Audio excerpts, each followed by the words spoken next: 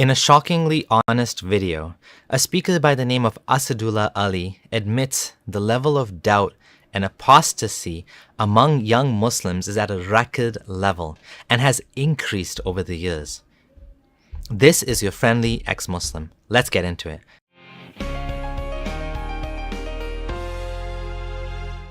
First of all, who is Asadullah?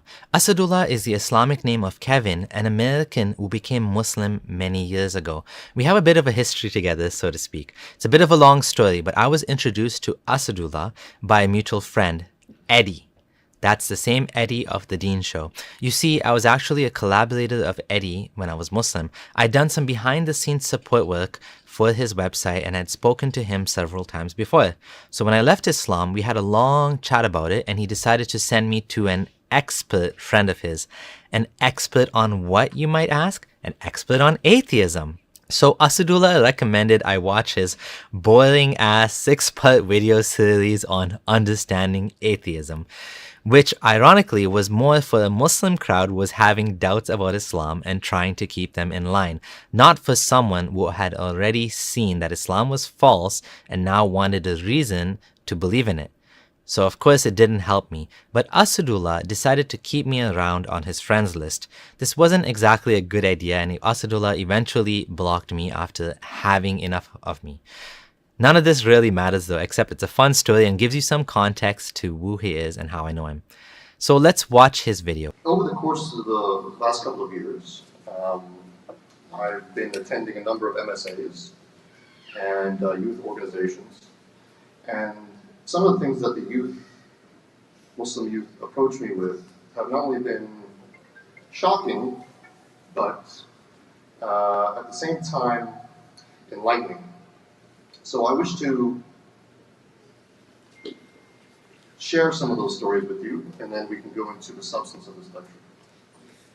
So one of the more shocking things that I have experienced over the course of those years are the number of young boys and girls, aged between 13 to 18, who have openly declared their apostasy to me. And I'm talking within the hundreds. Okay. However, at the same time, they have also declared to me that they are huffaz, they are hafiz of the Quran. They are leading prayers in the masjid. They are engaged in madrasa, education. Okay? And they are still leading that life, while simultaneously declaring their apostasy. Now, of course, they're not open about it, but they've shared it with me because of their concerns. They don't understand why they don't believe. They don't understand why they don't love Islam. They don't understand why they don't believe in God. And there are a number of concerns that they have that they feel have never been addressed.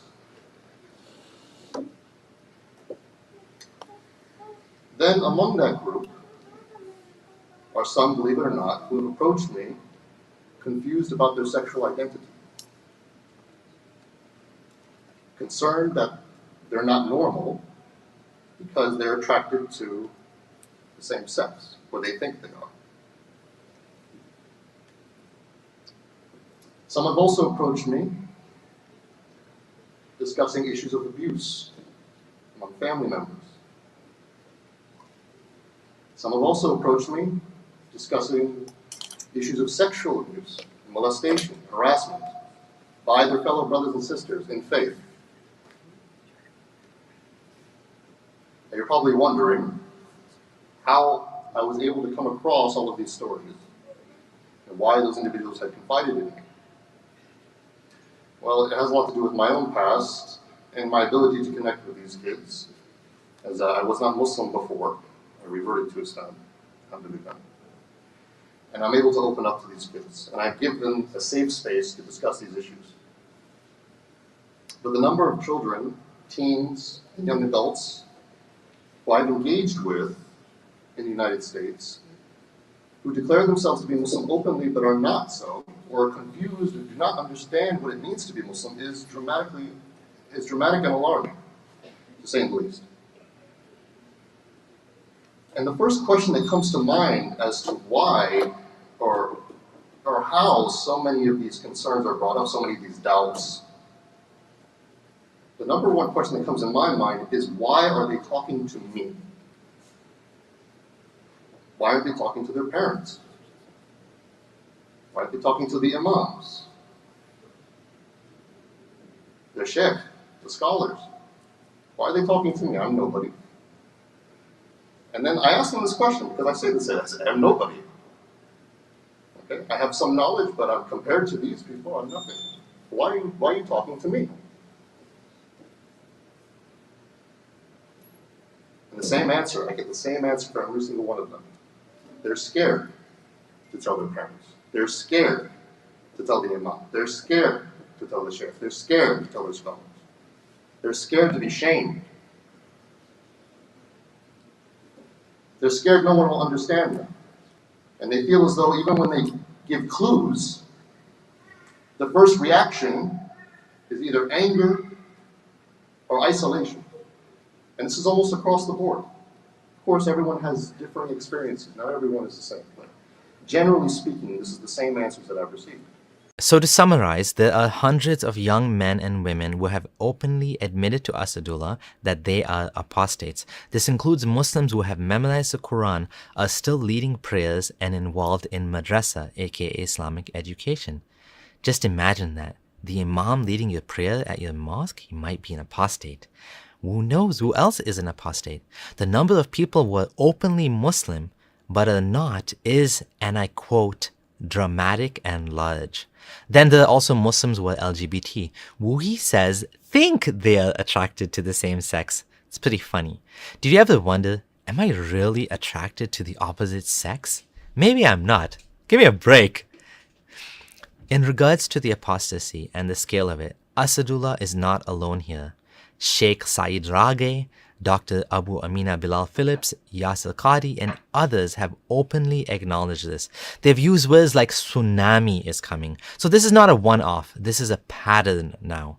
The most important benefit from the growing number of apostates is that dissent will become normalized. This is one of the most important goals of the ex-Muslim movement, to normalize apostasy, to allow freedom of religion.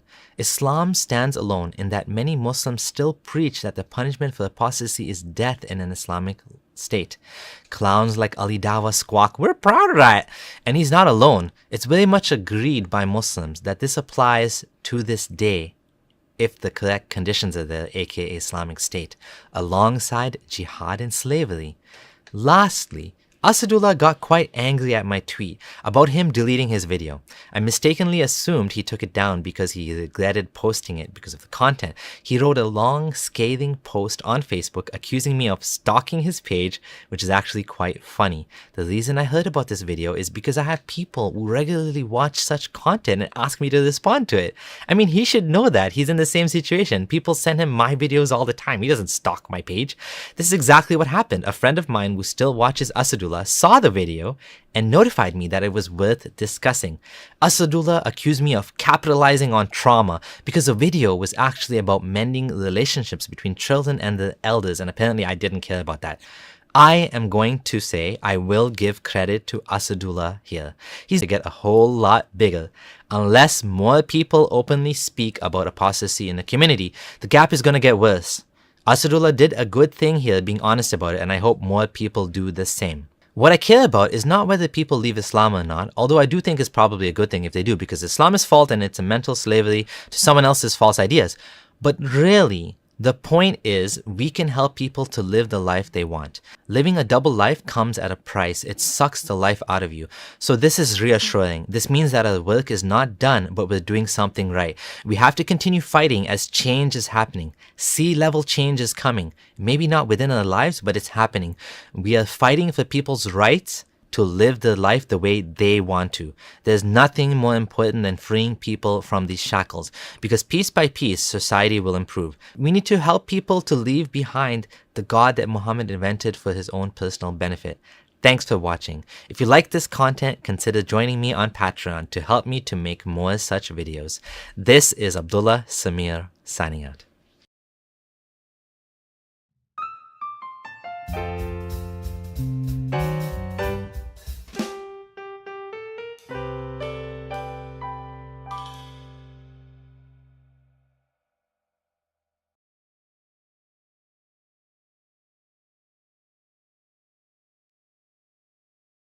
Dean, and on today's live stream, I'll be taking calls from ex-Muslims and non-practicing Muslims. If you would like to join as a caller, right now the queue is already full, but for the next live stream, keep an eye out for the next live stream on the channel and join in the live chat 30 minutes before the stream. I share a link for you to join 30 minutes ahead. But for today, thankfully, we have 8 or 9 callers queued up already, so we'll try to get to as many of them as possible. If you couldn't make it in for a call today, rest assured you can join the next time, and I hope that you can follow along while we listen to these callers. So yeah, the topic today is, there's no specific topic, but I'm opening the floor for people who either don't practice Islam but are in a Muslim community or from a Muslim background, or those who have left Islam. If you want to talk and share your thoughts, this is the space to do it. So without further ado, let's start with the first caller, Anna. Anna, how's it going? Hey, is my mic working? Yep, I can hear you just fine. Yeah. Okay, great. All right, so yeah, tell us a little bit about yourself and why you're calling today.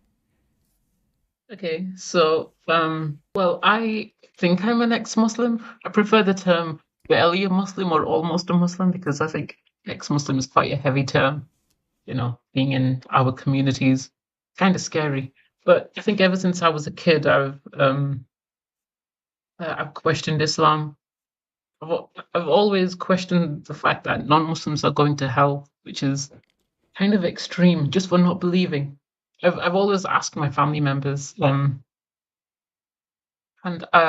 scholars. They never really give a good explanation. They say God knows, or God decides what they want to do with non-Muslims. Who are we to say what God's going to do with them? And I'm just like, that still that doesn't answer my question. Why would a merciful God destroy or eternally damn people who don't believe in him? Even if, but then people say things that contradict the Quran, like that maybe most of the people are going to go to heaven because half of them don't know about Islam. But then why don't half of them know about Islam if it's an eternal truth?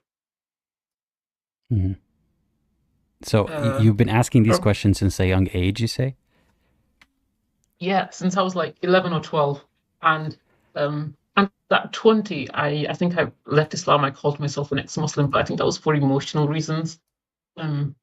Because back then I was quite angry at God, because why is there so much suffering in the world? Like if you look around, there's more suffering than peace or good stuff. So many kids are dying, and it's pretty awful. And that really made me question why your loving God would test you with that. I mean, it's and then if you don't believe in God after that, you're damned to hell. So the test is for nothing. But now I think, and then I think I went back onto Islam because I watched one of Hamza Twartz's lectures against that one atheist, and he spoke about the Quran being a revelation and having miracles in it, which made me think, wait, that's these miracles sound true, so the Quran must be true, so Islam must be true. So I kind of put all the emotional baggage, I kind of just ignored that. But then more recently in Ramadan, those questions about why the suffering exists, or why a merciful God would eternally damn people who don't believe in him, still lingered in my mind. So this Ramadan, I think towards the end, kind of just clicked. This can't be true. It's just a huge contradiction. I think that's the thing that made me question everything else. But I think if it wasn't for that belief that if it wasn't for that contradiction, I'd believe everything else, regardless of how brutal and awful it is. Because if A is true, if Islam is true, then all that scary stuff is true as well, and you can't really do anything about a dictator. So you'd have to follow it regardless. But since the contradiction doesn't make sense, if God is like a mother, which is the root word Ar-Rahman, I believe, like the womb. The merciful. Yes, if God is the most merciful, like a mother would not damn its child to hell, the child to hell just because, or destroy or torture a child just because the child is being uh, aggressive towards the mother. You know, you see that kids rebel, the parents still love them And most of the time. it's interesting that you phrase it that way, aggressive towards the mother. That's not even a fitting analogy, right? Because most, if all disbelievers don't actually believe in Allah, and then they're aggressive towards him, they just dismiss him because he's just one of many interpretations of God. Yeah, that doesn't make any sense. It sounds more like a narcissistic God that wants all the attention, which just it just doesn't make sense. Hmm. And So I how did guess it feel to finally admit that during Ramadan, or realize that during Ramadan? I think Ramadan is the most difficult time to do it because then you're fasting for no reason, you know. I didn't even eat in private because it felt too scary, you know. I think there's still a cognitive dissonance. Now I'm on the other side. Before it was I'm I only half believe it, but now I don't believe it at all. And I still fasted, and it was a really weird experience. I Mm. guess the biggest thing is not disappointing my family. You know, I don't want them to. Um, I think they'd be judgmental. I don't know if they'd hate me for it, but they'd be they'd think that who am I to say that I'm an ex-Muslim and I'm barely educated.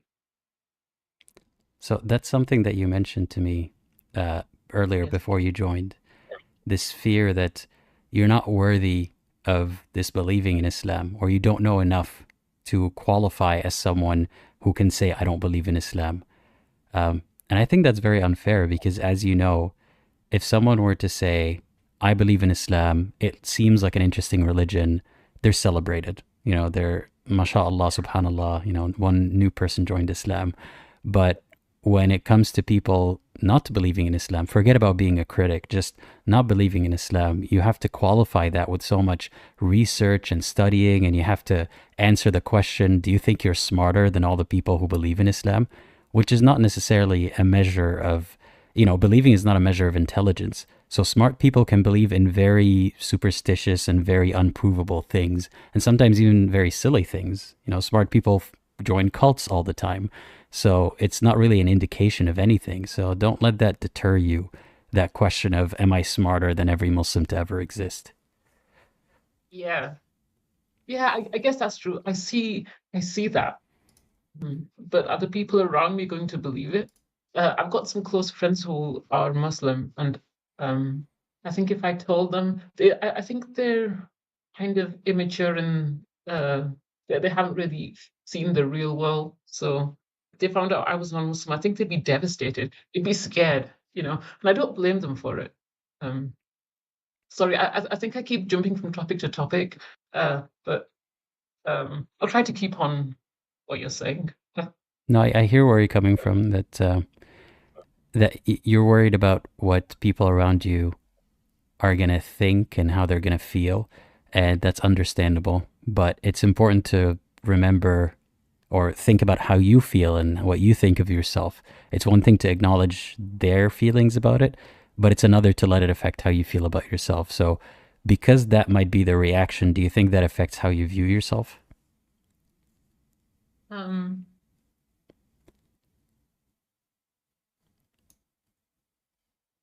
I don't think so. I think it's their experiences. I feel like if I showed them the Islam I see, probably change their perspective because it seems like I know more than a lot of my friends. Often I bring up things like Sufism or so some people don't even know that the Prophet married a child, or if they do, they try to justify it, which I understand as well because at one point I tried to do that as well because if you believe Islam is true, then you're going to try to justify everything. Um, it doesn't change my perspective of me. It changes my perspective of them or how I interact with them. So how does it change how you interact with them? Probably keep secrets or keep my theological discussions or ideas to myself. Or if I do bring it up, I notice that they're not aggressive towards it, but they're shocked by what I say. Like how could you say that? That's not Islamic, or the Quran says the complete opposite of that. And I'm just like, it kind of gives me an indicator of what I can and can't say. So I can't really be myself necessarily. I can be part of myself, the Muslim side of me, the fake Muslim side of me, but I don't think I'd be able to live with them or be their friends forever unless they're more accepting towards me. Mhm. That's a very difficult position to be in. Did you get any relief at all from not from realizing that you don't believe anymore, or from that admission to yourself that you don't believe? I think it's so freeing. It's I can do what I want now, or I can um I can talk to people and not feel an anonymity towards them. Like I don't think all the non-Muslims are going to hell, or I don't worry about them. I think when I was 13 and I found out people don't believe in God, I was just devastated. I was like, these people, they're like the polytheists, and they're all going to burn in hell forever. But to know that's not true, I can build a connection with people who aren't Muslims. And I think that's very freeing. I can also just relax in my conversations and my relationships with other people. Um, I don't know if I'd ever drink. I'm not too sure.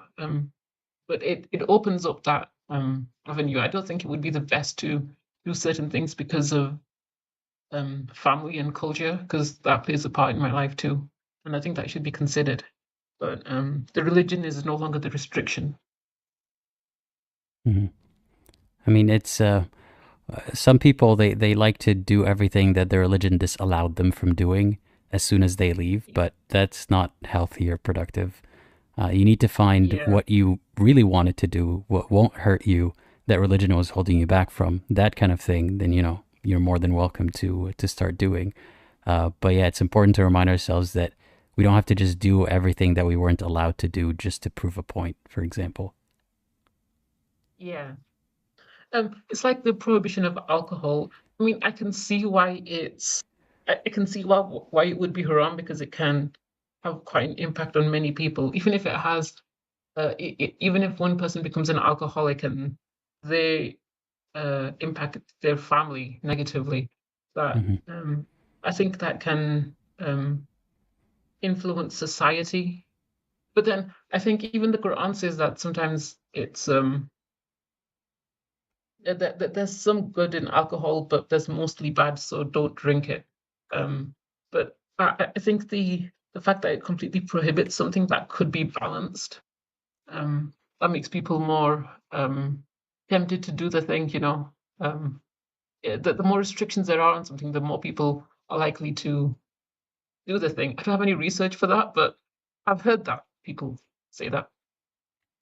What I know from anecdotal experience is that um, Muslims, when they're allowed to drink alcohol by the local laws, or like if they go somewhere where Islam is not the driving force in people's behavior, many of them do try to drink and they go overboard because they haven't tried to drink it in a more healthy way, I guess, if there's a healthy way to Yeah. consume it. So some people go overboard just because of the restrictions that they grew up with. So it's important, whether you believe in Islam or not, to be careful with that kind of thing and don't just do it just because you have the freedom to. Yeah, I think everything's about moderation. People say Islam is a very moderate religion, but I don't actually believe that because if you look at all the restrictions, it's not very moderate to um, kill someone or like stone them to death if they caught cheating. I mean, I think that's an abhorrent thing to do, cheat on your partner. But then there's no space for rehabilitation. And it's always So it's framed not as very just the morally. cheating scenario, but people can be lashed and stoned for consensual, non-cheating extramarital relationships. It's not just the cheating Yeah. scenario. That's the easiest one for them to justify is, bring the villain and say the villain deserves to be lashed or stoned, don't they? But there are situations where you're not hurting anyone by consensually having intercourse with someone else.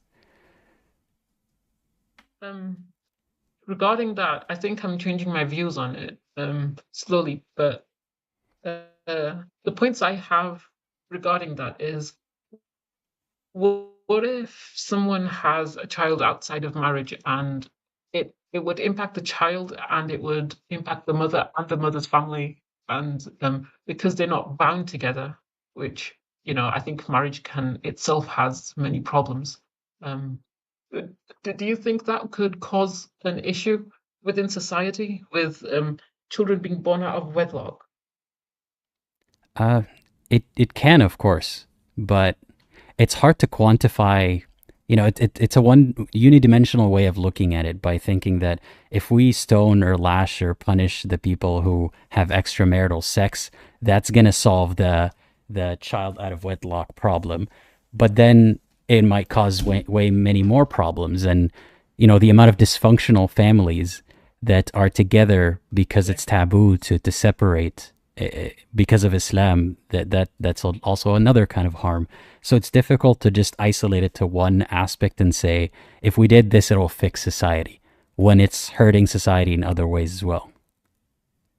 Yeah, I agree with that. I think uh, even as I came out, I have some rigid thoughts about society. I think in a very idealistic way about society, but now I'm realizing that it doesn't really work like that. You know, um, it's not as simple as that. It's like LGBT stuff. Um, I'm bisexual, so uh, but then I think male homosexuality. I learned that. Um, Homosexual intercourse is the most dangerous. And I thought, hey, that's it. That's why Islam and religions prohibit it. But we live in a society where we've got a lot more security. Um, we've got protection. We've got medication to deal with it. So morality should advance with the time. And I used to say, okay, what if society, what if our civilization breaks down? Then we're not going to have things we need. But then I think we can adapt to that. Yeah, and why should we live as if we still live in the desert with no technology or medicine or anything? Why should we have to contort the situation so that Islam would apply properly? Why doesn't Islam apply to the Yeah, situation we're currently living in? yeah. Um, so there's something else I wanted to talk about. Um, Mhm. so I um, for a few years I've been quite um, interested in near-death experiences. Near-death Mhm. experiences are, and this has changed my framework of spirituality in life. Near-death experiences are when people are confirmed dead by the doctors, and and then they revived. But during that time, they have an experience um, that could be considered quite spiritual. Now we can say it's a thing in the brain, it's chemicals in the brain, or we can say it's a spiritual experience. But the uh, the experience happens. There's evidence to suggest that that definitely happens, and there's a lot of research done on that. Um, and in that experience, people say that they have a life review. They experience ultimate peace and security, and they leave their bodies. So they see their bodies from outside. The Yeah, so they see their bodies from outside their body. Um, what else did they say? So there's life reviews. Uh, the life So, reviews themselves what are really does interesting. Correct. what does knowing about these experiences, how does that change your outlook on life, or how does it affect the way you view life? Well, it I guess it shows there's something more than what's here on earth, or there is spirituality, there is a soul, and there is a God. But the people who have these experiences describe this God as not the Abrahamic God, just like the all-encompassing, loving God, or a source or a But light. how does I can sort of see how that could make you think that there might be a soul, right? If people are reporting that their soul exited their body and observed their body, which I'm very skeptical about. But if we say that that's what people are reporting, maybe you can deduce that there is a non-tangible soul. But how does that mean? Therefore, there's a God. Well, it means there's probably something more than this material. I guess if well, people describe it. People say that they come into contact with um, ultimate mercy, or they are bathing in absolute love, which is a bit like what people experience when they have drugs, but um, on this on the scale developed in this research, people say that this feels real, more real than real. What was the question again? Yeah, how do you link the presence of a soul or something beyond the physical or material to therefore there's a God? What's your understanding of God? I don't really have an understanding of God. I don't believe in God. So I'm trying to understand what you mean by that God that you now might be inclined to believe in because of out of body experiences.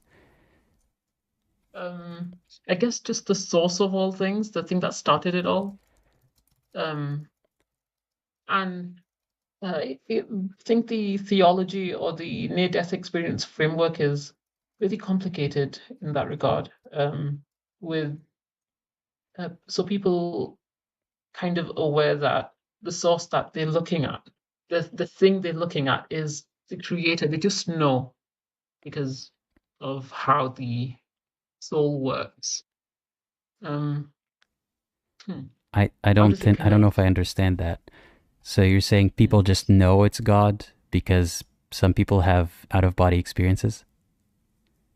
Um, okay, so in these experiences, people, a lot of people describe that it's when their soul is out of their body, they don't experience things like they are when they are in their body. Um, they uh,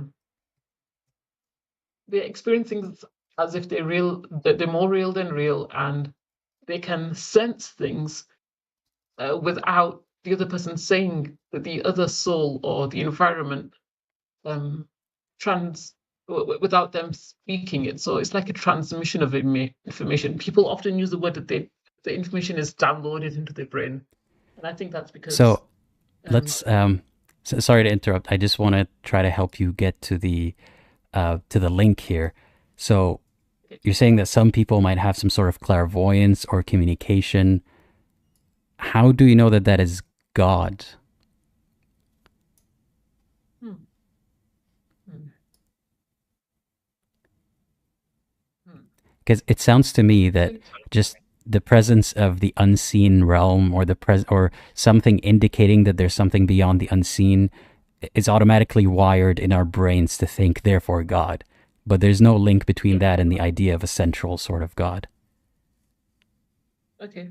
Yeah, I see that. I think the reports, based on the reports, people have said that they have come into contact with the source. They don't really like using the word God, but that's what I'm basing this off.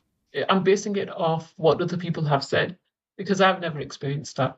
So, and then people say that they experience their own, like they might see Jesus or Buddha or Krishna, the Hindu god. So it's not really based in religious teachings. It's more in um, people's own perception. Or like they give a name to it. I'm not too sure. I guess it's possible that the afterlife doesn't necessarily mean there is a God, but based on people's reports, people say that there is a source. Hmm. And is that compelling to you? Is that making you feel like maybe they're onto something? Yeah, because this God isn't, this source isn't like the God described in the Abrahamic religions or in any religion. In fact, a lot of these people say that they've reincarnated, that reincarnation is real, which is completely against Islam and the Abrahamic religions. Um, and I think the criteria for it is compelling. One interesting piece of evidence is people who were born blind, who are blind from birth, they can describe the room around them in vivid detail when they've had a near-death experience, which suggests that the soul has left the body and they can sense what is around them. Um, hmm. And there's some arguments against that, but if you look into it, the arguments don't really hold very well because the arguments themselves don't have evidence. Um, and I think So that's why is it compelling that enough for me to believe it. it's compelling enough for you to believe? Okay, but you're just saying that it doesn't really hold much truth. So the question that I have is, why are you compelled to believe in something? It sounds like you're replacing Islam with something else, and you're just trying to figure out what. Is that correct? Yeah. Um, But yeah, you're because not I using any think different methodology. Like you're not. It sounds like it's very similar to the way that people would believe in Islam.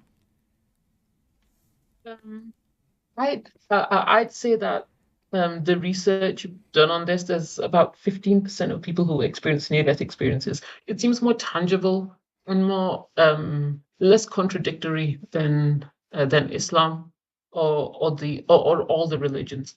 And I think um, there's more research on it. I've got some sources.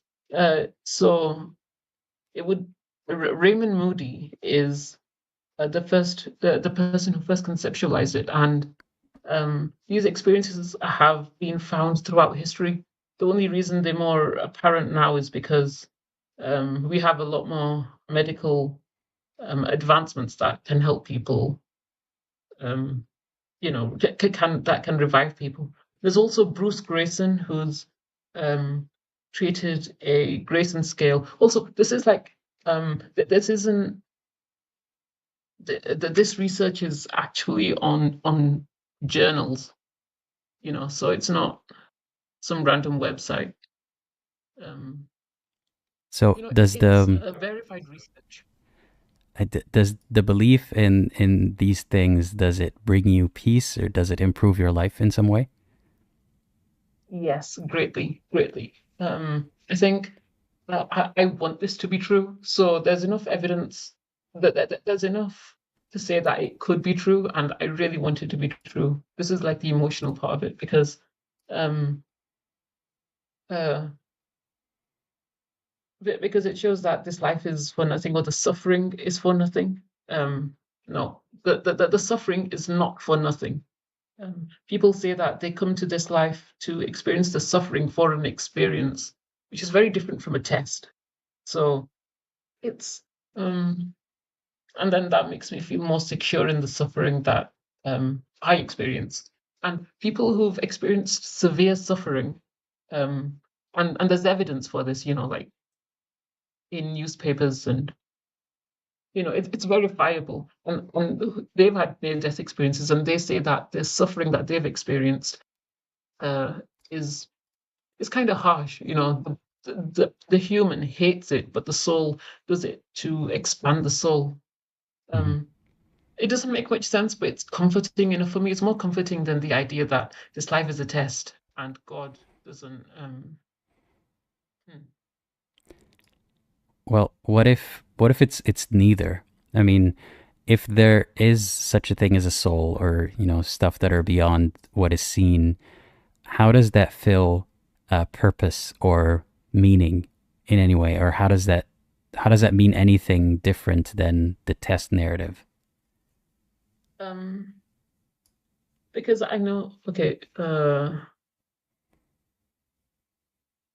because I know that, sorry, just a second. How does that, the best narrative? Because I know there's more of there's more of a loving source above, and it's more of an experience. It's more like learning rather than it being a test. So if I make a wrong move, it's more like, okay, let's guide you to the right thing, or it's more like working to working towards the best self rather than if you do something wrong, you're going to get punished forever. It's more of a growth experience rather than um, uh, walking around eggshells. Mm.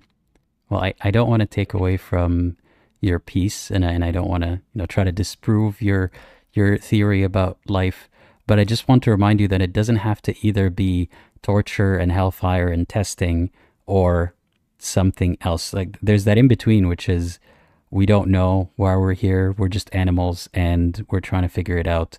That way, I mean, it doesn't really give you a neat way to deal with suffering, but it's not necessarily the whole testing and torture narrative.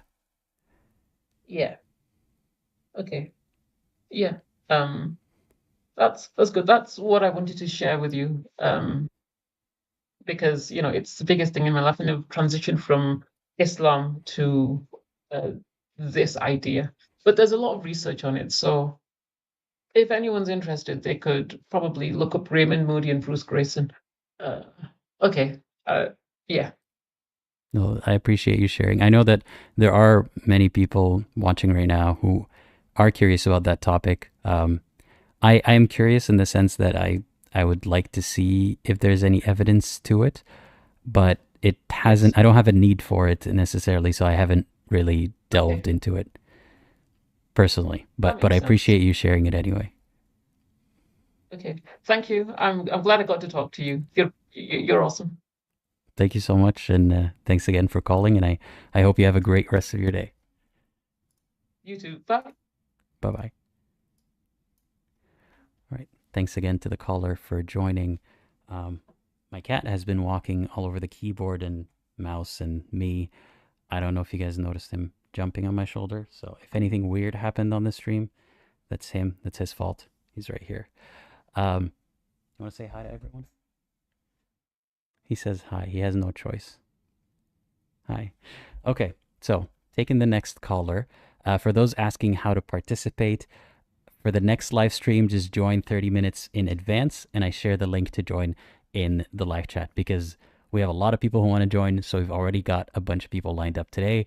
But stick around, listen to other people telling their stories, and I appreciate you being here anyway. All right, the next caller, Sophia. I hope you're ready because I'm adding you now. Hey, Sophia, can you hear me? You are currently muted, by the way. Oh, yes. Hello. Hi. Yeah, sorry, I had the mic. Say something again. Hello. Hi. Yeah, nice to meet you, Sophia. Tell us a little bit about yourself and why you're calling today. Okay, so I think, yeah, you and we talked on like the one-on-one sessions. Mhm. So, like, if you remember me at all, but I do. I Yeah. guess just to summarize, I'm an ex-convert to Islam. I kind of was like researching in like January of this year, which was like the second semester of my freshman year of college. So there was a lot of like trying to like me trying to like form my own ideas as to like what I believe in and just like trying to find my sense of self in general. And I feel like that part of me was kind of like taken advantage of when I like converted, I guess, like when I was like, first going into the mosque and like meeting other like girls and stuff. Like the second that they learned that I wanted to convert, they were just so like it just felt so overwhelming, the support. Like it felt a little like love bombing, if that makes sense. Like it just it was so much like support and love, and like it felt like weird, but of course I loved it because I'd never had anything like that before. Mhm. Like I've never had an entire group of people rally around me to like support me in something before like this. So I was, I was eating it up. Like I loved it. But of course, I feel like that all started to die down. Like I converted like pretty quickly into the process of like researching Islam. I mean, you might be aware of like the idea of like trying to get converts in as quickly as possible because like, oh, what if you die before you can become Muslim? You need to, I guess, save your soul, whatever, before you die, so that like, whatever, you can get to Jannah or whatever. So I feel like that gets a lot of converts in, but it's like the second you want to leave, then it's like, oh, but are you sure? Like, you probably just don't know enough. Like, blah, blah, blah, blah. Like, now all of a sudden I don't know enough, but the second that somebody, like, expresses an interest to convert, it's all, oh my god, mashallah, sister. Like, oh my god, you're so amazing. Like, subhanallah. Like, it's just such an overwhelming experience that I'd never gotten before. Mhm. And yeah, it was just really weird. When did you first notice that? So you're no longer a Muslim. You converted and then you left. But when did it click that people are behaving differently towards you because you're a convert?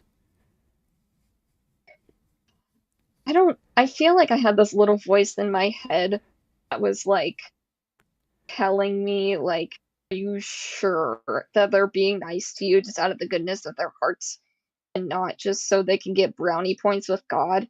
Like, 'cause I feel like in the beginning, like a few days after, like, I had been kind of going to like iftars and stuff like that before, like it was during Ramadan, so like, everyone's getting together, it's a whole thing. And I remember like there were these girls that they gifted me like an abaya and like a box of baked goods and stuff, and I was like, oh my god, you guys are so sweet.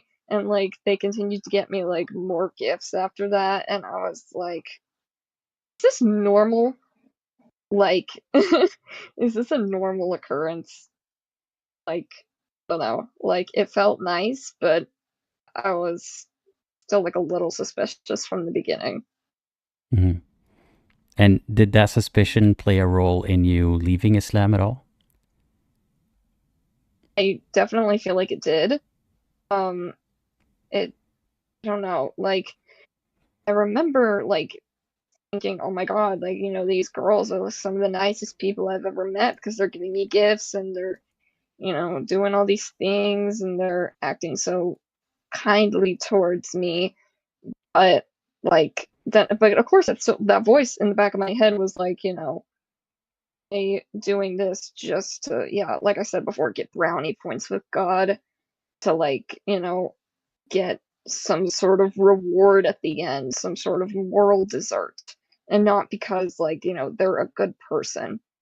Like I feel like that's a lot of like religious people. Like they just do good things because they think that they'll get to heaven if they do it. And like I feel like like I was constantly thinking to myself, is that what this is? Now I think like, yeah, it just might be. Because like, I don't know, it felt like kind of like fake niceness, not like fake fake. I mean, I feel like they genuinely did think that they were helping me and that, they were doing the best that they could to like welcome me in with what they knew, because like most of them were born Muslims, so it's just all they know. They think it's the right path. They think that they think that they're doing the right thing, so I don't really blame them partially. But yeah, it was just very sus overall. So yeah. I was just going to ask you about that because some people might misunderstand. Like they'd listen to you talk about this and they have this narrative that Muslims are trained in a certain way to invite converts, and it's all some sort of deceptive training, or something malicious. But as you explained, a lot of them probably thought that they're going to get good deeds for themselves, maybe, or even for you, that they're helping save a soul or something. Kind of like how, Christians invite people to their religion. It's the same sort of thing that happens. But it is still, whether they have good intentions or not, it's important that you're doing what you're doing, which is pointing it out to other people who might be experiencing the same thing. I guess it's sort of a warning or a wake-up call that all this love that you're receiving from the new group that you just joined, it's not how it's always going to be. And that's part, it's not necessarily because they love you as an amazing person that much. It's just they love the idea of you that much. Yeah, like they love the idea of a white girl coming into the masjid to, think about converting to their religion. Like they eat that shit up. So yeah, it felt like I was a trophy. Like, I was the prized possession of the Muslim community at my college for like a little bit. Because like everybody was so supportive of me, and like, they had my, like, I remember I set a date to like take my shahada, and they like, they were like talking about it like every day in like group chats and stuff. And they were like, oh my god, like 3 more days and until she takes her shahada.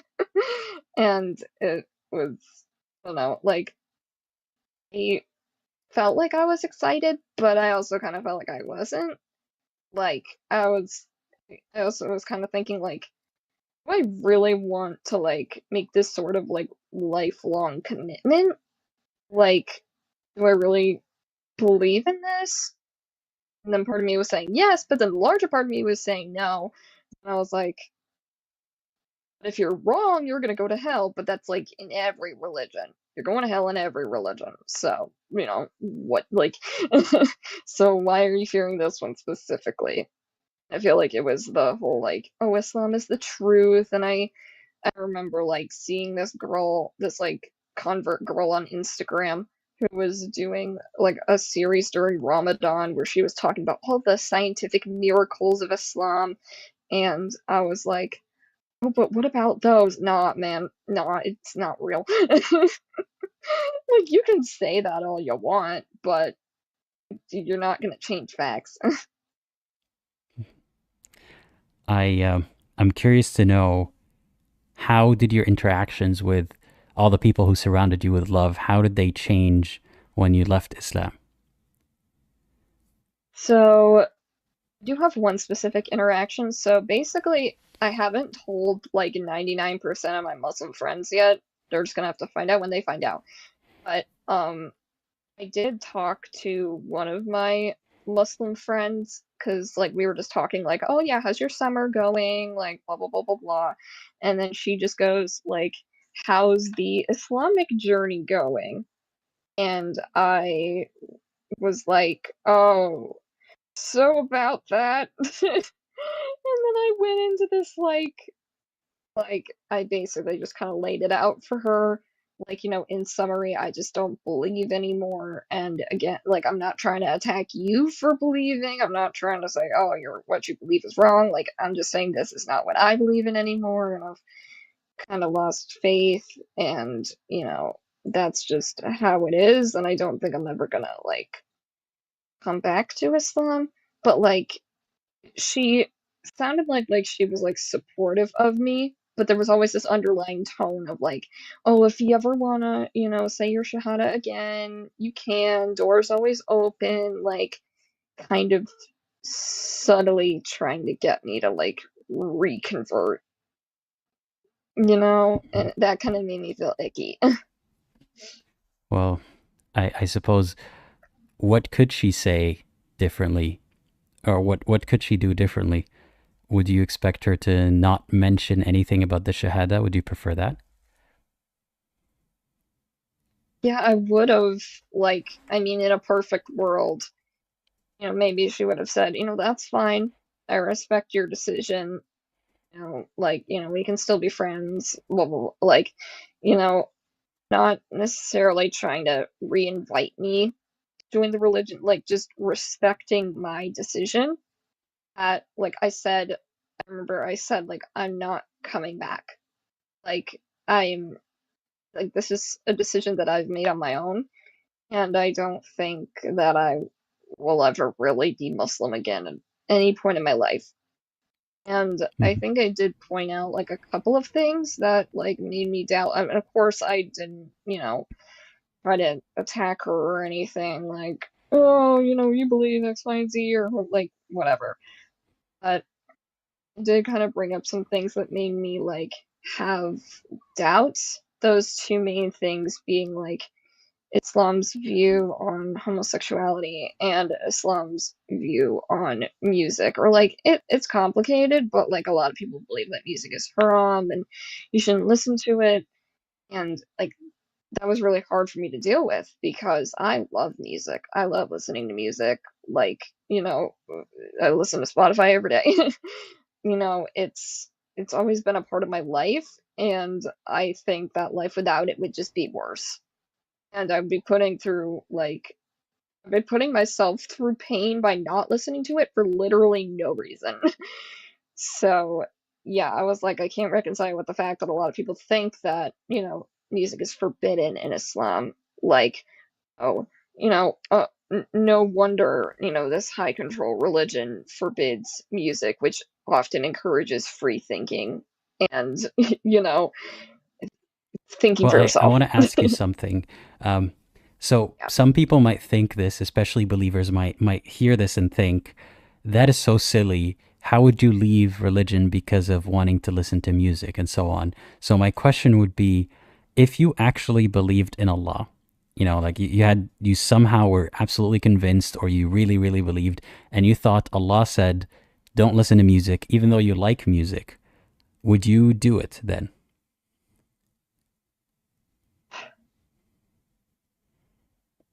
I mean, maybe if I was in it for longer, maybe. Like if I Well, had been around assuming for assuming you longer. actually believe, like you really believe, Okay. and you genuinely believe that Islam is the truth and Allah is real, and Allah is telling you don't listen to music or else you might be punished. Would you stop listening to music then, despite you liking music? That's so difficult. Oh my God. I mean, I feel like if I genuinely believed, I feel like I would have genuinely tried to maybe like, slowly like stop listening to music. Like, over the course of like, days and weeks, I would try and listen to like less and less until it got to like little to none. But I always like held on to the notion, like I always heard people say like Islam is perfect, humans are not. So I was always like, well, humans aren't perfect, we're gonna sin a little bit.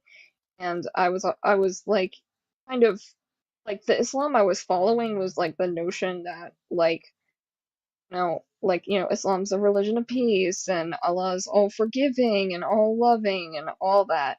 Like, I was kind of being fed like, the rose-colored glasses version that like, the sisters were telling me so that, it would seem more appealing to me.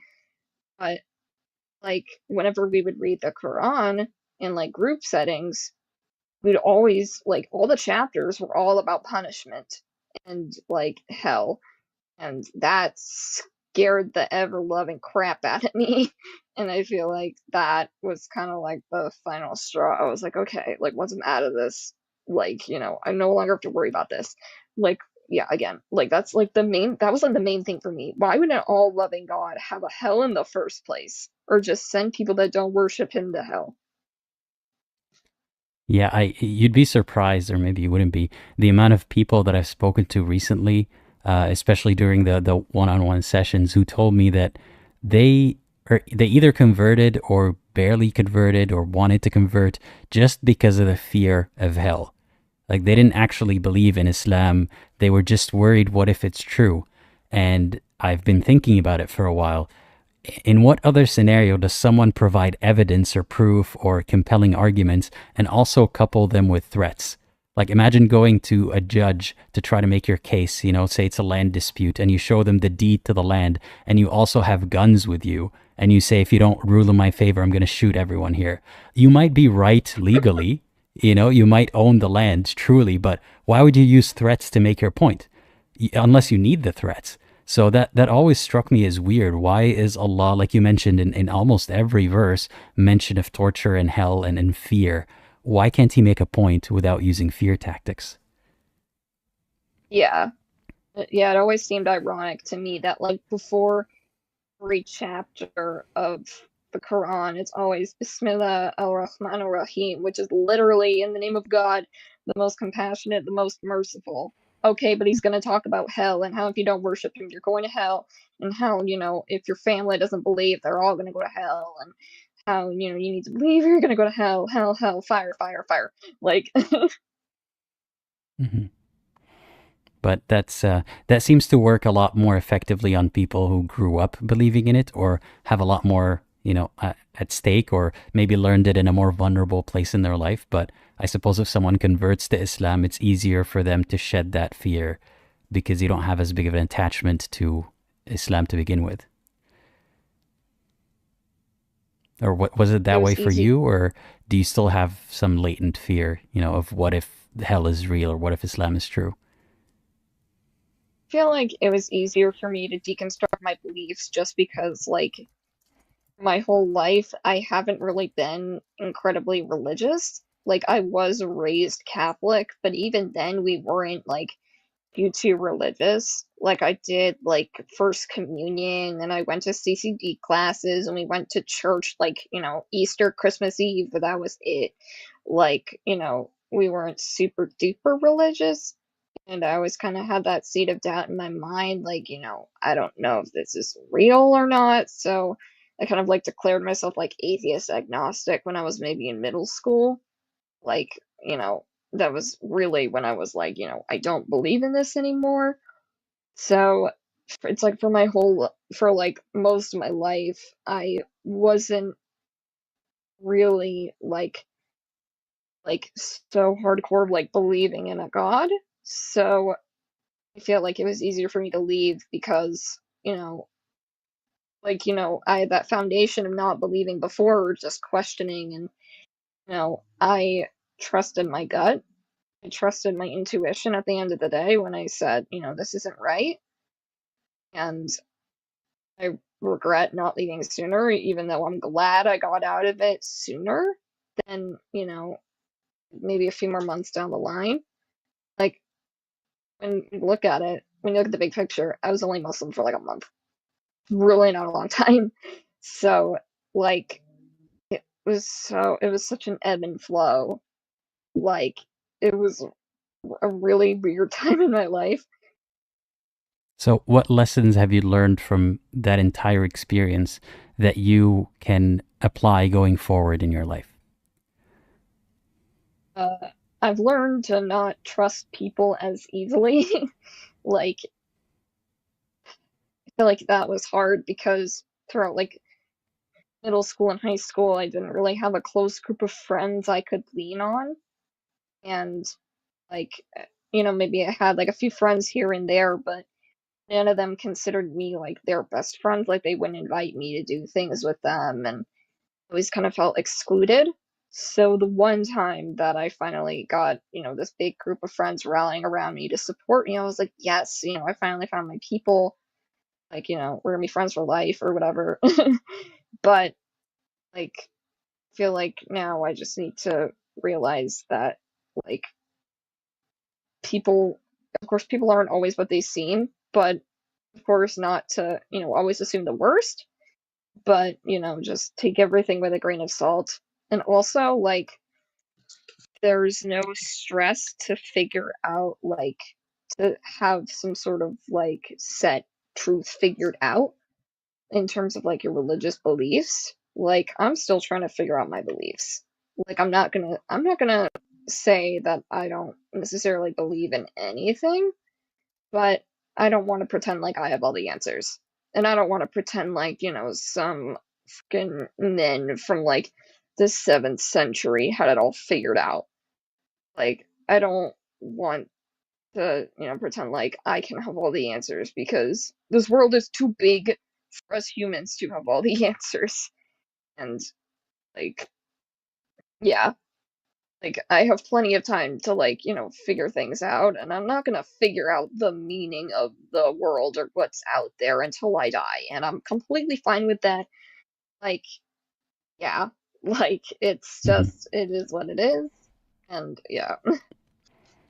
Yeah, that is one shock that many people who grow up with a certain belief, they struggle with, because I don't think you had a specific idea about the purpose of our existence and the world and all that kind of stuff.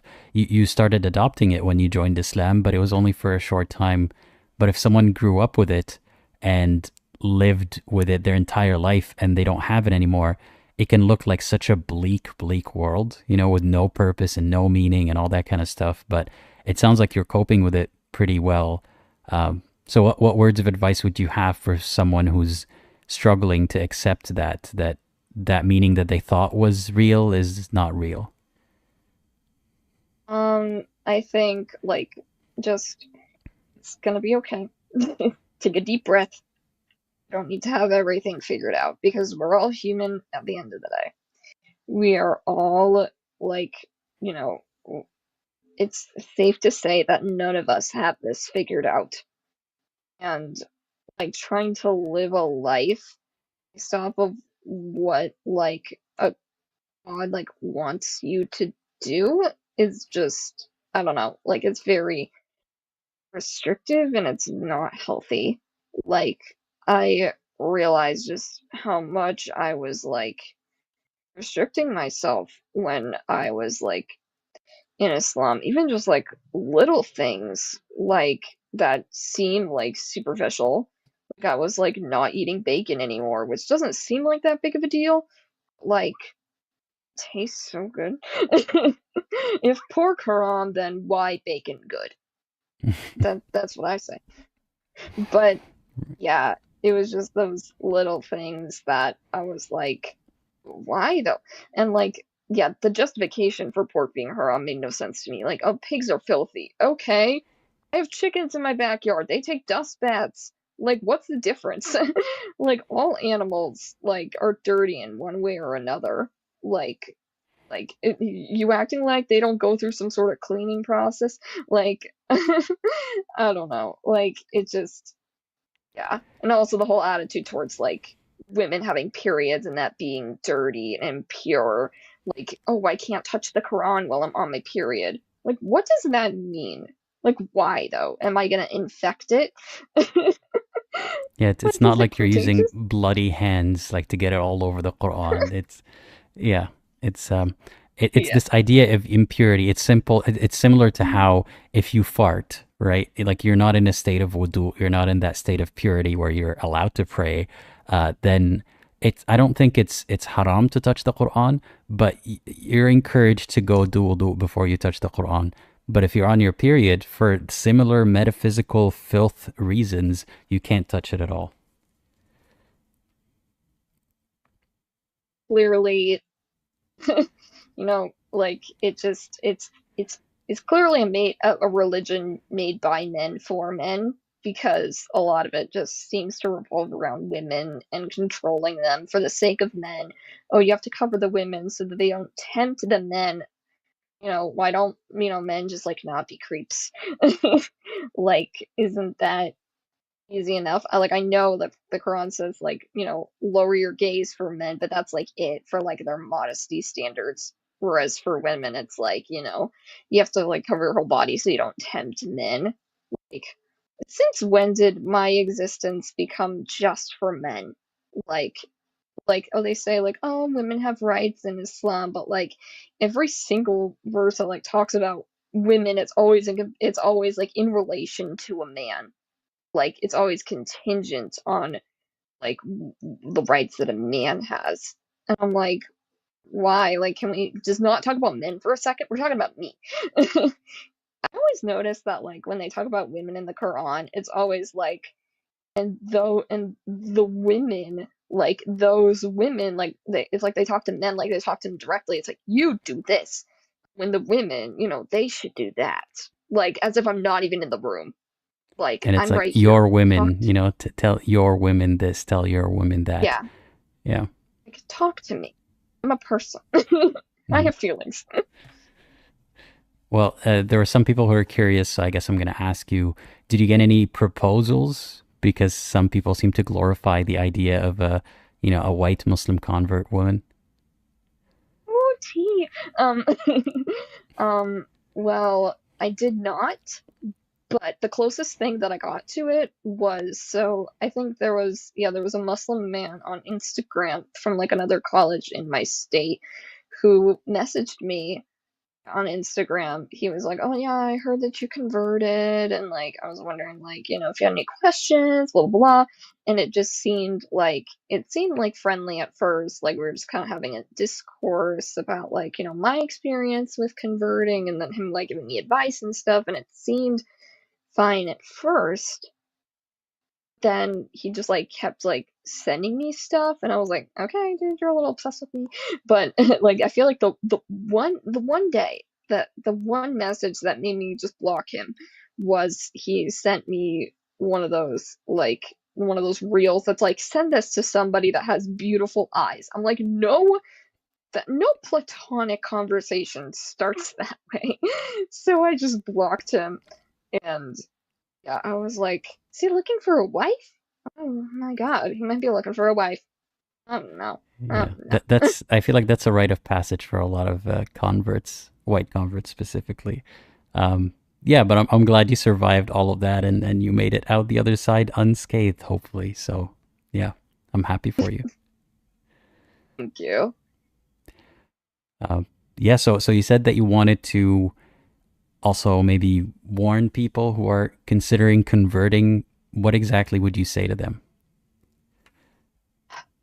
So I guess I would say, like, I was exactly in the same position as you. Like, I was also interested in Islam. I was also like, given that narrative that, like, all these restrictions are somehow empowering, and that, women have rights in Islam and women are respected in Islam. Like, you're being fed that, like, this sanitized version of it, then it's easy to, fall for it. And it's easy to think that, you have all the answers. But, of course, like, if Muslims around you are trying to get you to convert quickly, there's a reason why. And it's so they can get you in quickly, you know. Join now, question never. I was about to say question later, but they don't want you to question ever. So, but yeah, like, just really, really, really think about it. Like, would this be beneficial to your life at all? Like, I remember before I converted, I was thinking, like, I need some discipline in my life. I need, a structured routine. I need some more mindfulness, but like, I can do that in other ways. Like, I can, take walks in my neighborhood. I can play with my dog. I can meditate. I can journal. Like, I can do all sorts of other things that have some sort of routine and structure and mindfulness, that aren't, believing in a God that, wants me to cover every inch of my body so as to not, quote unquote, tempt men and just control every aspect of my life. Like, so that, you know, I have this promise of heaven, of an afterlife, of, paradise. But yeah, I would just say, really, really, really think about it. Don't let them get you before, you know, like, yeah, don't let them get you in that early stages, before you start questioning and before you actually start researching and reading the verses and you're like, I don't like this at all. Yeah, and I want to remind people of a certain story in Islam. I can't remember if it's which hadith it's from, but there is a story of, I guess, let me tell you why I'm telling this story first. Some people might feel the urgency to convert because they're thinking, if I die tomorrow and I haven't said my shahada yet, then all of this ramping up to convert has been for nothing. I'm going to go to hell if I don't say my shahada. No, don't rush it. Like, it's not even that I'm telling you don't convert ever. I'm trying to echo what Sophia is saying. Take your time with it. Learn all you can. Ask all the questions. Don't rush converting, because even if you die, and I'm talking to you, as a Muslim, even if you die before joining Islam, but your intention was to join Islam, I think you're probably going to be safe. And here's a story to explain why. There's this man allegedly who killed like 99 people. That's a story from Islam, okay? And 98 or 99, I can't remember, but a stupid amount of people. And he went to a wise old man and he asked him, can I repent? I've killed 90 whatever number of people. Can I repent now? And the man said no, so he killed him as well. And then he went to another village to find their old wise man and ask him the same question. But he died on the way to that second village, and the angels try to figure out what to do with him. It's a very silly story, but the angels wanted to know, does he go to heaven? Does he go to hell? So they tried to measure the distance between the towns, and God moved him to put him closer to the town where he was going to go and repent. It's such a stupid, silly story, but the moral here is that God knows your intentions, and if you wanted to repent or convert, then God might count it for you as if you already did. So if you're a potential convert, take your time with it. Even if you die before you convert, you're fine. But more than likely, if you spend enough time, you won't end up converting at all, and you won't be scared of hell. Yeah. Like, yeah, what you said. I feel like being scared of hell just takes up so much time and energy, and it's just not even worth it. Like, I remember, like, my mom always says to me, worry is a misuse of imagination. I always, like, think about that whenever I'm, like, whenever there's, like, irrational fear, which happens a lot with me, but, like, this is definitely a time where it's very applicable because, how do you really know that there's a hell? Oh, because God says so. Oh, okay. Like, no, that's not a good reason. Like, that's not a good enough reason. What How do if, you know that God I said can so? imagine, That's the next yeah, question. Yeah. like, oh, But because they it's in never the seem to Quran. answer that. Okay. Yeah. Yeah. How do you know God wrote it? Oh, because I say so. Oh, who's you? Oh, you'll never know. Or have you heard the excuse or the explanation that the Arabic is so beautiful and you need to understand it in Arabic and it proves that it is Yup, divine? Yeah. yup. hmm The obsession with Arabic was one that I hated as well. Like, this whole, like, idea that, you need to pray in Arabic and you need to, like, do the things all the way, like, the same way every time, otherwise God isn't going to accept your prayer. Like, so if I don't do this in Arabic, like, okay, like, God's just not going to listen to me. He's going to be like, la la la la, I can't hear you, blah blah blah. Like, it's just so childish. Like, nope, you're not speaking the language I want you to speak. I'm not going to listen to you. Turn my back until you do it the way I want. hmm I have to ask you this question that someone asked in the live chat. Angela's saying, I feel like a lot of white women have been converting more to Islam, and I speculate it's because of their white guilt. Do you sense that there's any truth to that? Like, did race or racism have anything to do with your conversion story? I feel like not as much as others. Like, I feel like it might have been a big part of others' conversion, but it wasn't that big of a part of mine. But I feel like it was, like, definitely there.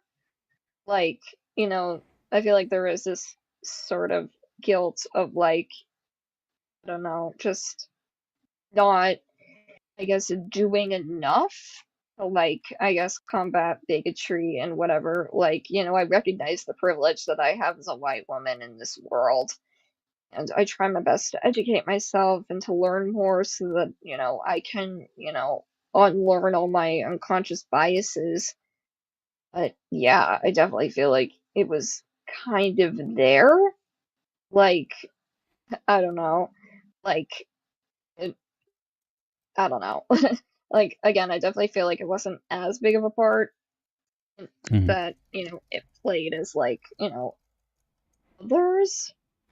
I don't know. Like, I feel like if anything, like more than anything, I was trying to grapple with like my queer identity and like trying to figure out like what Islam really says about homosexuality. And I tried to like lean on to the assumption that, oh, the interpretation, that verse, like people are going off of the wrong interpretation. But I don't know, like, there's just so much out there that's against people like me, and hurts to see. And I was like, I can't be a part of a religion that hates people like me and says, oh, well, it's fine to be gay, you just can't act on it. What does that mean? What does that mean? Help me to understand. Like, what do you mean? Like, okay, I can have attraction to girls, but you have to suppress it, and keep it inside, never tell anyone. Well, I am glad that you don't have to battle with that for longer, and I'm glad that you're not suppressing yourself just to not go to hell. Yeah, and I thank you for sharing all of this with us. I know that it's not always easy talking about these topics in public, but if people like you don't share, no one's gonna know.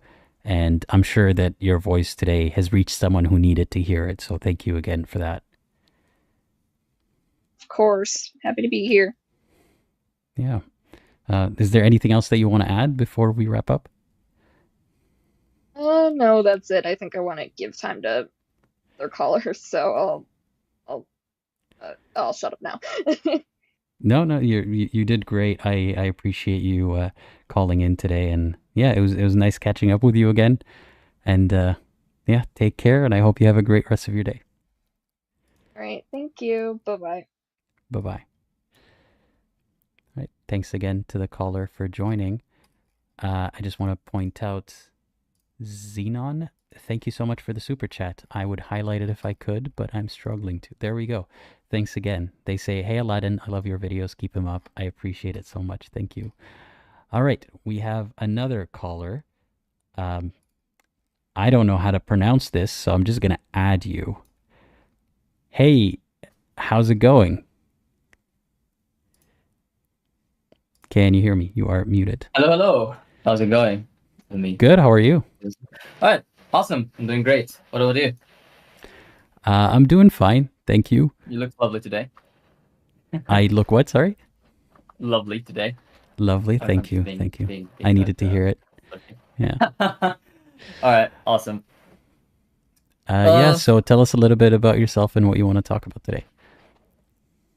All right. So I am an ex-Muslim from Egypt. I have appeared here 2 times before. Some people might recognize me. And I wanted to talk a little bit about Sharif Gaber and a bunch of other things afterwards. But yeah. All right. So basically, first tell the people who Sharif is. Oh, okay. Sharif Gaber is an ex-Muslim YouTuber who criticizes Islam. He has been he has a bunch of charges on him to go to jail, which are cumulatively going to be 9 years. Apostasy Ali has made a video about it, and I think a lot of you have seen it. So yeah, I wanted to expand on the situation in Egypt, especially when it comes to how Egyptian fascism works and how the persecution of religion works. But yeah, on Sharif Gaber's charges, in your video you call them bullshit, but I don't think you realize how bullshit they are. So yeah, he recently got a new court ruling that gave him 5 years to jail, 5 extra years, for quote-unquote inciting atheism. But I'm just hold on. All right. So for inciting atheism, and I have read the Egyptian Penal Code. That's not a crime. It doesn't even exist, right? And yeah, his other crimes are actually unconstitutional. If Egypt was a democracy, he would be able to challenge that in court. But it doesn't matter if the regime wants him in jail. who the fuck cares about if the Constitution has free speech, which it does, by the way. So, I want to mention that this court ruling didn't happen in isolation. It came among a bunch of other rulings. There was like too many rulings at once. This has happened several times in different contexts. I don't know what prompted this time, but I think the most notable ruling is against Ahmed Tantawi. So Ahmed Tantawi is the main opposition to Abdel Fattah al-Sisi, who is our dictator. And he was sentenced to a year in jail with hard work for BS reasons, alongside a lot of his like supporters. So it's a wave of crackdown on civil liberties that expands to Sharif Gaber as well as other people. So now I want to touch on why someone like Abdullah Rushdi, for example, is allowed to spew what he does. Abdullah Rushdi is a guy that spewing a lot of insane stuff, but not Wait, someone like give a Sharif little bit Gaber. more context. Like, what does he talk about, Abdullah Rushdi? There's no such thing as marital rape, for example. Pedophilia is okay, things of that sort. Usually he So talks a lot he's about an women. Islam apologist, for those who don't know. Yeah, he's an Islam apologist that is basically, I would argue, is a more conservative and Islamic version of Andrew Tate in Egypt. He's the guy that likes to talk about women, and how they're should be treated this way or that way. And this is despite the fact that Al-Azhar, the largest religious institution, Islamic institution in the world, which is based on Egypt, does disagree with him. So he is going against the current by saying extremely misogynistic and other problematic takes. Now, I also want to highlight that when Sisi took power, 7 Islamic channels, I believe the number is 7, were closed on the same day, and later on the number kept expanding. But then there was also atheists who are publicly atheists, like Nawal al-Saadawi is probably the most famous example. She was very big, and Ismail Muhammad are allowed to say whatever they want. So it works in kind of both directions. So what's going on here? So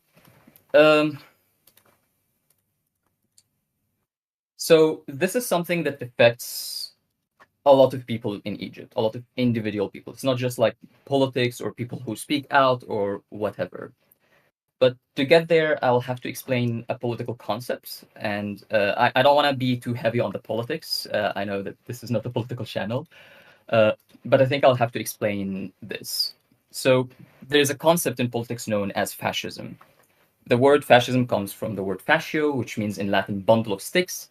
It's an ideology about you have the state, right? And it's about prioritizing the state over the individual. We're coming in together.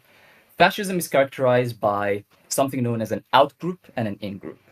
The out-group are people you blame everything for. So, for example, the Jews, the gays, the Muslim Brotherhood in the case of Egypt, the migrants, whatever group you blame, everything wrong with society is because of those people. And if we get rid of those people, everything will be fine. And the problem is, once you get rid of those people, you're only cracking down on civil liberties, things are not fine. So how do you keep people in line? You have to expand the outgroup. This means fascism is a self-imploding ideology because the outgroup just keeps expanding. You can't have everyone be the outgroup. That's not sustainable. Another concept I want to explain is something known as the Overton window. So if you want to control that, by the way, Islam does this, religion in general does this. You can find a verse, for example, in the Quran that says, فِيهِ آيَاتٌ مُحْكَمَاتٌ وَأُخَرُ مُتَشَابِهَاتٌ. There is solid verses in the Quran and others that are prone to controversy, I guess. So if you want to force a group of people to think a certain way, the way you do this is not by telling them, here's what you should think. It's by allowing them to debate different ideas within a limited scope. So you have a circle of acceptable ideas. As long as you're operating within that, you're fine. But don't go outside that. Once you go outside that, you're a troublemaker. So, you can see this inside any religion where there's certain ideas that would be seen as blasphemous, while other ideas would be more debatable. So, how does it apply to Egypt and Sharif Gaber and all of that? initially, Abdel Fattah Sisi, when he did the military coup, he was selling himself as this guy that will save Egypt from the Muslim Brotherhood. Now, the term Muslim Brotherhood is very vague. The name of the political party in Egypt that is referred to as the Muslim Brotherhood is the Freedom and Justice Party. The term Muslim Brotherhood is can apply to so many different things. It's a very vague thing. The Muslim Brotherhood was originally a political party in Egypt that was founded in 1928, a century ago. Why are we talking about those? It's like it's a vague term that is applied very conveniently. So that's why he went for it. Now, after he committed horrific things when he got to power, Rabah's massacre is a good example, where he gunned down around 1,000 protesters in the streets of Cairo, who were Islamists who were protesting against the coup. This is basically Egypt's Tiananmen Square. It was horrible. He mass arrested members of the Muslim Brotherhood. There was mass execution verdicts in trials, in sham trials. So, okay, everyone who was in the Muslim Brotherhood either fled the country, is killed, or is in prison. Is everything better in Egypt now? Well, no. He had to go after Islamists, other Islamists. So he proposed a bill to ban religious-based political parties. So you can't have an Islamist political party. So I want you to notice that the out group is expanding more and more to start to get closer to like average Muslims. Notice how that's the dynamic is going. And I will provide examples from my personal life, by the way. But yeah. So people, he proposed a bill that bans Islamist parties, basically, or Christian-based parties. And the Salafist party in Egypt, the Muslim Brotherhood were kind of like moderate Islamists. The hardcore Islamist party actually supported the bill because they didn't want to be like the Muslim Brotherhood. And they allowed Christians into the party because that was part of the conditions of the bill. And, it was very weird. So, okay, now we got rid of the Salafists. Now what? Now we have to expand to devout Muslims. So I'll provide personal stories here. After the military coup, I remember going to a mosque to pray. And after the prayer, I started talking to someone in the mosque. And a plainclothes police officer approached us. And he told us, "Are you guys praying?" We said no. He said, "Well, I'm sorry, but you guys will have to leave." He was very nice about it. He was like, "I'm just doing my job. I don't want to prevent people from praying, but, security measures and blah, blah, blah." So we had to leave. Like religious freedoms when it comes to the devout are very restricted. You can see this in sports club. So sports clubs, places where people play sports. If you have a long beard or you're wearing in a club, you're not allowed inside, right? Like this is a thing in Egypt.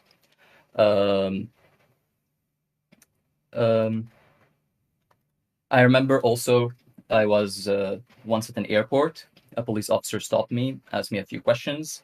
To be honest, I think I would have done the same if I was in his place. I was a little bit suspicious. I was walking in circles for a bit. But anyway, I ordered an Uber, and the Uber driver saw the entire thing. And once I got into the Uber, he asked me, "Why did he stop you?" And he told me, "It's because I have a beard."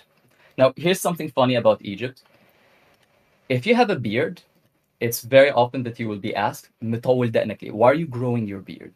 And this is almost exclusively to Muslims. So let's say you have a long beard, a police officer stops you and asks you for your ID card. If the ID card says George, he will give you back your ID card and say, "Oh, you have a good day." If it says Muhammad, he'll tell you, "Why are you growing your beard, Muhammad? Are you Muslim Brotherhood?" Right? It's very weird. And I know Muslims. I know religiously devout people. I used to be religiously devout myself. I can see this happening. I can see how hard it is to be in their position. Not just that, even the khutbah, the speech that is given during Friday prayers, are also limited. Every mosque in Egypt always will have a police officer who's like, basically his job is to censor the khutbah, or to be present and make sure it's like done the way the state wants it to be. And sometimes, because the problem with mosques is that they can be used as places of assembly, so they can like contribute to protests and whatnot. So if there's like a tumultuous period, or the regime thinks that there's a risk of protest, they will straight up like skip the khutbah. It would be like 2 minutes, right? Like I don't think you've ever heard of that happening. So yeah, I remember. So it sounds to me that sorry to interrupt, but it sounds to me that what you're saying is Egypt oversteps people's rights so often, and it's not just about them criticizing religion. But the sad thing is, people are so preoccupied with who they're supposed to hate that they're not noticing that they could be next. They could be in that outgroup. So they're happy to demonize the outgroup that Egypt currently has their target on. I don't really agree with that, because the outgroup is starting to reach a point where it's including more and more average everyday people. Like initially, yes. Initially, the Muslim Brotherhood were very demonized. The regime was blaming them for terrorism, even though when the government was gunning them down, they were saying, our peacefulness is stronger than bullets, which is okay. And they were getting killed by over 1,000, by the hundreds. And yeah, like they were sure, there was members of the Muslim Brotherhood who retaliated, obviously, after these things happened. But the group as a whole, I'm not a big fan of them, by the way. I wouldn't vote for them. I think their governance was horrible. But I don't think they're a terrorist organization. Like by the way, by the Muslim Brotherhood, I'm specifically referring to the Freedom and Justice Party, just in case like there's any. I'm not referring. Yes, the Muslim Brotherhood 100 years ago was a terrorist organization. I believe that. I'm talking about like the Freedom and Justice Party in Egypt. So yeah. But don't you think, so I've seen a huge amount of animosity towards Sharif Gabir and celebration and glee Absolutely. and that kind of stuff. Don't you think that that's just people being distracted by, like, people are okay with what Egypt is doing in that situation, but they're not realizing that they could be next? Absolutely. I think there's a degree of truth to that. However, I also think that there's other variables at play here. So there's a video by Thurman Trees, who is a YouTuber you recommended, who is great. He talks about the psychology of religion. I don't remember the name of the video, but it basically was proposing. He was talking about why religious people get offended when you even just as little as say that you disagree with their religion. And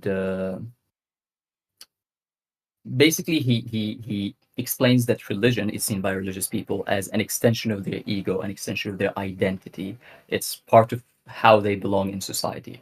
So when you even just as much as say as I'm an atheist, this can, or I'm an insert X religion, insert the religion of the person. They can take it as a personal attack. They can feel personally attacked. And I can confirm this anecdotally. I know a girl who, when she knew I was an atheist, she broke down crying, right? Like, she was very nice and sweet about it, but she still like felt very hurt by it. So yeah, there's also, I remember you yourself made also a video about it, explaining why people can be vitriolic. You were talking about yourself. You said it's not even because of scripture; it's because they're not used to hearing criticism of their religion. It's not normalized, and that's why they feel such religious fervor to attack ex-believers. So yes, I agree with what you said. I think it's, oh yeah, Sharif Gabir should go to jail because he's promoting atheism or whatever. I think that's part of it. Yeah, I'm not disagreeing with that. But I also want to highlight something interesting. When I checked Sharif Gabir's comment section just before you made your video, it was actually quite wholesome. It was full of people with a lot of likes and a lot of replies and engagements, including comments by self-identifying Muslims that were like showing support. Did you sort by new? No, I did not. I was checking by relevant. Yeah, if you sort by new, it's a flood of just vitriolic comments. I know if you sort by top or relevant or whatever it is, yeah, it kind of looks like it's most people are supportive of him. But if you look at the new comments, I don't know if they're being auto moderated sometimes or not. But there are a lot of people who are really gleeful about it. When you check the comments, were you sorting by new? Yeah. Oh, interesting. Because after I looked at your video, that gives like a more accurate representation of the comments. Like, not just read the first 3 on new, but if you keep scrolling, that is a different view than just which ones are popular among the viewers of this channel. I see. That's interesting, because when I looked back at Sharif Gabir's comment section after watching your video, I was seeing the exact same comments you presented in your video. Right? Oh yeah. So Yeah, the algorithm does funny things. Interesting. Yeah. So let me say a quote by a Christian pastor who was in Nazi Germany, who Hitler went after. This is a very iconic quote. Some people might think that this is like probably most people heard this quote. They might think that this is like a life lesson or like a good quote because it like conveys a message. No, this is actually someone's personal experience. This is what happened to a Christian pastor who supported Hitler initially, citing Christian reasons, and then he became a political prisoner in Nazi Germany. I'm going to read it quickly because I don't think I need to read it slowly. It says, first they came for the communists and they don't speak out because I was a communist. Then they came for the socialists and they did not speak out because I was a socialist. Then they came for the trade unionists and they did not speak out because I was a trade unionist. Then they came for the Jews and they did not speak out because I was a Jew. Then they came for me and there was no one left to speak out for me. Now, I want you to notice how the outgroup is expanding. It's communists and then socialists, a very adjacent group, and then trade unionists and then Jews who were blamed for communism. Cultural Bolshevism is how they called it, or like today it's people say cultural Marxism, which is like something the Jews are spreading or whatever. Yeah, and then they started going for like more average everyday people. So, So what is your message to the Egyptians who are listening right now? Well, there's a bunch of things I guess I want to say.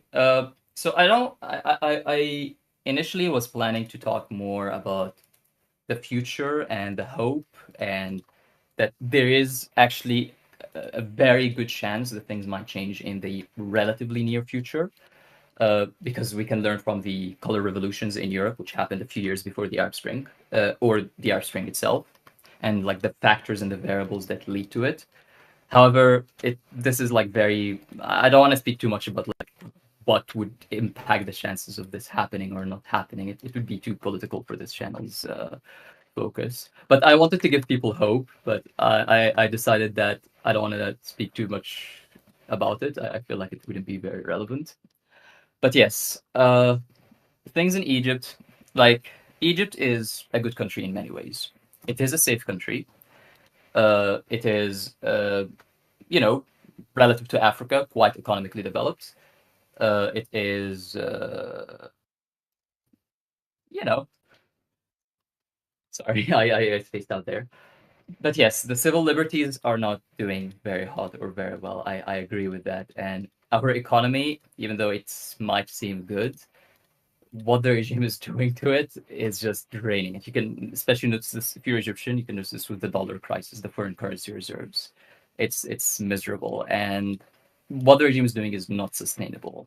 The regime is basically allowing people in power to construct mega projects that are completely useless, like plant in the desert. We spent $16 billion making tents in the desert to farm in them, even though we have unused land in the delta, which is one of the most fertile pieces of land on the planet, because, well, you can collect commission on these big projects if you're a general, I guess.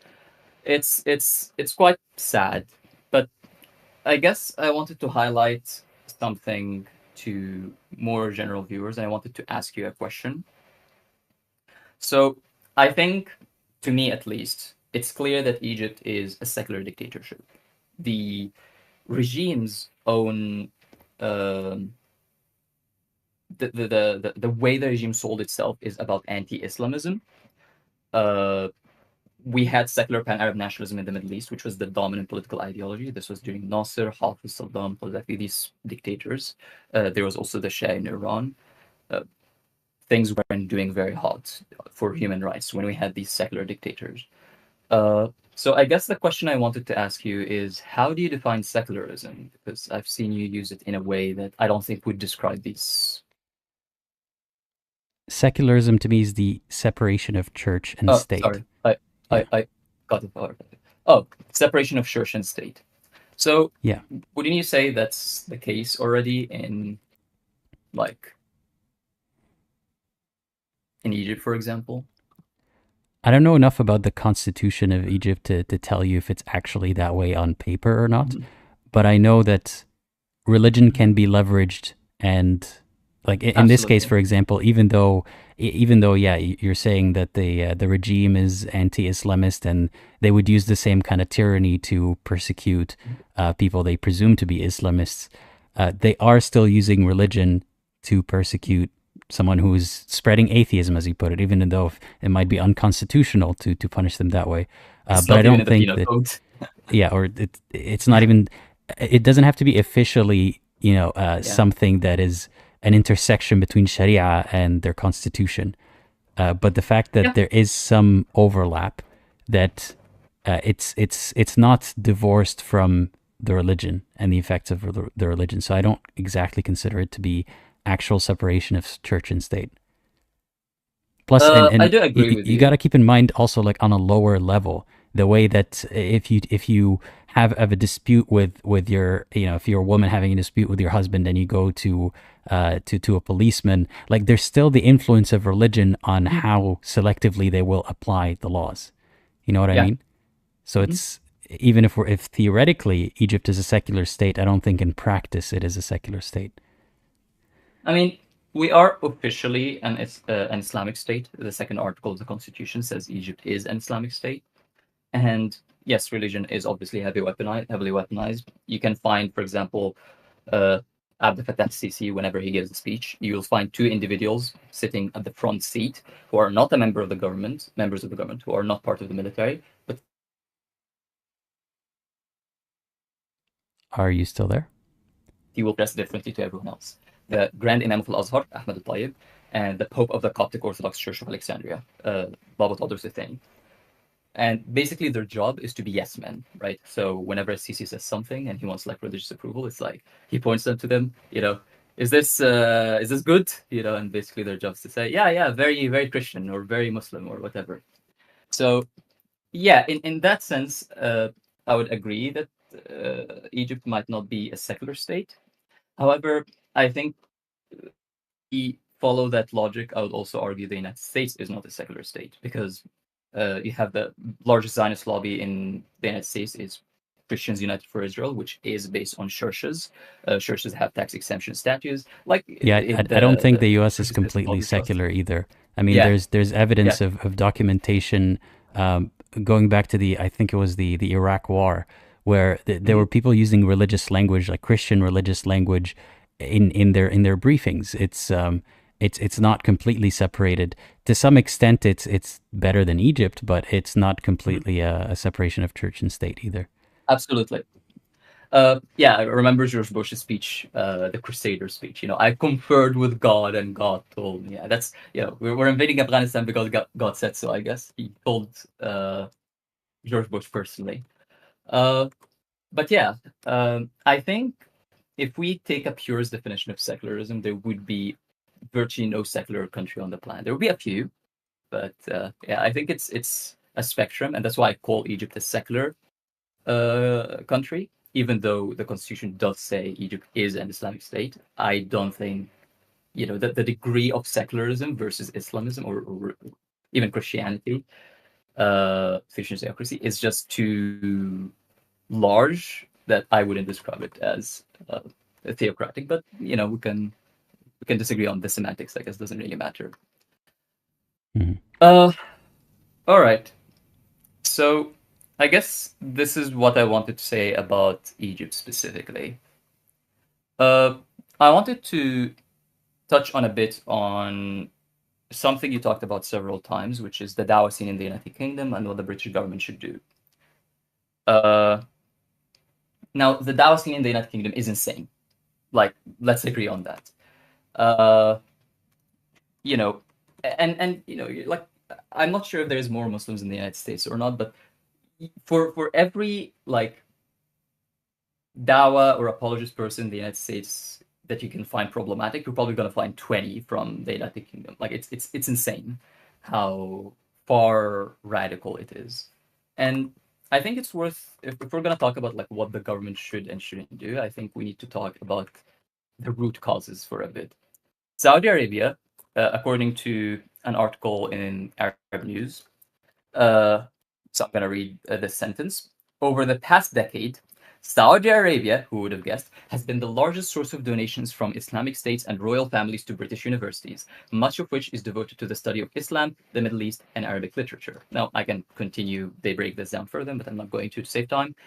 But yeah, this is really hurting both Muslims and non-Muslims, by the way, in the United Kingdom, because you have a foreign government that is funding, that is contributing to the spread of Salafism and Wahhabism in a foreign country to serve its own personal interest.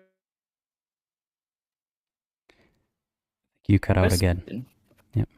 Oh, sorry. Let me repeat. I think this is really problematic because you have like a foreign government that is funding its own interests in a different country in a way that doesn't serve the interests of that other country. To promote Salafism and Wahhabism, or Salafist and Wahhabist interpretations of Islam. And yeah, I don't know what we can do as individuals. Usually, if I'm in a more politically engaged medium, I would talk about what us as individuals can do, what direct actions we can take, but I really can't think of anything here. I think Saudi funding has to be cut off, really. I think the government is the only entity capable of doing that. Yeah, I don't think the average British Muslim benefits from all that funding. Exactly. Because all it's doing is it's making people more extreme, and it's making the life worse for the average Muslim in Britain. Absolutely. Imagine you are someone from Britain, you don't have Muslim friends, and you see the scene of Muslims, not the average Muslim specifically, but the platforms that Muslims have in the United Kingdom and the kind of things they're saying. You're probably going to be like, a lot of people are going to be like, oh wow, Muslims are scary. I'm gonna be even more scarier and adopt white Sharia. Let's get rid of all Muslims and blacks and whatnot, and let's become a white ethnic state. Unfortunately, that's how a lot of people are brought to the far right pipeline. Even though, it hurts the average Muslims in the United Kingdom. It doesn't benefit anyone. It just gives Saudi Arabia a foothold inside the United Kingdom. It's crazy that the United Kingdom is allowing, foreign agents to do what they want inside their own country in a way that doesn't benefit them. Now, there's a very interesting debate on this topic that I want to recommend. It's you can find it on YouTube, where Mahdi Hassan, a great British Muslim, by the way, I think he's an amazing journalist. It's titled "The West Should Cut Ties with Saudi Arabia." So this is a debate with people who are pro and against cutting ties with Saudi Arabia, and I think for people that are interested, I think this would be a very great video for you to develop a deeper understanding on Saudi Arabia's influence in many respects. And it doesn't even cover like 10% of what Saudi Arabia is doing, but it's still like a very good start. So yeah. I also, since we're talking on the topic of radicalism, I also want to highlight something. I don't want to say, oh, religion bad, and then not look in the mirror. Have you been on YouTube, on the atheist circles on YouTube in like 2014, 2015? Have you witnessed what it was like back then? No, I think maybe just a peak. Like it was, I think that was around the time there was the anti-feminism stuff, anti-SJW stuff. Yep. Yeah, I'm aware of that, but I wasn't a consumer of that media at the time. I just came across it. Oh, okay. Let me talk about how crazy it was. Like, I would argue that out of all religious circles on YouTube at the time, atheists were by far the most radical group. And it wasn't even close. It was really insane. And we're not talking about like some like small atheist YouTubers or anything. We're talking about some of the largest atheist content creators, including the largest one. I'm not going to give names. I don't want to give attention to anyone. But basically what happened is those people went from talking about religion, criticizing religion, how religion is like fairy tales and it's not true and it can be used to manipulate people and can be harmful in some cases. And all of that is beautiful. That's great. It's basically not very dissimilar to what you do. And then they went from that to talking about feminism and how feminism is like a new religion and it's just as dangerous as any other religions. And don't get me wrong, they were highlighting actual issues with feminism. There was like some crazy things that were going mainstream in feminism. that I think were worth critiquing. There was a lot of misandry going on. I think it was good to highlight that. However, they went from there, and from like, going to I guess a more reactionary position of like describing feminism as a religion, which is okay. Fair enough. That's not the problem, but they went from there to talking about Muslim feminists, because obviously you have Christian feminists, and Christianity isn't exactly a very feminist religion. But then Muslim feminists specifically, they were like, no, that's an oxymoron. Like, how can you be a Muslim feminist? That's like a cognitive dissonance. For some reason, they were going specifically after Muslim feminists. I mean, And it is low-hanging fruit. It's pretty easy to criticize Yeah. Muslim feminists, and I don't do it very much because I think it's better than nothing. But at the end of the day, it is an oxymoron, in my opinion.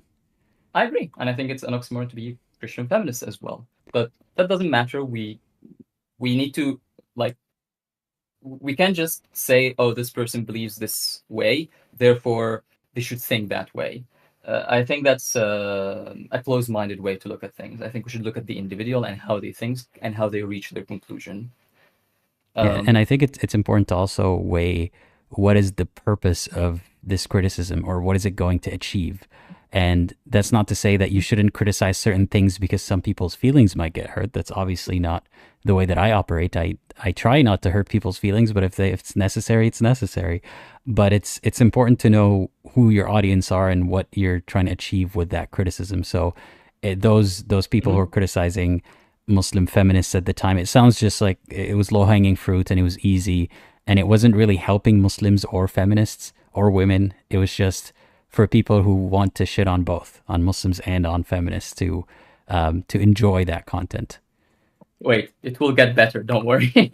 This is not the end. I'm somewhat familiar with some of, like I watched a video by who was it? Damn it! Now their name is escaping my mind. But I've watched a few videos on that topic, but thankfully I wasn't consuming that content at the time. All right. So here's what happened afterwards. I have to remind you though that we have to wrap up soon because we still have other callers to get to. But yeah, let's. All right. wrap this I'll one try up. to be quick. Anyway, they went from criticizing feminism to criticizing Islam all of a sudden, and many of those people clearly didn't have basic knowledge about Islam, but they still made their channel mainly about Islam, and they talked about it for years. And then there was the migrant crisis, and it was about Muslims and how Islam is incompatible with the West, and why there's all of these issues happening with the migrants. But then, hold on, not all of the migrants were Muslim. There was also a lot of Africans, for example. They were like, oh, it's also black people, and all of a sudden they were talking about race and IQ and how black people are inferior. It's like, how did we get there? It's like, you went from talking about why religion is not true to black people are inferior. It's like, hold on a second. It was insane. And there's also another guy. I'm not going to name him. Please, if anyone knows who I'm referring to, don't name him. He was a pedophilia apologist. Basically, Singapore is a dictatorship. It might be advanced in many ways, but it's a dictatorship. There's blasphemy laws there. People do get arrested for criticizing Christianity and Buddhism all the time. There was this guy that got arrested for criticizing Islam, so he became some sort of a martyr because free speech and how Islam is impeding free speech and all that. Fair enough. That guy, though, was promoting pedophilia. And what do I mean by that? Like lowering the age of consent to, I don't know, a lower number? No, like straight up, it's okay to have sex with a 6-year-old kind of pedophilia. It was insane how like low the atheist circles on YouTube went. So I think it's important. My message here is we need to look in the mirror sometimes. We can't just get on our high horse. Oh, as atheists, we're not like those delusional religious people. We are more pro-human rights because we are secular or whatever. No, I think we shouldn't get caught up in that. You have atheist countries like North Korea and China that are not good places for human rights. It's very possible for atheists to be the same or even worse. And I think it's difficult for people not to pin it on religion when they see absolutely that people in their life are using religion actively. And on the other hand, we have people who are irreligious, I suppose, living in places where there is more of a version of secularism than in Muslim countries, and they're treating them and everyone else better. So I don't think that it's not that it's impossible for a secular state, for an atheist to be a terrible person. It's just that for a lot of us, the correlation right now is religion. And it's difficult to always keep saying, well, it's not just religion, this could just be Absolutely, yeah. fascism in general. This is just a power trip. Sometimes you just have to talk about the topic specifically. Yeah, absolutely. And I was earlier talking about Islam and the narrative being promoted in the UK and why it's a problem, and why I think what you're doing is good, by the way, criticizing and calling out those people. I don't know if it's enough, because their platform is obviously going to always be bigger. I think that's just the reality of it. But I still think it's very, very valuable to have a platform like yours that is healthy, that is calling out those people, because they do deserve to be called out. And I think that's very valuable. And yes, I completely agree with you. The only thing I'm highlighting is that just because we don't have that, everything will be pink. There's more to it than that. We shouldn't become complacent, is what I'm saying. But it is true that, yes, religion can oftentimes be a vector to promote this kind of issues, 100%. For example, you mentioned homophobia. I remember you talked about Muslims in the West, oftentimes celebrate when certain groups like gay people get persecuted. And I was initially I was like, wait, that sounds true, but let me look it up, right? I was actually surprised because in the United States, 80% of Muslims, 80% of the American population support. Let me find it exactly. Favor laws that would protect gay, lesbian, bisexual, transgender people against discrimination in jobs, public accommodations, and housing. 80% of the American public support that, as opposed to 70% of Muslims. Now, it's worth mentioning that the people that oppose these laws oftentimes cite incompatibility with religion. So yes, absolutely, religion is responsible for those 30%. But I was surprised that it's 70%. I was expecting much lower. This study is from the Public Religion Research Institute. It's from 2022. So this is relatively recent. I'm very curious to know what the sample size is, because most Muslims that I know are beyond, they would not even say, yeah, I support the laws, but I disagree with it. And it's not just because I know very religious circles. It's just, it seems to be the reality I'm always coming across. So I'd be really curious what the sample size was and how they chose that sample. I actually don't have it, but I can send you the study if you want to look at it later. The sample size, the total sample size is 23,000 people. I don't know how much Muslims specifically. But yeah, it's I guess it's quite a big study. I mean, that depends on how many Muslims. If it was 100 Muslims, then not really a big study. If it was all on one university campus, then we can't do anything with that. Oh, fair enough. I also did look up something else, which is Muslim politicians in the United States. So you had a nominee for the Senate, a Republican nominee, which is Dr. Oz. You have four members of the House of Representatives: Keith Ellison, Andrew Carson, Ilhan Omar, and Rashida Tlaib. I looked the LGBT views of all of them, and they were all openly in favor of it. Now, I'm not saying homophobia doesn't exist in the Muslim community.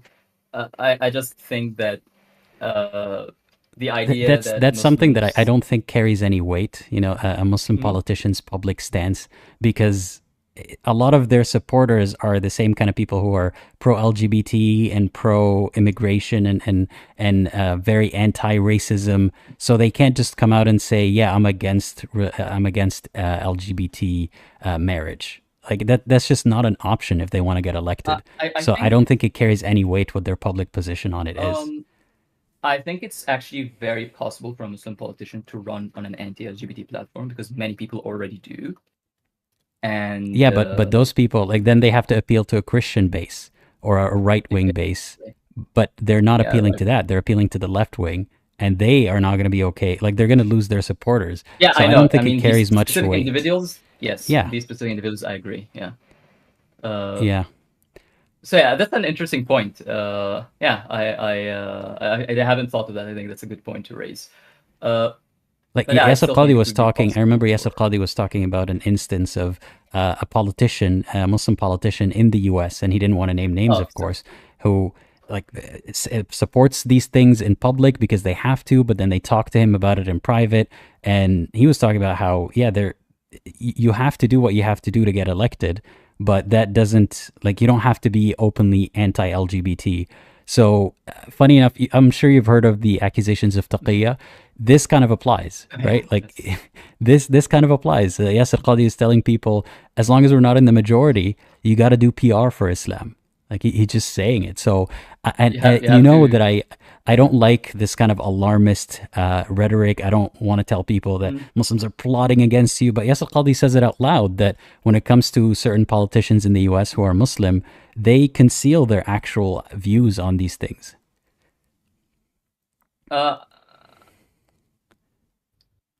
Do you think it's 70%? I don't believe for a second that 70% of Muslims in the US are pro-LGBT rights. And that might be anecdotal, you know, maybe I'm wrong about that, but I highly struggle to believe that, because just among the people that I met, I'm not saying that they're all raging homophobes, but at best, a lot of them are like, you know what, it's not my thing, but I don't want to get involved, but like, I think it's icky, and I don't know, like, I don't want to be involved in that decision-making process at all. So I highly doubt that 70% of them would actually say, you know what, I support it. More power to them. But yeah. By the way, it's a I very... want to apologize. I know. I was trying to like keep it brief. I was like trying to go through like points, but I know I took like a lot of time still, despite my best attempts. So I really apologize for that, and for the next callers. But yeah, I just want to mention something about the study. It is from across the 50 states, but I'll send it to you, and you can look at it later. Sure. And yeah, thank you for having me. And of course, yeah, sorry again for taking too long. All right, have a great day. Yeah. You thank as you. well. Bye-bye. Bye-bye. Right. Thanks again to the caller. We still have a few callers. I'll try to get to all of them, but I only have maybe another hour or so, maybe an hour and 15 minutes. So I'll try to get to as many of them as I can. So Cheese Tax, I hope that you're ready, because I'm adding you to the live stream now. Hey, Cheese Tax, can you hear me? You are muted. I hope that they are here. Yeah. Hey, how's it going? Oh, it's good. How are you, Ed? I'm doing all right, thanks.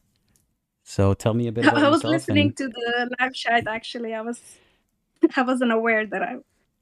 Yeah, no worries. Yeah, there's a bit of a delay between the stream and this. So yeah, thanks for being here. Thanks for having me. Of course. Yeah, so tell us a bit about yourself and what you want to chat about today. So first, I want to say that I'm very happy to be on one of your lives. Thank you so much. And I want to thank you also for all your work, and I really admire your character and your work. So thank you very much. And I also want to say that English is not my first language. So if you can't understand me sometimes, just feel free to stop me. No, I'm sure you'll be fine. Yeah, go ahead. Okay, so I'm from a Muslim country, but it's not a country that is really... they're practicing Islam, but only when they see people. Like, I don't know if you understand me. Like, they dress modestly, they pray if someone comes to their house, but deep inside of them, I don't think that they really believe it. But anyway, it's not the focus of the lab chat. So anyway, about me. So from a young age, I'm not really... it's not that I had doubts, but I wasn't really interested about learning it. Of course, I was a Muslim, but I wasn't really interested about learning about Islam or anything concerning Islam. But what really pushed me away, weirdly enough, it was the Muslims first. It wasn't like the Quran or the Hadith or anything like that. It was primarily Muslims that really bothered me. Let's see. I don't want to sound Islamophobic or something, but that was my main reason first. And the problem was that I didn't agree with Muslims. most of the time. So anything that had to do with LGBTQ. So the question you asked earlier in the live chat. So yeah, the LGBTQ community was one of my main reasons that like pushed me from Islam. I'm not part of that community, but I don't even know anyone from that community. But the way Muslims were talking about them and the way Islam in general treats them, I wasn't agreeing with it. So I was like, oh wait, you know what? It's not for me.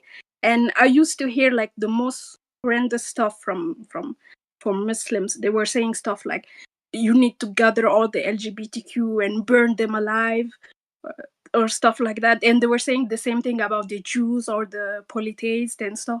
Like anybody that doesn't agree with them, they had to say really horrible stuff about them. So I wasn't. So that was one of the reason. And So the other reason was I want to ask you before you get to the next reason. So yeah, you were a Muslim at the time, loosely. I mean, you said that you weren't that interested in looking up things about Islam. But when you heard these things that sounded horrible to you from other Muslims, what did you think about the religion? Like, did you think that they were behaving worse than Islam told them to? Or did you think that their behavior is caused by the religion? Yeah, I was getting to that point, actually. Mm-hmm. Like, that was what I was thinking when I was young, like before 15 or something like that. But at some point, I realized that if every Muslim thinks the same way, it's because they have the same source. And that source being the Quran and the Hadiths and but the not every single and Muslim thinks the same way. But you're saying the ones that do, they have the same common source. Okay. Exactly. Yeah. So then I started looking into the Quran and the Hadith, and it was worse actually than what I thought, because in my head from a young age I wasn't really religious. I used to pray, of course, because I grew up in a Muslim country and in a Muslim family. So I was praying, I was fasting during Ramadan and all of that. But sorry, what was I saying? I forgot my truth. That you weren't that religious, but you were practicing. Yeah, I was practicing, so I wasn't really reading the Quran. But then when I started reading it, I saw that it didn't make any sense. First of all, there's no sense, there's no logic, there's no chronology, there's nothing that it doesn't make sense. It didn't make sense to me. And then it was full of violence and sexism and all the stuff that I didn't agree with. And then when you start listening to the apologists on YouTube, or even in Muslim countries, you see them on TV, like almost like on every channel. So when I used to listen to them, I was shocked. I was shocked by everything they were saying. So at the end, I was just like, okay, so I don't believe in the Quran, I don't believe in Hadith, I don't believe that the Prophet is one of the best men on earth or an example for humanity. So I was like, what's the point then? Like at the end, I'm just not believing all of that, but still I was practicing for the sake of my family, let's say. But recently, like a year ago, I started watching documentaries about cults, and that's when it really hit me that there's too many similarities between cults that I was seeing on TV and Islam. And if you don't mind, I wrote some things down. Let For me sure. try to. That is, by the way, while you're finding those things, I want to tell the audience I'm working on a video, upcoming video, hopefully, where I talk about, is Islam a cult? I try to answer that question. And I'm sure the caller today is going to touch on a lot of things that will be in that video, but, look out for that video anyway. So, yeah, what did you want to mention about cults? Yeah, I just have a short list. So my Mhm. first point, my first similarity that that I've seen is the prophets. Like almost every cult has a prophet. It's basically a man, almost always a man that hear voices. That he's the only one hearing that voice. Like nobody else is near him when he's hearing those voices. He's the only one. And then he has many wives. Like all the prophets, almost all the prophets have many wives, and young ones, not rarely old ones, always young ones. And then I know that the apologists try to justify that by saying that there are more women on earth than men. But then why do prophets choose young women? Why don't they choose widows or women that need help? Or even like, why do they have to have many wives? Why can't they contribute? Why don't they use that time and money to, I don't know, adopt orphans? Yeah, Or at that's. least like I mean, do something apologists say that a lot of Muhammad's wives were either for political alliances or they were widows or something of the sort. But like you, I always wondered, why couldn't he just start maybe the first women's shelter? You know, instead of actually exactly. sleeping with them. Like, why? He's a man of God. He has the means to do it. Why doesn't he create a system for women who are who are desperate for help, instead of then trying to sleep with them when they're desperate for help? Exactly. Like you can have multiple wives if you want to help them, quote unquote, but you don't have to sleep with them. Like I know it's weird, but you don't have to sleep with them. You don't have to involve sex in all that arrangement anyway. But what was I say? Sorry. You're So talking yeah, about, for yeah. the cults, so it's the prophet is looking for power and control. That's the main similarity between the cults. They're not looking to spread kindness or anything that looks good. It's just about them having control and power. And it's always like just a random guy that wants control and power, and he's just like and he tells himself that it's already happened before, so why not him? Like in history, like there's a lot of prophets. Like even in recent times, there you can always see someone pretending to be a prophet. So the I mean, second similarity, it's funny you mentioned that, or you phrase it that way, someone pretending to be a prophet. Is there any other way? Has there ever been no, someone who's proven to not be pretending? no, they're all pretending, of course. Yeah. And I want to let me finish that list, and I wanted to talk about something else too. So the second similarity, it's about control. So every cult wants to control the way you dress, the way you talk. For example, in Islam, you always have to say Subhanallah. You always have to say Inshallah. Like when a Muslim talks, you know he's a Muslim or she's a Muslim by the way they talk. And then they control what you can eat, what you can do, like almost everything actually. And the third point, it's that you can never criticize it. You cannot criticize the Quran.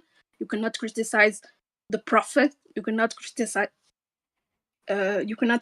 the Hadith. You cannot criticize anything without sounding like you're arrogant or that you're possessed, or there's always something wrong.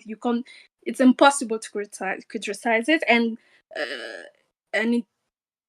I think that's also why you can't live Islam without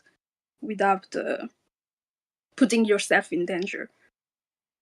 I don't like the way that you phrase that, putting yourself And in danger, because it implies that you're the one who's doing something to be yeah, in danger rather that's than. what I had for the list. Yeah. So I guess what you meant to say is you can't leave Islam, or a lot of people can't leave Islam or can't criticize Islam without being Oh in yeah, danger. sorry, what were you saying? Yeah, because the way you said it, you said without putting yourself in danger, it kind Hello? of puts the blame on you. Can you hear me, or it sounds like we've disconnected? Hello. All right, it sounds like the caller is having some issues. Let's try again. Hey, can you hear me now? Are you there?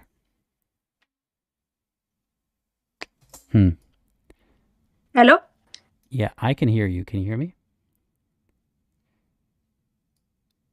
Yeah, it sounds like we've lost the caller, unfortunately. Okay. That is too bad, because I wanted to hear them out. Hey, Cheese, are you there? One last time. No, doesn't seem to be working. Okay, well, I hope you can join again in next week's stream. I'm sorry that our conversation is being cut short. But yeah, it seems like we're having some technical difficulties. I hope you could check your earphones or whatever you're using. Maybe that's what broke. In the meantime, I will take the next caller. I hope that you're ready, son, because I'm adding you to the live stream now. Hey, son, can you hear me?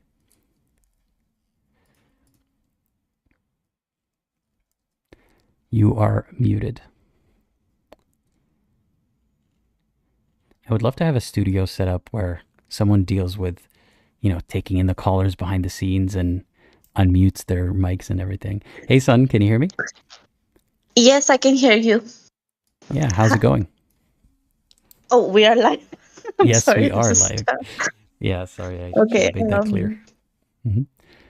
How you doing? Yes, I'm great. Thank you. It's so nice to finally talk to you, Aladdin. Yeah, of course. I'm glad you're able to join. So yeah, tell us a little bit about yourself and why you're calling today. Well, like we talked before, but like a long time ago, I believe like 2 years ago, I joined like in one of these call sessions, and at that time I was a newly ex-Muslim, and I said that the reason that I mainly left was some of the new information that I learned, for example, like the age of Aisha and like all the pedophilia and the slavery and all that stuff. Even though like those some of those information, they were still there, like like the stuff about slaves, but when you are in that limbo, there are people there around you that telling you that it's all good, it's all fine. You don't really allow yourself to think clearly. But like as I grew up, I like started doing my own research, but not specifically for debunking Islam or anything, but just for understanding, for my own sake. And I just found things, every single time I would be like slightly confused or disappointed. And then after I left Islam completely, and now when I am again, like I was like watching Sharif Gaber's videos, very interesting videos. Like he does a lot of research, and his videos are really, really informative. And I learned a lot. And as I said, every time I start searching about Islam and reading more about it, I find new, more disgusting details. It's almost like hilarious. Every single time there is something new that will either shock you, but mostly disgust you. And So I have a question that might sound rude, yeah, but sure. I'm actually just very curious. I'll be blunt. Why do you keep digging? No, I don't. Okay, let me explain. It's not like I do this constantly, like 24 hours. As I said, there's been like a time of 2 years where there are some times when I don't care. I don't really care. I'm like, I don't believe it. I don't want to do it. I don't want to follow any rules. I just want to live my life easy. But then I also time to time, like for example, I follow your channel. Time to time, I just like to tune in back and just get get more information into perhaps it's just to again, this is a subject that has always been something that interested me, both as a Muslim and as an ex-Muslim, because like history interests me a lot. History fascinates me a lot. And I was always very much interested into learning the Islamic history, but I was often I would often being given I often like found books which were very biased, and I did not like that thing. I was like, why it's so biased? It's like only saying good things, but it's not being truthful. How do I explain this? Like, for example, I grew up in a non-Muslim country, and while reading history, while studying history, we would study everything about Christianism without any sort of sugarcoating or manipulating. Like, they wouldn't cut out any parts. Everything is there, and I think that's like, this is how it should be. But it's not like this for Islam. Like when I found out about Aisha's age, I went on internet and searched different research paper, and I often found some papers which were completely like justifying it, saying that usual stuff. Back then it was normal, blah blah blah. Some will say no, it's not accurate. Some say this age, some say this age, etc., etc. But whatever. Like at the end, it's the same thing. And so that's something that specifically studying like Islamic history, something that bothered me is that it is hardly ever biased. Am I saying this correctly? Hardly ever unbiased. Is that what you're saying? Yeah. So yes, that's what I'm trying to say. Like, there's always some sort of agenda there. The person who's writing it, they just want to like convey the best version, the watered down best version, the sugar coated version, but not how things are. Because I don't know, maybe they know deep down that if people are gonna read it, they'll be disturbed by some information, and that's why they cut it out. That's like I don't know. So Yeah. yeah, so So you yeah, that's still look into Islam sometimes out of interest because you yes. like to learn about Sometimes out of history. interest.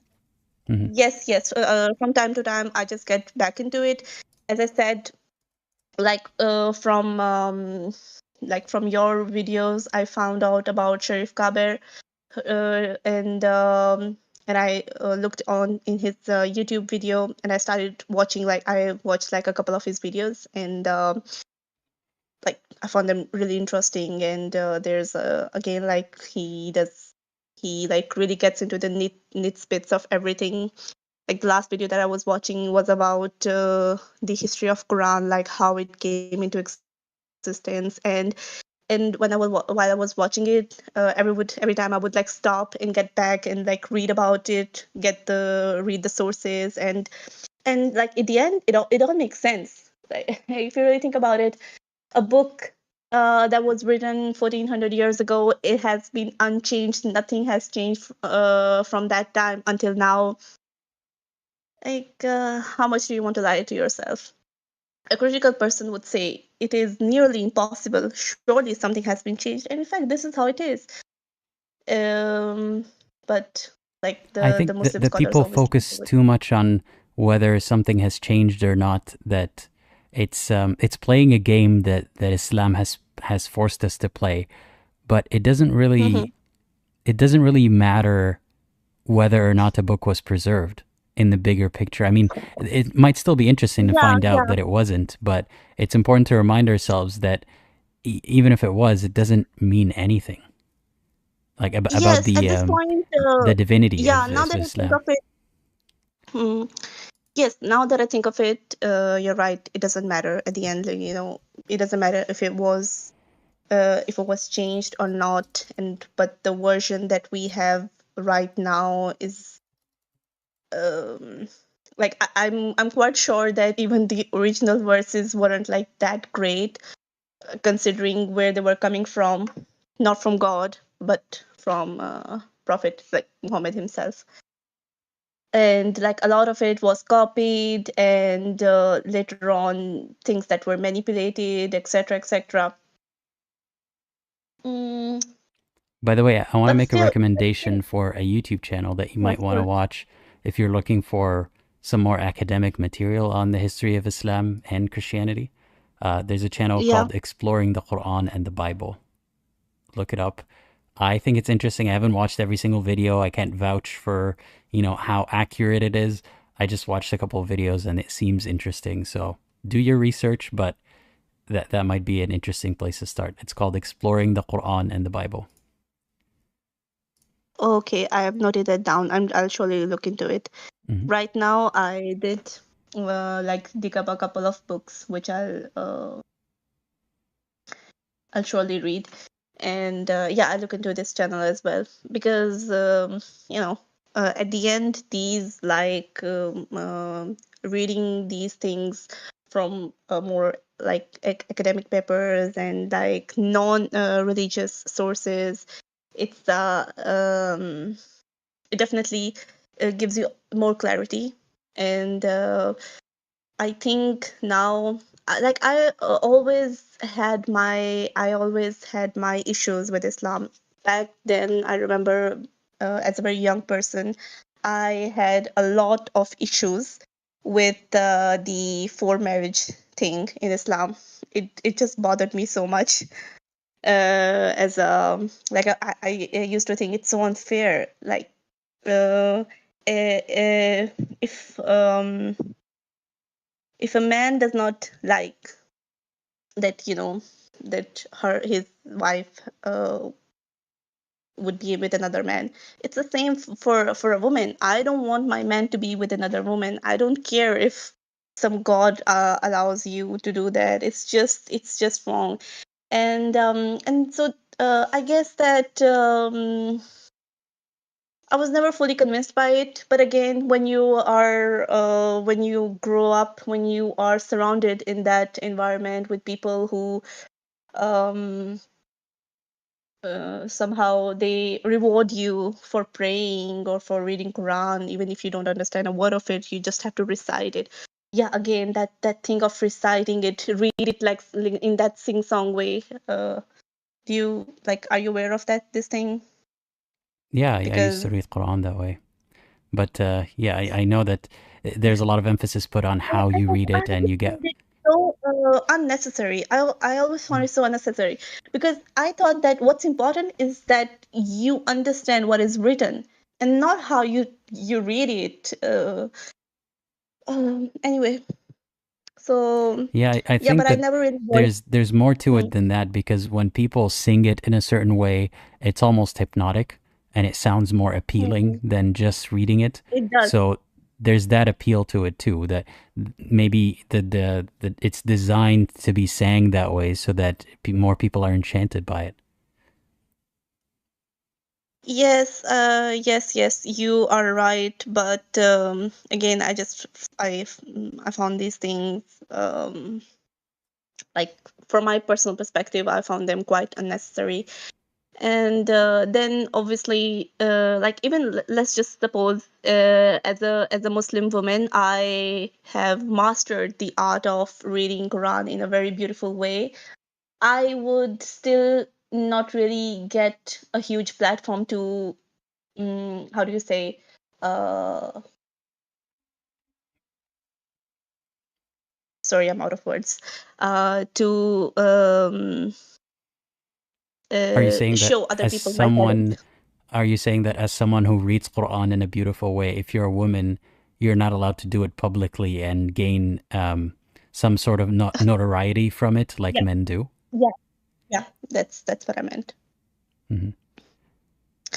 So these were things that there was like always in the back of my mind. And because even though Islam says that women have been given rights, uh, women are just treated like queens in this religion, I was like, but I don't really see this thing translated into the reality.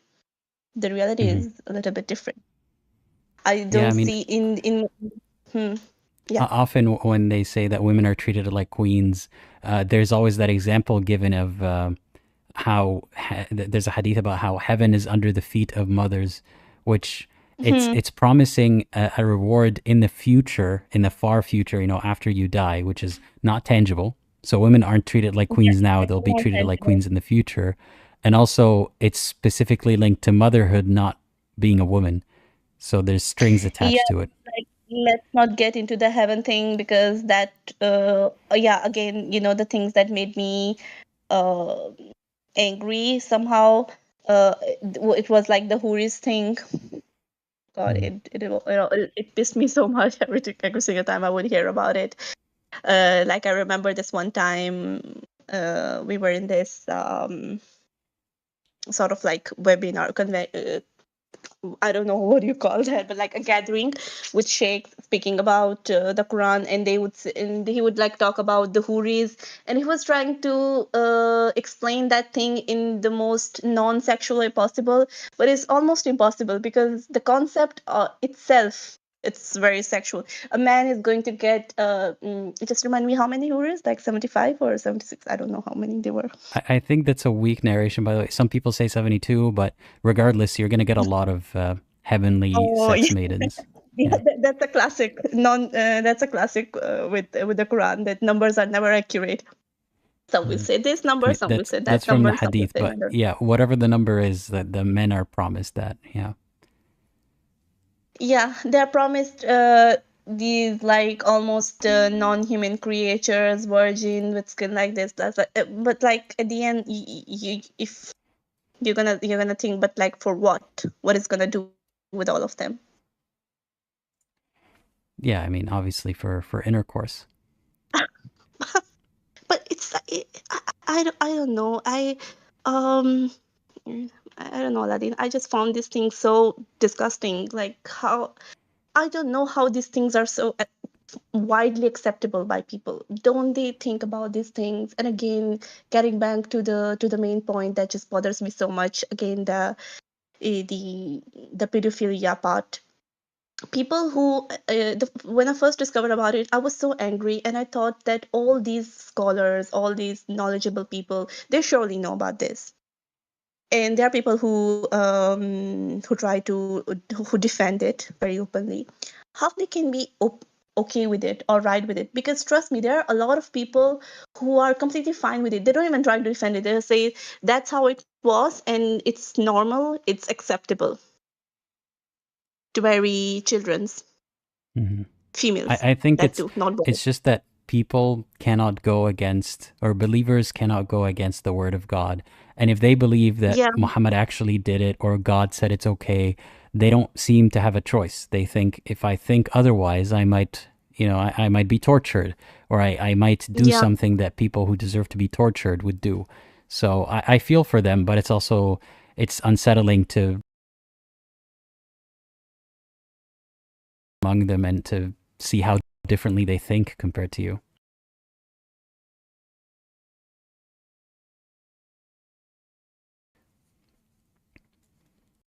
Indeed. It's like people have with religions, people have created this comfortable prisons from themselves. They surely are in ignorance, but it also brings them comfort in a way. But it has its negative effects. For example, that if you blindly believe into it, you are you don't use your mind anymore to when you do something. You said, if it's written I can do it, then I can do it. It is my God-given right to do it. Especially for men, considering the fact that men are the ones who are the ones who, in Islam, they are the caretakers. They are given the right to be responsible of women, and the head of the family. He can do, like, he can marry up to 4 wives, he can beat his wives. What else? Yeah, there's so how does it feel to now no longer have to believe in these things or have to justify these things?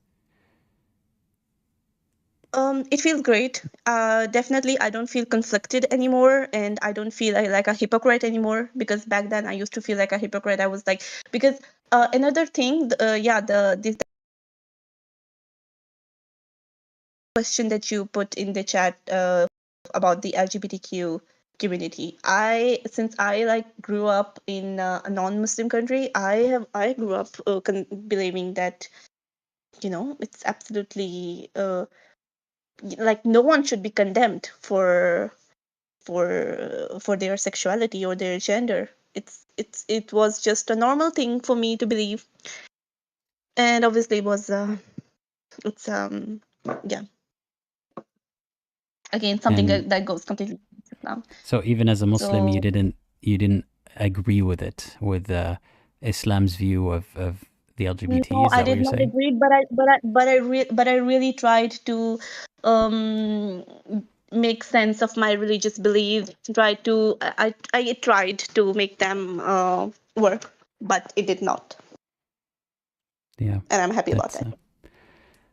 Well, Okay, I'm glad that you're able to find your way out of all of that, and yeah, and I hope that talking about it helped relieve some of the stress that I'm sure you must be feeling yes, thinking about all of these things. yes, definitely. But like even hearing stories of other people, it's just it's like it feels good that I'm not the only one. Yeah, you're definitely not the only Okay, one. I think my Yeah, time's up, so we can wrap this up. yeah, I appreciate you calling today, and yeah, sorry for to wrap it up so soon, but yeah, we're trying No, to no, also no, get it's to all other right, no callers. problem. Yeah, Just two things. I really hope that this guy, Sharif Kaber, he's an amazing guy. I wish that he gets out of their Egypt safe and sound. And same to you. Like, keep up your good work. Keep making more videos. I love your content. thank you. Okay. Yeah, Okay. thanks a Thank lot, you. and take care. All Bye right. bye. Bye. Right. Thanks again to the caller. Something that stood out to me was when she was talking about how she tried to make her beliefs make sense. And that's something that I like to remind people of, which is that there are a lot of believers out there who are well meaning, well intentioned, or at least not ill intentioned, who feel like they have no choice but to adopt their beliefs as is. Some of them try to question their beliefs, and some are not able to push past that questioning, but a lot of them are trying. And I applaud the caller for trying back when she was a believer, trying to make sense of her beliefs and trying to not just adopt what she thinks is harmful. So, yeah, thank you for that, caller. The next caller, I hope that you're ready because I'm adding you to the live stream now. Hey, Hellbound, can you hear me? Are you there? Yeah, I'm here. Can you hear me? Yes, I can. How's it going? Great. Good. It's quite late here. It's almost 4 a.m. But I thought I'd stay up because I've been wanting to join the live stream for quite a while now. And I Well, saw the thank you for notification waiting. come up for today's live stream about a week ago, and I was Yeah. quite excited to join. Yeah. Um, I'm not very used to this format of discussion, especially since it's no clear topic to talk about. So maybe I might need some of your prompts as we go along. Um, but before I start, maybe I can say I really love your content. I found you about almost a year ago. Yeah, the first video I saw from you was about, I forgot what you call it. I think it's a letter addressing a mom from her daughter. Can you still hear me? Yes, I can. Yeah. So that video really struck me. And since then, I've been watching your content quite religiously. Well, as ironic as that sounds, yeah. Maybe Well, I can start I'm off glad you with, found the channel. yeah, I love it. Maybe I can start off with how I began my journey of apostasy. I was quite a believer, not the perfect believer as we sin once in a while here and there, you know. But at 15, I would say it's quite a turning point for me as I started to become more religious and wanted to learn more about the religion. And I delved deeper into the scholars like Zakir Naik, Ahmad Didat, these people really brought some kind of influence onto me. And I think you would know as well how influential Zakir Naik can be, how swaying his words can be. Um, I began reading the Quran in English, and in hindsight, now that I'm an apostate, I look back at the things I've read back then, and I realize how oblivious I was to some of the weirder and crueler parts of the Quran that I was reading, and I was not aware of it at all. Like the parts on what your right hands possess, the parts about the sleepers of the cave, and yeah, looking back at it now, I'm thinking, how did I not notice all these inconsistencies and oddities in the Quran? But obviously, we're all blinded when we have this veil of religion in front of us. But funnily enough, I became quite disillusioned by the religion because of Zakir Naik himself. Uh, I think his mannerism is quite, what do you call it, abrasive. He can be quite Zakir arrogant at Naik. times. And yeah, Yeah. Zakir Naik. He can be quite arrogant at times and very dismissive of people who even at the time as a believer, I thought brought up very good points.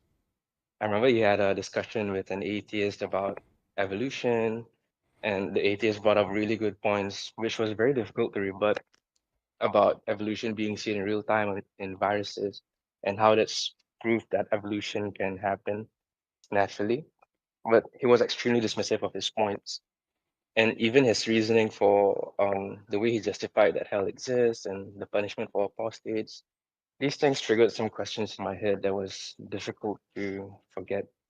And at that time, I still identified as a Muslim, but I didn't realize that these things will come into play into my journey of apostasy in the future.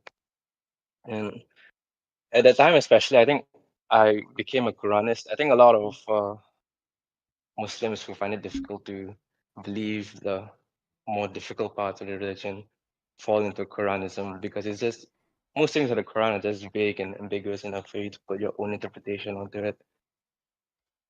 Mm. And I But was it progressed easy to to remain a simply Quranist?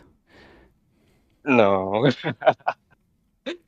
I mean, it's definitely ambiguous enough, and I think I developed a point where I had my own head canon. I created my own head canon in my thoughts where, oh, maybe Allah isn't telling the truth. Maybe He doesn't really mean it when He said that He will burn everyone forever. Maybe it's for the greater good. It's just a lie for the greater benefit of mankind. But it also contradicts the fact that Allah is supposed to be truthful. So I would say the answer to your question would be no, it's not easy. And finally, I would say when I reached 22 years old, I stopped believing in free will. I understand from watching some of your previous live streams that you don't really believe in free will as well. Maybe you should do a video on that actually. But yeah, since I Yeah, stopped believing in free I will, haven't made a video about it sorry? because I don't know if I have anything worth saying, because my position right now is I don't think anyone actually truly has free will. I think we're all to some extent Yeah, highly yeah. influenced or a product of our circumstances. But I don't Mhm. think that's enough to say to make a video about because something that people sometimes forget is that I'm not a very opinionated person. It's not that I want people to know what my opinion is and I care to share my views all the time. But I hear where you're coming from. Yeah. And simply put, I don't necessarily believe that we have free will. Okay, I get where you're coming Yeah. from. For Yeah. me, losing the belief in free will was the catalyst that I required to completely renounce the religion. Because from what I understand, Islam rests upon the foundation that you choose your own decisions and you determine your own fate, whether you go to hell or heaven. Even that is unclear actually, but there's some semblance of that in the religion. So losing faith in free will to me completely disintegrates whatever remnants of belief I had in the religion. And losing the idea of free will it really took quite a toll on me. Um, it was difficult to continue living life the next day when you realize that you no longer have free will. Because you wake up and, "Oh, why am I even doing this? Is this even my own choice?" is anything I do worth doing anymore because I can't even control it. Wait, there's one thing I And want to being say put about in that, that. You yeah, said when you wake up and you realize that you no longer have free will, but you notice when the you never wording of had. that. I mean, yeah, either you never had it or you thought you had it, and in just Yeah, you thinking thought that you you had. have free will, you give yourself the illusion of Mm, free will. So I know it sounds crazy, mm. but you could live with the illusion of free will. You can continue to deceive yourself into thinking that you have free will. Um, so I think that's kind of how I operate. It's not that I believe I have free will, but I act as if I do, because what else is there Yeah, to do? I can't just say, well, I'm just a product of my I agree. circumstances. I try to take action to change my circumstances. But yeah, it's not that you wake up and you no longer have free will, but it seems that way, like you've lost the ability to fall under that illusion of free will. What was the experience like for you though? Losing faith in free will, realizing that you don't have free will anymore. Because for me, it was really quite groundbreaking. I didn't know how to function for the next 2 weeks after that. What about you? I think I ran into some of these issues even before leaving Islam, feeling Mm, powerless, feeling like there's a lot of problems in the world that I can't fix, and God is not doing anything about them, and not mm, understanding, how when it ties into free will, I can see that people's circumstances shape who they are, and how will people then be punished based on that? There's to some extent you can't just not take a criminal to jail using the defense that they had a hard life and that's what made them a yeah. criminal. But there's still consequences. We still got to save other people from them. Maybe we can rehabilitate them. But when it comes to Islam, that person's going to go to hell forever. That didn't make sense to me. It's not So I his went fault. through that depressive state back as a Muslim. And by the time that I left Islam, I wasn't thinking about free will as much anymore. Okay, okay, that makes sense. For me, I think I function the same as you in terms of free will. When I first realized that I don't have free will anymore, yeah, I mean, it was quite difficult for me. But as the years passed, I think I sort of got over it. Like you said, the illusion of free will is free will itself. And in a way, as long as you don't think about it, how bad can it be? You're just trying to live your life.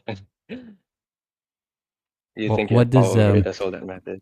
yeah, well, when you realize that you don't have free will, how does that change your decision making or your life? Um, I wouldn't say it really changed my decision making, or in inverted commas, decision making. I would say it changed more the way I perceive life itself. I became more empathetic towards others, understanding towards others' behaviors.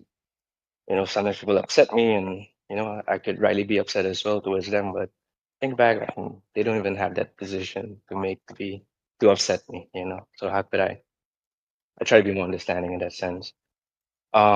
Yeah, I don't think it changed the way I made decisions, but it did make me rethink every single thing I've done in my life. Um, even to a point, I even considered committing suicide because it really reached that point for me, losing religion and losing your realizing you never had free will all at the same time. I think it pushes someone like me to the edge. And even then, but I didn't kill myself because even then I realized even if I choose to kill myself right now, that's not even my choice. So does it really matter? I'll just continue doing what I'm doing. So you chose to continue doing what you're doing because of Because people still depend on me. People still love me, and it's not their choice to love me. They love me out of their. It's not a choice to love me, but they love me. So I will continue to. I'm not sure. Is this making sense? to some But extent it yeah, is, yeah. So mm, have you found something sustainable to keep you going, or is it just that feeling of obligation to your loved ones? there's this thing called, I believe they call it long-term hedonism or sustainable hedonism.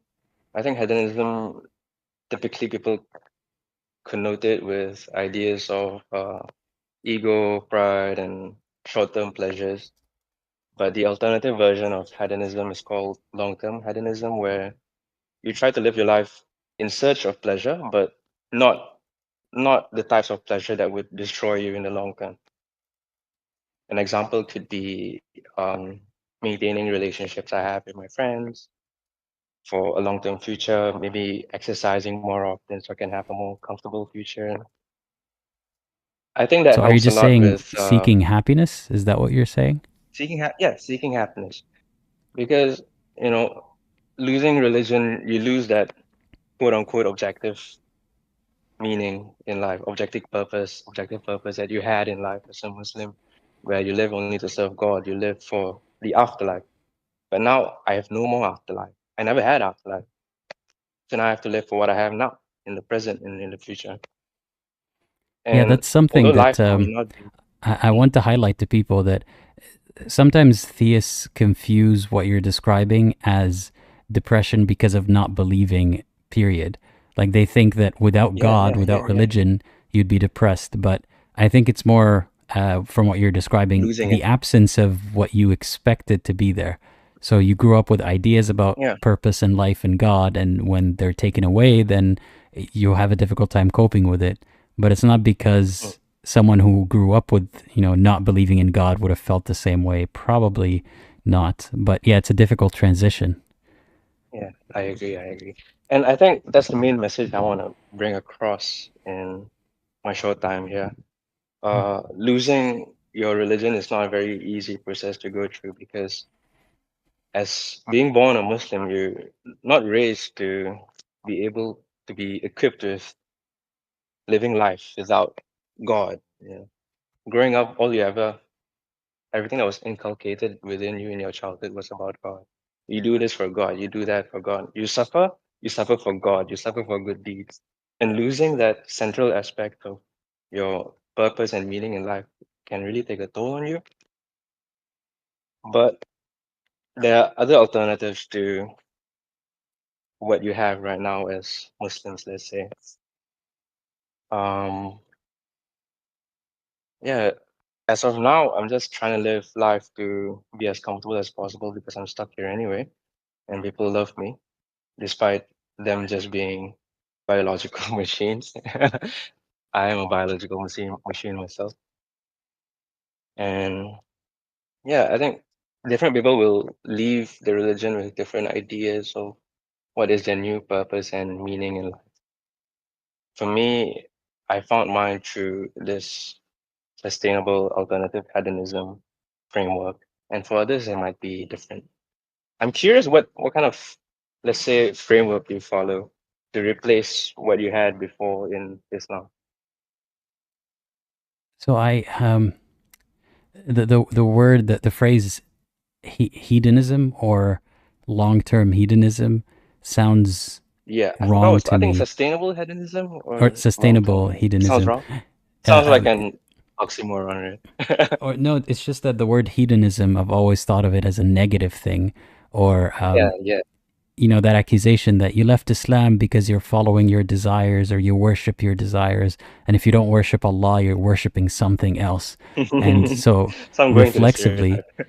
yeah, I don't think that it's that simple as like I'm worshiping this object or this belief. That's not how I view it at all. Um, I have something similar, but I don't necessarily call it hedonism. It's just seeking happiness and trying to better the world for myself and people around me, and I do that through minimizing harm and maximizing happiness or well-being. Yeah, Now, very of course, utilitarian. yeah, that's it. And it's not simple. I can't tell you that this applies to every single situation perfectly. There's always going to be some thinking to do. It's Yeah, sometimes agree. theists say as if like they have a book that tells them what to do in every situation, but that's not true.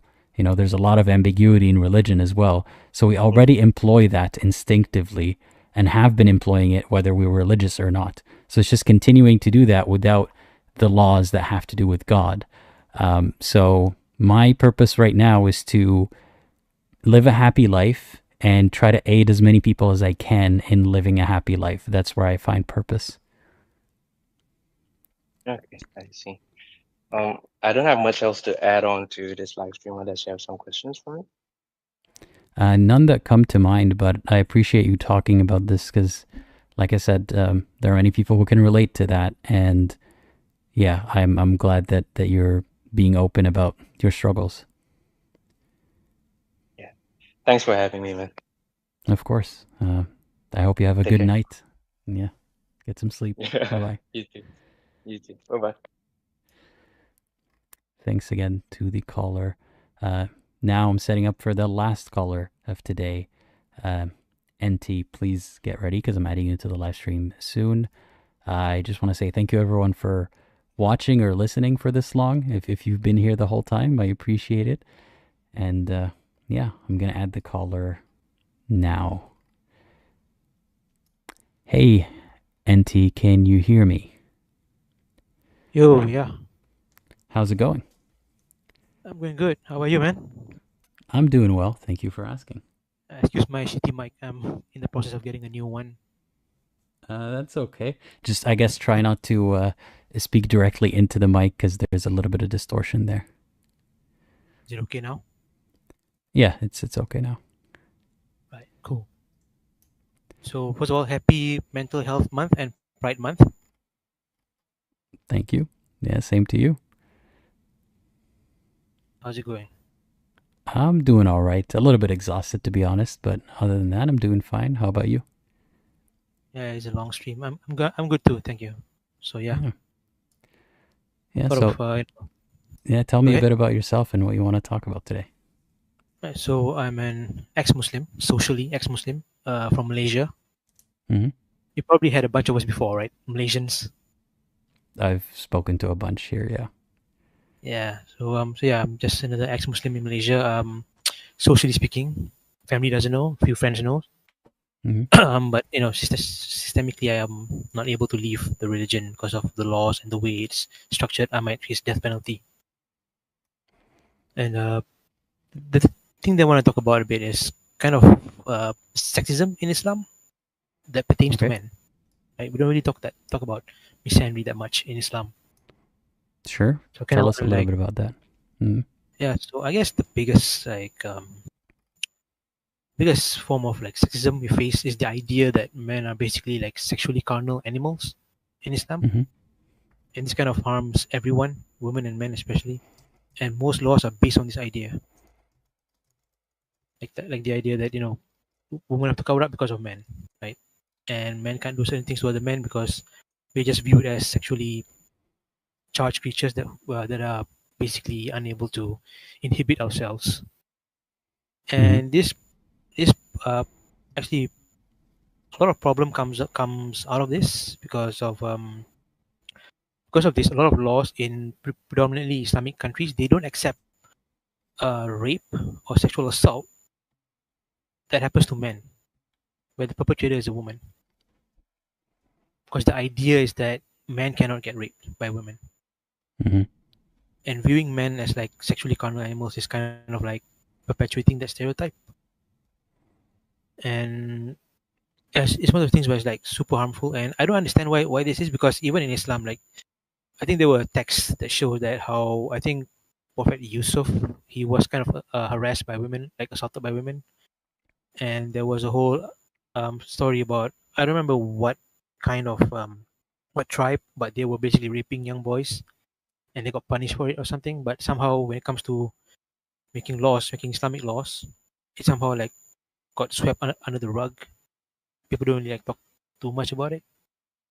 And so this idea that I've met a lot of men who have been like harassed or assaulted and raped by women, usually older women who are in the families, and they always get excused by it because and the justification is that, you know, if an older woman touches a young boy, it comes from a place of care and nurture, which goes back to traditional gender roles. But when it happens to, like, if it's an older man touching a young boy, it's like, okay, that's or a young girl, it's like, okay, that's no, right? As it should be. Right. And a little bit of yeah. And you know, a little bit about myself. I'm not going to trauma dump or anything, but I was S8 as a kid growing up by a few women, and I sort of internalized this as like, oh, okay, I guess that's just normal. I guess like guys kind of supposed to want it. And when I finally went to therapy and I was labeled as assault, and I finally realized what happened to me, I decided to open up to my family about this. I grew up in a predominantly female household. I grew up around women a lot, so I went to them to talk about this, and they kind of said the same thing, like, it's fine. The woman who touched you was like, she wasn't having any bad intentions. So what happened to you was like, it's fine. Like, don't think too much about it. But then when I give them a gender flip version, it became like, oh, it's yeah, it's wrong because he's obviously, if it's an older man touching a younger girl, it's obviously comes from a place of lust, and that kind of scarred me a little bit, to be honest. Yeah, it's kind of heavy thing to talk about. It's also like this strong, like in Islam, there's a strong social pressure for men to conform to hegemonic masculinity. Like, you have to be the protector, you have to be the provider. If you don't fit in this category, you are basically, you're not a man. Basically, like, you are looked down upon, you are shunned aside, right? And I think we even have a word for it, dayuth, isn't it? Mm-hmm. It's basically used, I think it's exclusively used against men to shame them for not being able to control women or their household. And all these shaming tactics that Islam use, like, against men, is kind of, yeah, it's really, it runs deep, and it can really, like, perpetuate the very same stereotype that they think is true, but it's not true, that men are just innate carnal creatures, always just filled with lust. And it's just, I don't know, like, what do you think about this? Well, first of all, I'm sorry that has happened, and I'm glad that you have finally found a way to deal with it, and someone to tell you, to validate that yes, that was assault, and I'm glad that you're no longer still questioning, whether that was assault or not. So I'm sorry that happened, and I'm glad that you've survived, and you're here to talk about it. And yeah, I agree with you. I think that it's a self-fulfilling prophecy. When you tell men that they're predators, and then you label them things for not being jealous enough or controlling enough, and so on. It's gonna make men more likely to behave in the way that they think they're supposed to, or the way that they think that they're destined to, that their biology commands them to, rather than helping men behave better. It teaches them that it's inevitable that they will misbehave. So it almost gives them a pass for misbehaving sometimes, even if it's officially, it's not halal to harass a woman, but it's blamed on the woman often, and women are supposed to cover up to avoid it, and so on. And men are, boys are going to be boys. So it just ends up being a self-fulfilling prophecy. So yeah, I agree with everything you said. Yeah, and the thing is, like, I try to approach more, like, one of the ways I try to convince, I guess is the wrong word. Like, I don't force people to leave their religion, but I have a few friends who are questioning Islam, and I find that when you talk about sexism against men in Islam, kind of works to kind of de-radicalize them. Like, hey, you're not this bestial creature that goes around thinking of sex and raping women all the time. I mean, you're better than that, and Islam is not giving you that opportunity to think about that of yourself. Kind of like how we educate women. Like, if you wanna like, Islam is kind of really oppressive for them.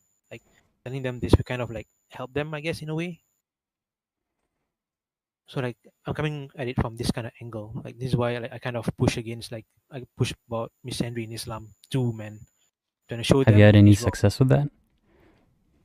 Not so far, but I have had a few friends who are starting to question their beliefs. Like, plant a seed and then let it grow. Every now and then, just water it a bit. But yeah, it's it has to make them start to question themselves and their beliefs on who they are. Like a lot of them would say, "Huh, if a woman rapes me, I'll be happy." Then I'm like, no, and I'll tell you why. And a friend of mine, who he wasn't raped, but he was assaulted, molested as a child by, I think it was his babysitter or something, his nanny. He said there was nothing wrong with it. He was okay with it. He doesn't see it as a molestation. But then now he's having trouble developing relationships with women. it manifests in different ways. And I pointed that out to him, and he realized it. And yeah, this idea that men are just sexual creatures is harming. Another one that I think we should talk about more is something that both of us probably go through. Every boy goes through this as an Islam. You know what that is, right? I'm not sure what you're hinting at. Are you talking about circumcision? Yeah. Okay. Oh yeah. Yeah, it's something that is normalized, and I've done a lot of reading about this. I used to be the ones who's like, I don't care. Yes. Then the more I read into it, the more I realize that it's super harmful. And the benefit is really, there's really no. My position on it right now is that I think it's probably harmful, but I try not to look up too much about it because I can't change the past. I'm circumcised. It is what it is. But if it ever comes to, if I ever have a child and it's a boy, then I definitely need to think hard about it.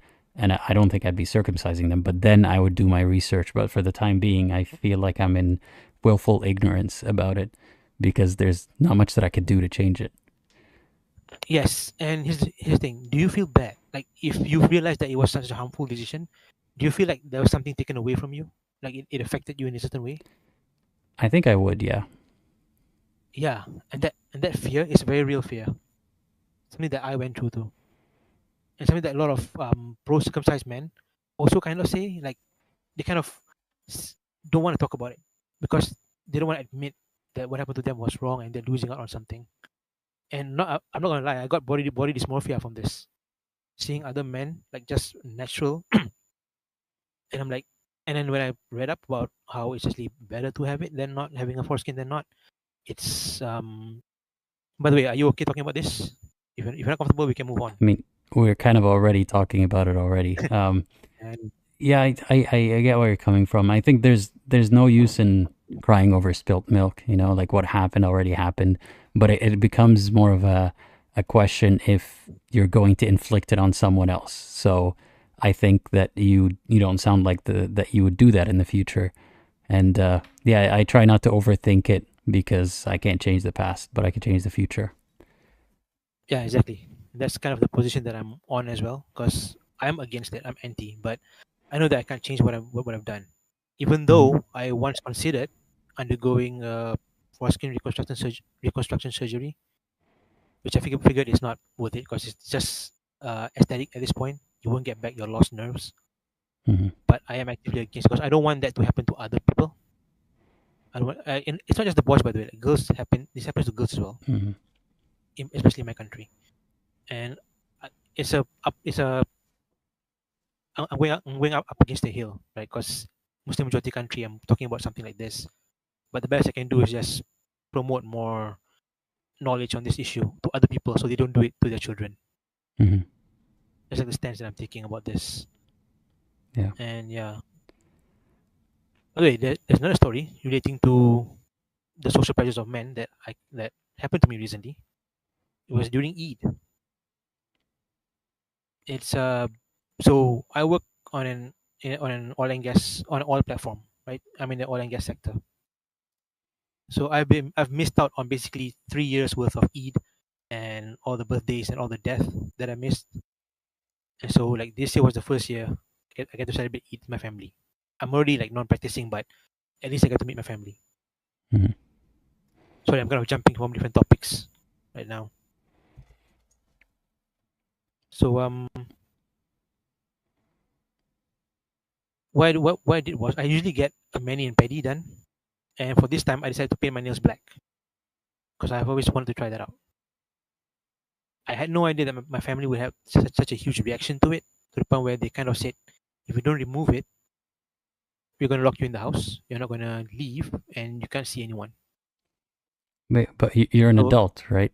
So they're saying yeah, they're I'm an going to adult. lock you in the house if you have nail Yeah. polish. Yeah, I know. Because unfortunately, I still live with my parents for a bit.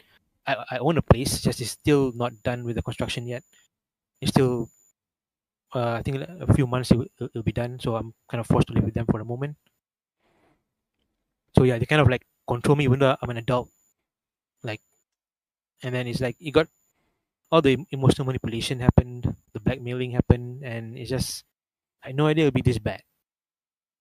and it seems like a non-issue, but it was like a big thing. Everyone in the family knew, and everybody No, was like trying it to. certainly isn't a non-issue. I could tell you that. Yeah, it's such a. So I had to forcibly remove it because I used gel. I didn't use like a typical nail polish, so I got to go back to the salon, had it removed, and it kind of messed up my nails in a bit, which is against what I wanted to do in the first place. And so all that happened, and then I just sort of, as a reaction to it, I sort of like just shut down. I don't really talk to my family anymore because I know if I talk to them, maybe kind of useless. I'm the only non-Muslim or ex-Muslim amongst a sea of conservatives, Hmm. and it's kind of like just yeah, this whole restrictive masculinity thing is kind of strong, and it's I usually don't pay too much mind on it because I usually don't really feel that kind of masculinity on me. Like this is the first time it has happened this bad, and it kind of like it took away my form of self-expression and who I really am. And how do you feel now that you no longer talk to them? Mentally peaceful.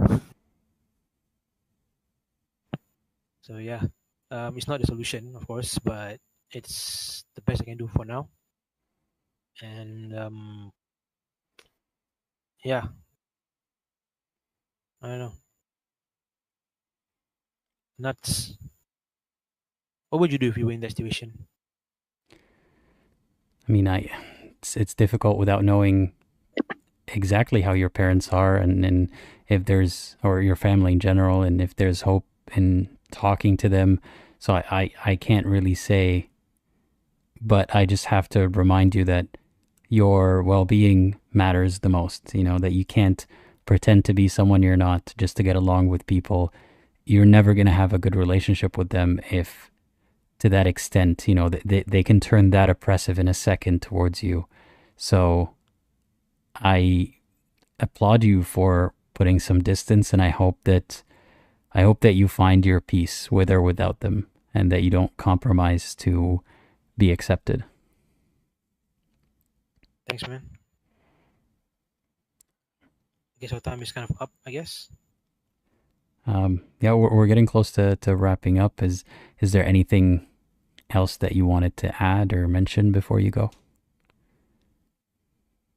Interestingly, I made a whole point, but kind of blanking out right now. Kind of nervous 'cause I'm talking to a celebrity. I'm not a celebrity, but you've made many points. I appreciate you sharing. Yeah.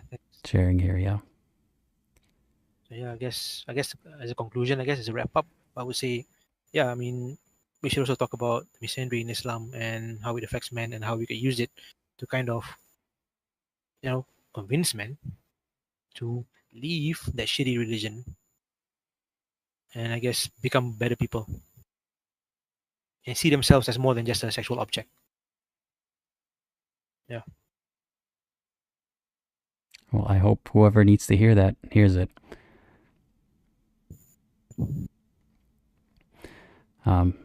Yeah, I appreciate your vulnerability and sharing all this with us today, and I hope that life continues to improve for you. Thank you too, bro. Yeah. Take care, and I hope you have a great rest of your day or You too, evening. bro. Thank you. Bye-bye. Take care. Bye. You too. Bye-bye. Thanks again to the caller for sharing. Yeah, I don't know what to say to add to that. Today's been a long live stream. Spoke to a bunch of people. I appreciate every single one of them for calling today. Sometimes I didn't always ask the right questions or, continue the thread of the conversation the way that I should have, but it's difficult to take it all in at once. But yeah, if you'd like to join as a caller, if you would like to speak your mind, keep an eye out. I post these live streams on Mondays usually for Wednesdays. And if you want to join as a caller, just join 30 minutes before the scheduled time, and the link will be pinned in the live chat. The queue fills up very, very quickly. Today we had a lot of callers. I didn't expect to have as many as we did. So if you want to join next week, keep an eye out, and I'm looking forward to your contribution. And thank you everyone for joining, listening, watching, commenting. I love it when you leave your favorite timestamps in the comments after the live stream is over. So please do that. Those of you who do, I appreciate it a lot. And special thank you to the members of the community, patron members, YouTube members, and those of you who would like to join the Discord server for the channel, just join as a patron or YouTube member and follow the links in the description to join the Discord server. So thank you everyone again for your support. And as always, think critically. And hello everyone, I'm Secular Spirit, and in this video, I'm going to share my full leaving Islam story. I originally shared this story in a live video 3 years ago, but it had a bunch of laggy streaming issues, so I'd been meaning to do an improved extended version ever since, and figured, well, since this December is Ex-Muslim Awareness Month, now was the perfect timing. So I left Islam when I was 18 years old, and I'm 35 now, so I've been an ex-Muslim and an atheist for almost half my life. And although I left Islam a long time ago, it took years to reconstitute my whole life philosophy and life purpose without Islam. And that process eventually led to me waking up one day and realizing, okay, I'm a completely different person now, and I'm enjoying life, and I don't have to believe in a God. I don't have to believe in Islam or any other religion to get to that place of happiness. And if there's anything I want people to take away from this channel, it's that you don't need to have a God in your life. You don't need to have a promise of an afterlife or a divine justice or objective truths of good and evil to be able to lead that meaningful, fulfilling life. And I'm a living example of that. So I'm not saying that my life is perfect or I have everything figured out, but I take on all the challenges I face in life, and I accept that this life might be the only thing I have. And it doesn't stop me from enjoying life despite those challenges. If anything, I try to see those challenges as things to overcome and that will make me ultimately a better person. Not because some God says so, but because that's how I choose to view my life. And it's what I observe benefiting others in the reality around me. So if there's anything that I want people to take from this channel, I hope it's that. You're not alone if you have those doubts and feelings of uncertainty about whatever religion you happen to be in. And there is a way out of it. And there is a life that can be had without that religion. So I wanted to start by just talking about my upbringing and how Islam was introduced into my life. So I have a bit of a complicated background. So I'm originally Palestinian. My parents, they're both Palestinian. Yet I have never personally been to Palestine. I was born outside of Palestine. So long story short, like many Palestinians, my father is a refugee, and he met my mother somewhere else, and they ultimately settled down in the United Arab Emirates. So that's a country in the Persian Gulf. It's next to Saudi Arabia, just south of Iran. And while it's close to those pretty religious Muslim countries, it's a bit of a more relaxed country when it comes to Islam. And one of the reasons for that is that there's a lot of tourists that come into the United Arab Emirates, and the government there just struck a balance between trying to placate those who really want a traditional Islamic basis for society and all those Westerner tourists or non-Muslim migrant workers who are coming in and they don't want to be expected to have their women wearing hijabs, and they don't want to basically be under the control of Islamic Sharia law. So in that environment, the best way of describing how I was introduced to Islam is that I can't remember exactly when I was first told about it. It's just kind of one of those things where you're told this is what life is. Everything came from this being, this entity called God, and he loves you, and everything that's good comes from him, and he punishes you if you're bad. So there's all these angels and demons, and even a head demon who whispers in your ear to make you sin, to do bad things. So all this stuff was pretty much with me from a very young age. I always knew I was Muslim as well, so I didn't really understand what that entailed. I just thought, well, everybody's Muslim, and that's because that's what God wants us to be. And it's only when I moved to Canada, when I was around about 4 years old, that I was introduced to other religions and other cultures. So I spent the first 4 years of my life living in Dubai, which is in the United Arab Emirates, and I moved to Canada. And that's when I encountered Christians. I encountered Jewish people. I encountered people from all sorts of walks of life, all sorts of religions, Hindus, Sikhs, Buddhists, you name it. And that's when the idea was introduced to me that, well, I'm Muslim, and that makes me different from all these other people. But what my parents tried to, I guess, teach me was that as long as you're a good person, that's all that matters. And God will see that you are a kind, good, giving person and will reward you in the afterlife with paradise, with heaven. And heaven was this idea in my head of, well, this is the goal that you're aspiring to in your whole entire life. And it's just this perfect place of happiness where you're going to be with your loved ones, all of your loved ones, and all your relatives, and you're going to be there for eternity in bliss with God. So it's hard to really kind of explain why I believe that so willingly. I suppose it falls into the realm of things that, well, my parents are telling me this, all the people around me who I trust for everything else, the people who feed me, clothe me, teach me, take care of me, are telling me this.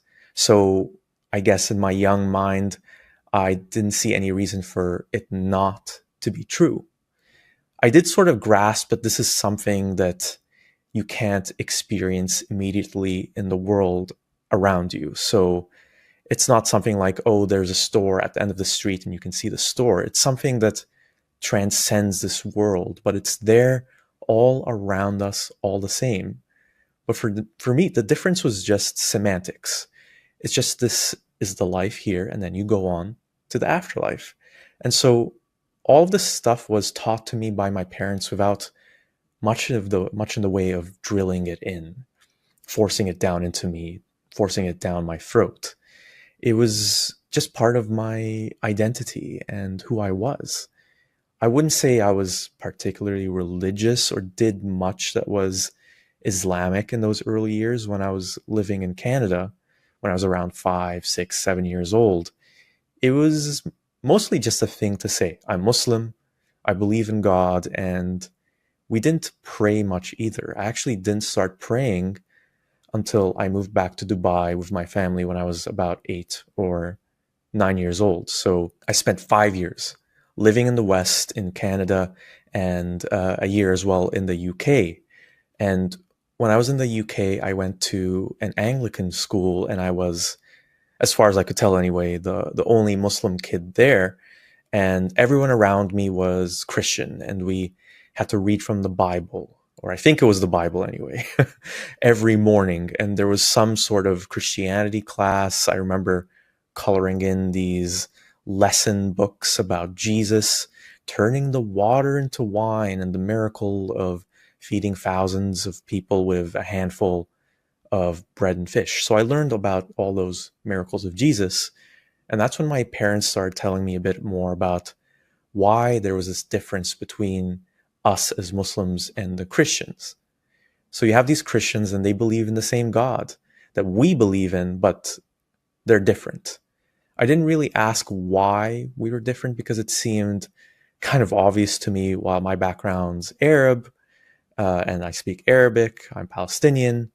I'm in this country surrounded by initially Canadian people and then British people. So obviously we have all of these blatant, visual and cultural differences. So I guess they have their God and then there's mine. And it was around this point that was probably introduced to me as well, that my religion and my God, my version of my God, the way I worshipped him and how I obeyed him was better, superior than the other ways, the other religions. I don't think this was something that was blatantly told to me by my parents. It was just something I naturally assumed because, well, I think a lot of people from a lot of cultures have this feeling that we kind of have the best thing going on here. And that was impressed on me as well. So Arabic food, well, it's just better. Our culture, our language is more sophisticated. So I had all these ideas, and I suppose Islam was lumped in with it as well. So that's the early stuff. And it's really only when I moved back to Dubai, again, when I was around 8 or 9 years old, that Islam was properly introduced to me. So up to that point, I don't think I'd ever even been to a mosque to pray. I probably had, just don't remember it. Didn't linger in my memory. My parents just seemed to be very relaxed on that kind of stuff. The only sorts of things we used to do was fast for Ramadan. I wouldn't at first because I was still too young, but everyone around me and my family would, and we'd celebrate all the big festivals of Islam like Eid al-Adha, but that was pretty much it. When I moved to Dubai, I started 4th grade, and as part of the national curriculum in the school I went to, I had to be taught Islamic education since I was Muslim. So it was pretty much mandatory, and that's where I really got taught about Islam. So it was just a class like any other class. So I'd have a couple classes of English, math, science, biology, history, whatever it was, and then there would be Islamic education period that the Christians in my school were exempted from attending. And that's where I was first really introduced to the Quran, the Muslim holy book. We had one in our house, but I hadn't really touched it. And that's also where I was introduced to the hadith of the Prophet Muhammad, the things he had said that had been recorded and preserved. And the thing that I found difficulty with when I was trying to read those Quran verses, and to a lesser extent the hadiths as well, was that it was all in this classical Arabic that was very, very different than the contemporary Arabic that I spoke. So in case anyone's watching this who doesn't know this about Arabic, this is kind of simplifying, but there's really two kinds of Arabic that exist. So there's the formal kind, Fusha Arabic, and that's the kind of Arabic that you'll often see in books, especially nonfiction books, or newspaper articles, and the kind of Arabic that news anchors will speak on TV and the people will use for formal things like speeches, that kind of stuff. And then there's the language that people actually talk in, the Arabic that people actually talk in, which I guess you could say is like a slang. So it's more casual, different words for everything, and it differs from region to region. So as a Palestinian, there's a certain way that I speak, and I use certain slang words that someone from Saudi Arabia wouldn't use, or someone from one of the North African Arabic countries wouldn't use. So many Arabs learn, or at least know how to understand, the Fusha kind of Arabic. So it's almost a universal Arabic in that sense. But the Quran Arabic, so it's not quite either, but it is closer to the formal Fusha kind. But it was very archaic and hard for me to understand. And just as a reminder, I was coming from having spent the last 5 years as a child living in the West, and living in the West, I wasn't reading from the Quran every day or using it because I was usually speaking in English or talking Arabic of the second kind, the slang kind, with my parents. And so my Arabic was also very rusty in the beginning. So it took me a while to get caught up to speed again. So that was a big hurdle. And the thing to remember about the Quran and the Arabic in it is that it's a challenge for a lot of native Arabic speakers, ones who've spoken and worked in Arabic their entire lives, to read the Quran and properly understand what it's communicating, because there's so much of it that is wrapped up in context or was written for some specific purpose. And so I always think about all the Muslims who aren't Arabic speakers, people from countries like Indonesia or India and Pakistan, where for the most part, they don't even speak Arabic at all. They'll understand a little bit, but they don't really know the language at a sophisticated level. And yet they're Muslim and they're expected to understand the meaning of the Quran and the Hadith, which is in Arabic. And I'd say you do have to have a sophisticated knowledge of that classical Arabic to properly understand everything that's being said in the Quran. So me, as a native Arabic speaker who didn't understand the classical Arabic that well of the Quran, I could read all the words, but there were a lot of words in there that I just didn't know, that I wasn't familiar with, kind of like how I felt when I was reading Lord of the Rings in English for the first time as a kid. There were a lot of big words that I just didn't know. Or going back to the Quran, I didn't understand what they meant in the context that they were being used in, which is why it was very important that we had a teacher explaining it all to us, which I later found problematic when I began questioning Islam, and I'll get into that later in this video. So because the Quran and Hadith are often difficult to understand, many Muslims rely on imams and the teachers in the madrasas, the schools, to tell them what everything means. And this makes me draw a parallel with the schism that happened between Catholicism and Protestantism. So one of the reasons why Protestantism became a thing was because a lot of people were tired of all these Christian ceremonies being done in Latin, a language that commoners didn't speak or understand. And people wanted their Bible and the ceremonies to be more accessible in their native tongues instead of in Latin. But that wasn't good for Catholicism, and it isn't good for Islam, because religious leaders would lose control over information to the people if the holy books were easy to understand. If you need a teacher or imam or a priest or whoever telling you what to think, someone in a position of power, religious power, then they control what you believe, especially when it's coming to this important subject of religion. Just as an aside, there have been growing efforts by the Muslim and Christian community to make their holy books more easily understandable today. And I do think that's for the benefit of the followers of both those religions, because then they can actually see the words of those books for themselves and see the often horrifying ideas in them for themselves and try to figure out if they stand for that stuff or not.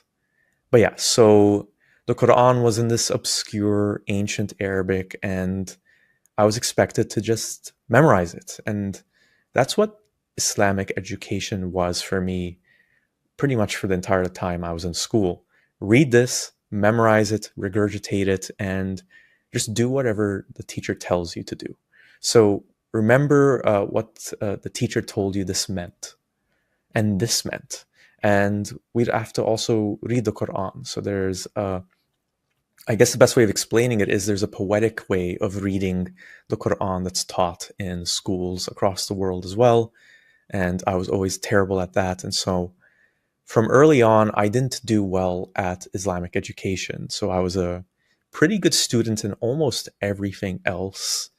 But Islamic education was one of my weakest subjects. And that's probably why I started feeling, I wouldn't say guilt necessarily. The guilt came on a little bit later, and we're going to get into that for sure. But I felt like I had something to prove when it came to Islamic education or just the subject of Islam, because it wasn't really something that was talked about at my house. And I wasn't doing well at it at school, and I was struggling to read the Quran properly, to understand the words in it. And so I felt this need to do more, and that, I guess, became a need to be a better Muslim.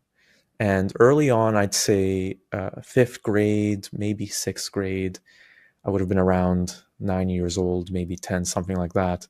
And that's when the really intense Islamic teaching started creeping in. So you'd have the lessons from select verses from the Quran and from select hadiths that were chosen for the curriculum. But at the same time, Mr. Muhammad, who was my Islamic education teacher, would also share different anecdotes, stories about Islam, and tell us, use those stories as ways of teaching us different things about the religion. So he'd tell us about what would happen to you after death. So there was, again, this heaven, this paradise, where you were with all your loved ones, and this paradise was tiered, so at different levels. So the more good you were, the better your dwelling, the better neighborhood you would have in heaven. Kind of makes sense, because that's kind of how this world works, right? And if you were bad and you would go to hell, what basically happened was you get this book, a book of your deeds. So there were these angels who would be constantly watching your movements, and they'd be with you wherever you went. Wherever you went, they were there. And if you did something good, it would go down in this one book. And if you did something bad, it would go down in this other book. And at the end of it all, once you were dead and the day of judgment had come, and we're going to get into the day of judgment very soon, you would be given the book of your deeds. And if the book is presented to you in your right hand, great, you're going to paradise. But if you're given the book in your left hand, that means you did more bad than good, and you're going to go to hell. And the image I had in my mind was, so I have these two angels watching me all the time, scrutinizing me for everything I'm doing. And then there's, of course, God watching me as well, I guess, doing the same exact thing. So I didn't really think about why he needed to delegate these two angels to do the work when he was all powerful, but I just felt like I was constantly being monitored and carefully watched. And it messed with my mind in some ways, that feeling of being watched. I had a phase for years where I felt so embarrassed about God and the two angels seeing my naked body that I would actually shower wearing my underwear. And then I'd change into a fresh pair while wearing a towel around me. So I guess I was around 10 or 11 at the time, and it didn't occur to me that no towel or any amount of clothing could stop supernatural beings like angels, let alone God himself, from seeing what I looked like naked if they really wanted to see it. I now call this my never nude phase since watching the sitcom Arrested Development, which, if you haven't seen it, has a character who also is a never nude, wearing cut-off jean shorts in the shower. I remember first seeing that show and that character years later as a teenager and being astonished, even though it was a sitcom joke, thinking being a never nude is a real thing. It wasn't just me. And I don't know why or when I stopped doing that, stopped being a never nude. Probably around 13 years old. I just got tired of doing it. But for years, I'd try and make sure I'd never be naked for more than a couple of seconds, because God was always watching me. And even when I stopped doing that, I still felt like God was always watching me. If I did do something bad, I'd think, oh no, God saw me do this. This is bad. Whatever it was, just lying, or I don't know, I wasn't that bad of a kid. So I didn't do much that was evil or sinful, but I did do things like lie. I'd steal sometimes, or I'd have bad thoughts about my classmates, or hateful thoughts about teachers, or I'd be really rude to my parents, which is a big no-no in Islam. And I'd think, no, God is going to be judging me for this. And I think that's when the guilt started coming in. One of the main reasons I was guilty was because as a Muslim, you're supposed to pray 5 times a day. And those prayers are spread out throughout the day, starting early in the day, sunrise, and going into the late evening. And there was one day in school, so this would have been maybe as early as 4th grade, so soon after I moved back to Dubai to live there for the second time, when our teacher told us, okay, we're going to the mosque, the school mosque, and we're going to pray together. And it dawned on me at that moment, it never occurred to me before, that I don't even know how to pray. My parents never taught me, and it just somehow never came up, which was confusing. But in the moment, I was panicking. And when I got home that day and I knew I had to pray in the school mosque the next day, I instinctively knew that me not knowing how to pray was something bad. If my teacher and my fellow students found out that I couldn't pray, I already wasn't doing well in that class, the Islamic education class, and I was already different from everyone else because I'd spent so many years living in the West, in the UK and Canada. I even had a bit of a British accent at the time because I just come from the UK. So I already stood out in all these ways, and I was thinking, oh no, I'm going to stand out in this way as well when people will see that I can't even pray. They're going to think I'm just this big sinner and I don't even know how to be a Muslim and all that stuff. So I really, really wanted to avoid being in that position. So I go back home from school and I go to my parents. I think I started with my mother, and I asked her, can you teach me how to pray? I have to pray tomorrow in school. And she just kind of gave me this glazed look like, oh, I don't know how to pray. And I was stunned in that moment. Even though we hadn't prayed together as a family, really, I figured, well, she's a Muslim. She must know, because praying to God is the most important thing we can do in this life, isn't it? And she almost kind of laughed it off. And I asked my father as well, and he pretty much had the same reaction. He just said, I don't know. I didn't really get any help from them, and they didn't try to find anything for me or try to, I guess Google wasn't a thing back then, or was just starting to become a thing, but they didn't even look it up on the internet. And I just remember feeling, wow, my parents both don't know how to pray. They're just sinners, I suppose. And luckily I have a younger brother, and he had one of those illustrated books that actually had a detailed list of steps that you're supposed to follow to pray and to do the wudu, which is the ablutions to clean yourself with water, to cleanse yourself before prayer. And so I borrowed the book, and I just spent that evening scrambling to try and learn how to do it, how to do the wudu, and try to memorize all the different little things you have to say during the prayers, and memorizing all the steps. So I'd consult the book, read a bunch of stuff, try to memorize it, and then I'd rush to the bathroom to do the wudu, the ablutions, then think, damn, what did I forget? What the hell did I miss? And I'd run back to my book. And I remember I was starting to ruin my brother's book because the pages were getting wet from me trying to do the wudu and then rushing back and forth and turning the pages and seeing, oh no, I forgot this step, or I didn't do this step properly. So I have to try again. And I was just desperate to get it all right, so that no one noticed that there was anything off about me. And this probably took hours. And eventually, by the time it was bedtime, I had pretty much had it. And the next day when we had to go pray in the school mosque, obviously I forgot quite a bit of it because it was just panic mode that was keeping me going the previous night. And yet I managed to remember enough for it to stick and for me to basically fake my way through it. And that kind of really established my relationship with Islam. It felt like this thing that I was supposed to be doing, but I didn't know how to do it properly. And I was afraid everyone around me would notice that I wasn't doing it properly. And then I'd be exposed as a bad Muslim, and I think deeper down than that, as a bad person, a bad human being. And so I already felt like I wasn't a real Arab at that point because I'd spent so many years living in the West.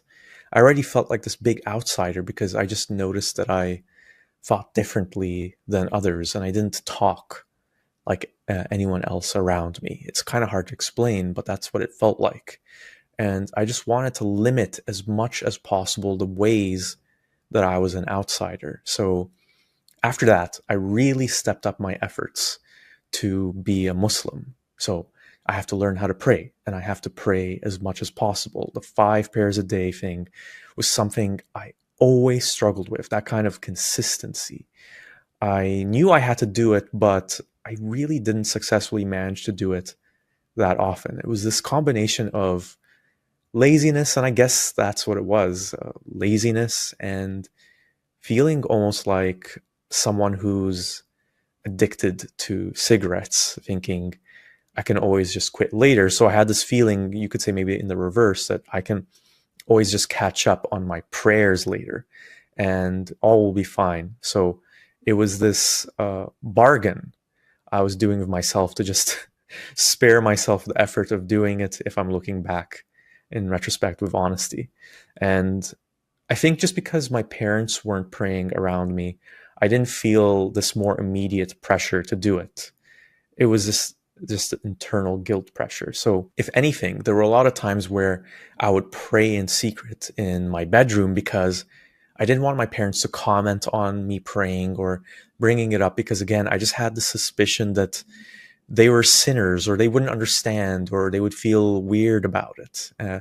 It's really hard to explain it because I had this guilt from that at the time, but I also started noticing that I was having this antagonistic relationship with my parents when it came to the subject of Islam. So the thing that's so odd about that was, with everything else, my relationship with my parents was completely normal. So it was only when it came to Islam, I started having this judgmental, antagonistic attitude towards them of, wow, you don't even know what you're doing.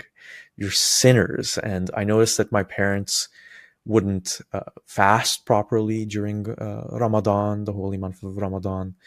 My father wouldn't eat, which you're not supposed to, between sunrise and sunset, but he'd still drink coffee or smoke cigarettes. And I pointed that out to him one year, and he insisted, oh, I'm still fasting. I'm just still smoking or whatever. And so I just thought my parents were these lazy Muslims. And I noticed that there were a lot of people like that around me in the community. So whether that was family, friends, or neighbors. So these are all people who were Muslim, but they didn't do all 5 prayers every day. They didn't fast properly. They didn't do everything that they were supposed to do. And I felt, wow, they're going to hell. And I'm a better Muslim than them because at least I'm trying, and I feel guilty about it. And I think if I was to psychoanalyze myself now, I think that those feelings of judgment were to deflect from my own guilt about my inadequacy, about me being a Muslim, my failings as a Muslim as I saw them. And if I were to theorize a bit, I suspect that's why a lot of Muslims are pretty judgmental towards ex-Muslims like myself, or people they consider to be sinful Muslims. So maybe Muslim women who don't wear the hijab, or, you know, whatever. So I think it's partially to deflect from their own feelings of inadequacy, the things that they know that they're not doing properly as Muslims. So going back to the sort of antagonistic relationship I had with my parents when it came to Islam, I didn't really express it to them. So I'd have snide remarks, little jabbing comments, or veiled jokes at them. I talk about how, wow, nobody touches the Quran in our house. It's covered in dust. It's just collecting dust. And I was pretty much the only one who would read from it until I got my own Quran, personal Quran. And as for me, I would have a phase where I really didn't do anything Islamic pretty much beyond just the stuff that I had to do for my Islamic education classes. But then I'd have the phases where I'd feel guilty about not doing anything in those other phases and try to do everything I possibly could. So I'd do the 5 prayers a day. I'd try reading from the Quran every day. And during Ramadan, the holy month, I would really escalate those efforts. There was a thing that was popular with my classmates where you'd read a chapter or a surah from the Quran every day. And there was a way of reading the entire Quran during Ramadan where you divided it into equal sections so you could finish it in 30 days. So you'd read a section every day and finish the Quran. And so I'd do that and I'd fast. And I remember feeling this glowing, immense pride when I did all those things. I felt like, okay, I'm finally doing what God wants me to do. I remember times when I'd pray alone in my room behind a closed door and I'd put everything else out of my mind. I'd focus on the steps of prayer and I'd feel the presence of God.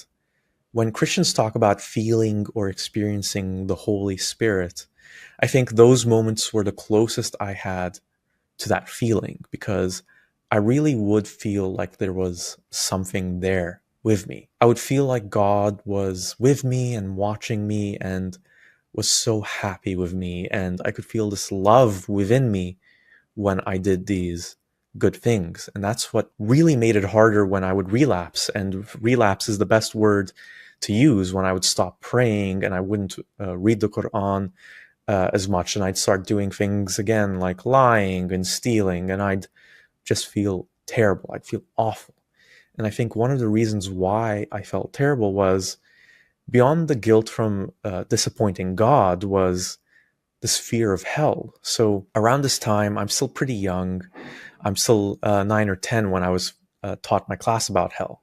We were taught in the school about the punishments of hell. And there's a verse in the Quran, there's an ayah in there, if you left God. And I had a second Islamic education teacher who was also called Mr. Muhammad. So this is the second Mr. Muhammad Islamic education teacher.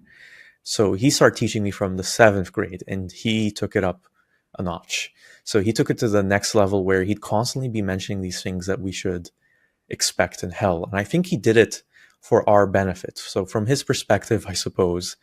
And I can see the warped argument for it being a good thing to teach kids this, because it kept them in check. It keeps kids in check. It keeps them self-monitoring their own behavior to always know that this is what happens to the non-believers or the sinners. Make sure you're doing everything that you're supposed to be doing and avoiding all the things that you're supposed to be avoiding.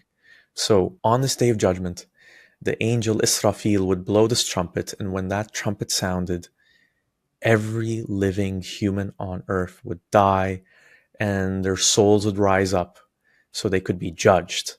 But before that happened, there would be all these horrendous apocalyptic events happening all around the world. So there would be the Islamic version of the Antichrist who would emerge. So he's called Dajjal in Arabic. And this person would pretend to be Jesus returned. So that's something that Muslims also believe, that Jesus will come back on the day of judgment, but this false Jesus, this Dajjal, will appear and he will look like Jesus, but true believers, the true Muslims, will be able to detect that he isn't actually Jesus. But all the followers, including Muslims, who end up being tricked by this Dajjal, this false prophet, into following him, will end up going to hell with him. So this was one thing I was paranoid about. Like, what if I'm tricked by the Dajjal and I just want to do the right thing? I just want to follow the right person. I want to follow the right Jesus because I want to go to heaven. I want to go to paradise. I want to be with my family. And now this Dajjal is showing up and he's trying to trick us. So there's already Iblis, the devil, trying to trick me all the time anyway, whispering in my ear whenever I'm thinking of doing something bad. It's because Iblis is whispering in my ear. And then there was all the jinn, which are spirits that exist, I guess you could say, in an alternate dimension of reality. So I never was really clear on where they were or what they were exactly. But anyway, some of them were evil and they would try to possess you or whisper in your ear and make you do bad things. So I'm just this little kid and I had all these things to worry about. And then there were all the other signs of the Day of Judgment that were emerging in our world, supposedly. So, for example, Mr. Muhammad would say, and this is all being talked about in school to little kids, I have to remind you. So Mr. Muhammad would say that one of the signs of Judgment Day would be that there would be wars everywhere and the number of wars would be multiplying, increasing. And he'd point out, well, if you look at the news, there's wars happening everywhere. And I'd say, he's right. There are wars happening everywhere. And because I'd see them in the news, and he'd say that there'd be droughts all around the world. And I'd think, well, there are droughts all around the world. And so I would come back home from school and I'd just go to the TV right away and start watching the news and worry because I'd see, oh, there's another war. And then I would just check the weather report to see if it was raining in some parts of the world, because then it would be, okay, phew, it's raining here, it's raining there. We don't have global droughts, so we're good for now. And I think there were other signs, like the Arabic world would be in turmoil, the Middle East would be in turmoil, which it was, and there would be internal rifts in it and the external world, between the Middle East and the external world, the world of the West, which I guess back in the Prophet Muhammad's time would be the Byzantine Empire, and I guess for us today would be the American Empire. So the thinking was that one of the signs of Judgment Day would be that the American Empire would be taking over our world. And when I was a kid, the invasion of Afghanistan happened, and the invasion of Iraq happened, and I thought, yes, this is what's happening. The Arabic world is falling apart, and we're totally under the thumb of America, and Israel is rampant in Palestine as well. So I was thinking, oh no, the Day of Judgment could be happening at any moment, and I'd have nightmares about it. Sometimes I'd hear a loud noise, especially in the early morning when I was alone in bed, and I'd think, is that the trumpet of Israfil that's going to bring the Day of Judgment? I was so terrified that if it happened at this moment, I didn't have time to pray enough. I didn't have time to do everything I was supposed to do as a good Muslim. Do I have enough good deeds to get into heaven? That's what I was thinking at the time, because that's it. Once it's over, it's over.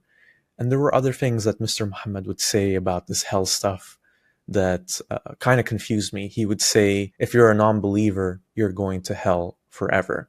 But if you're a good Muslim and you did some bad things, you'd still go to paradise. But first, you just have to go to hell for a bit. So I suppose it's like paying your debt to God by suffering this excruciating torture in hell. So the way he described it was, there's this bridge, and you have to cross this bridge to get to paradise. And so underneath this bridge is hell. And he told my classmates and I that if you were a good Muslim and you did everything that you were supposed to do, you did everything right, and you obeyed God and all of his commands, you would sprint effortlessly down this bridge across this valley that was that had hell at the bottom of it. But if you were a Muslim and you had committed sins in your life, then the bridge would disappear under your feet and you would plummet down into hell. And depending on how bad you were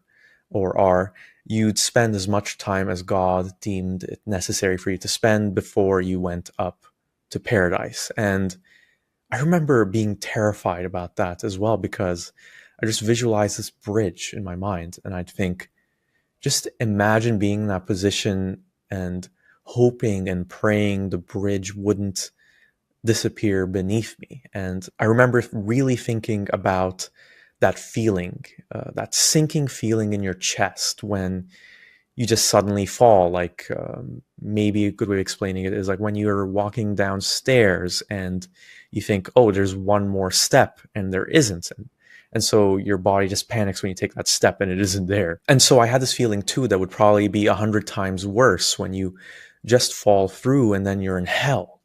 And I do remember thinking at the time that it's a little bit weird that God sent you to just be tortured for a bit and then you just go up to paradise and I suppose everything's all right, no friction, no awkwardness there between you and God, so you're all good. But I didn't think about it too much because God knows best and He's my creator. Everything around here is because of Him. I owe my very existence to Him, so obviously what He says is the best. So I was terrified about these things, and I'd sometimes bring it up to my parents. And I didn't find this out until way later on, but my parents actually went to my school many times and complained about Mr. Muhammad saying, why is he teaching our kids all this intense hell stuff when they're still so young? Because he did stray from the curriculum when he talked about it. It would be in the curriculum here and there, because if you ever read the Quran for yourself, it is very full of warnings to the disbelievers, the non-believers, about what punishments will await them in hell. And so I knew it was there, which kind of supplemented what Mr. Muhammad was saying that was beyond the curriculum. So I had to be vigilant and I had to do the right thing because I didn't want to go to hell. And of course, it wasn't all just fear and guilt, or else it would be very hard for people to stay Muslim. There were also good things. It felt wonderful to be part of the righteous community of Muslims, being with the forces of good against the forces of evil out there. It felt special. I felt special. And it also felt like a responsibility, for sure, but a blessing. And when I learned the stories of the Prophet Muhammad's life, about how he was a kind, generous, and honest person, even long before he ever became a prophet, I felt all this admiration, especially when he got the first revelation of the Quran and embarked on spreading the message of Islam. It was a message that was not well received by most people in Mecca, the city where he lived, including his family, who saw his call to worship one God as a threat against the polytheistic worship of the time, where there were many, many gods that were worshipped. And that also earned his family a lot of money as the ruling tribe, because they controlled the religious sites in Mecca that pilgrims would flock to long before Islam came to exist. But he didn't care. Islam was the truth, and it was his responsibility to share it. He attracted some followers, but most people reviled him, mocked him, and eventually he had to flee to another city because his life was at risk.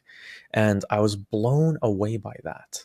He sacrificed his power, money, and all the comforts he had for this message, the message for Islam, for no other reason than it being the right thing to do. I admired the first Muslims, the Sahaba, who also sacrificed everything and in many cases died for the cause of truth and justice of Islam. And I was taught this one story that lingered in my mind for a long, long time. I still remember it today.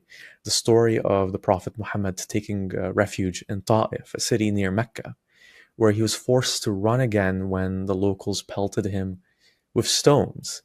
He just lost his wife and his uncle, who was his guardian and protector.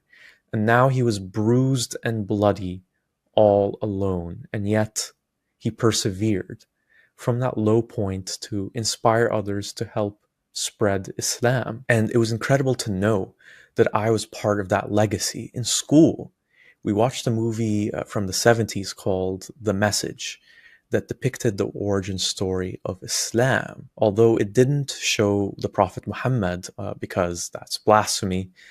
So I do recommend watching it for perhaps a crash course in how to make a movie without ever showing the main character. It makes for very weird viewing because they play this eerie, mystical sort of music whenever Muhammad approaches an on-screen character or speaks.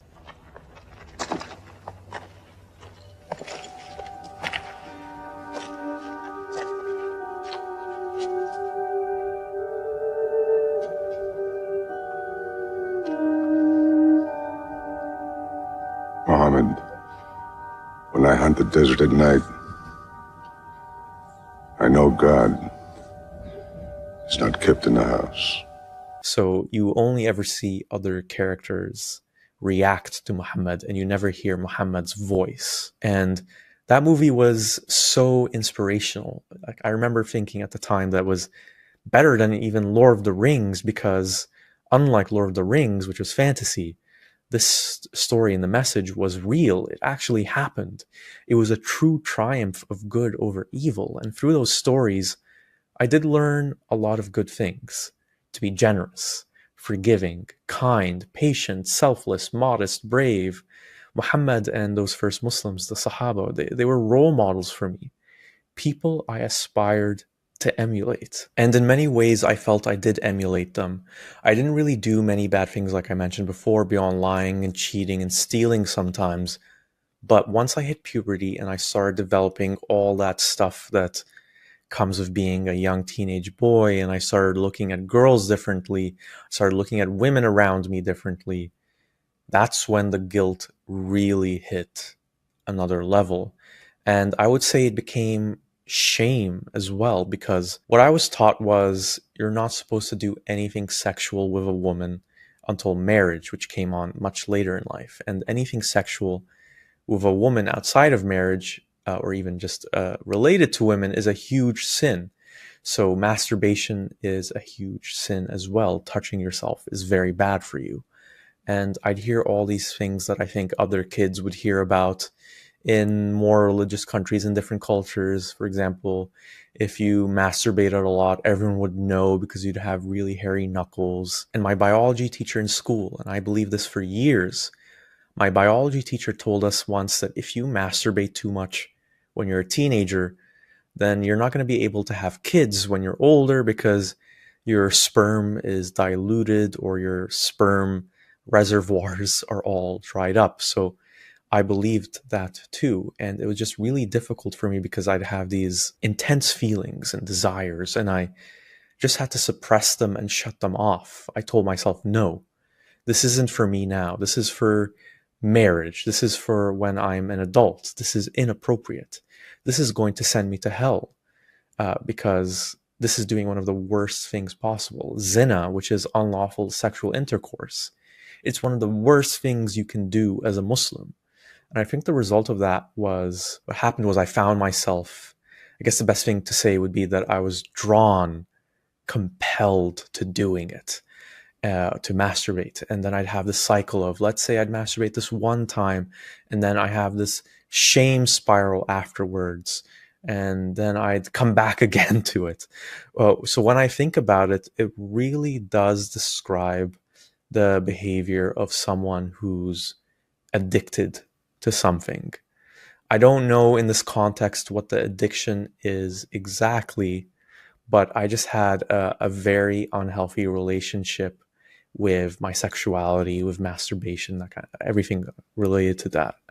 And I avoided girls for the most part because I went to a boys' school. Even though there were girls in my school, the boys and girls were separated in different sections of the school. So there were fences and walls and gates between us. So I didn't really see them that often in my day-to-day life. And I felt, well, this is what society is supposed to be like. You're only supposed to see girls once you're an adult and you're ready for marriage. So for the purpose of marriage. So staying away from them is a good idea. And yet I still felt myself really drawn to wanting to interact with them and wanting to see them, because I didn't very often. So then my fixation would be on the female teachers in my school.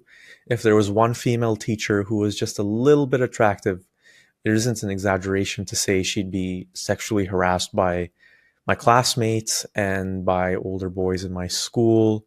I didn't do it personally. Even if I had desires in my mind, I wouldn't externalize them. But what I would see would be scribblings about the more attractive teachers in the boys' bathroom, saying very lewd things. I think you can fill in the blanks.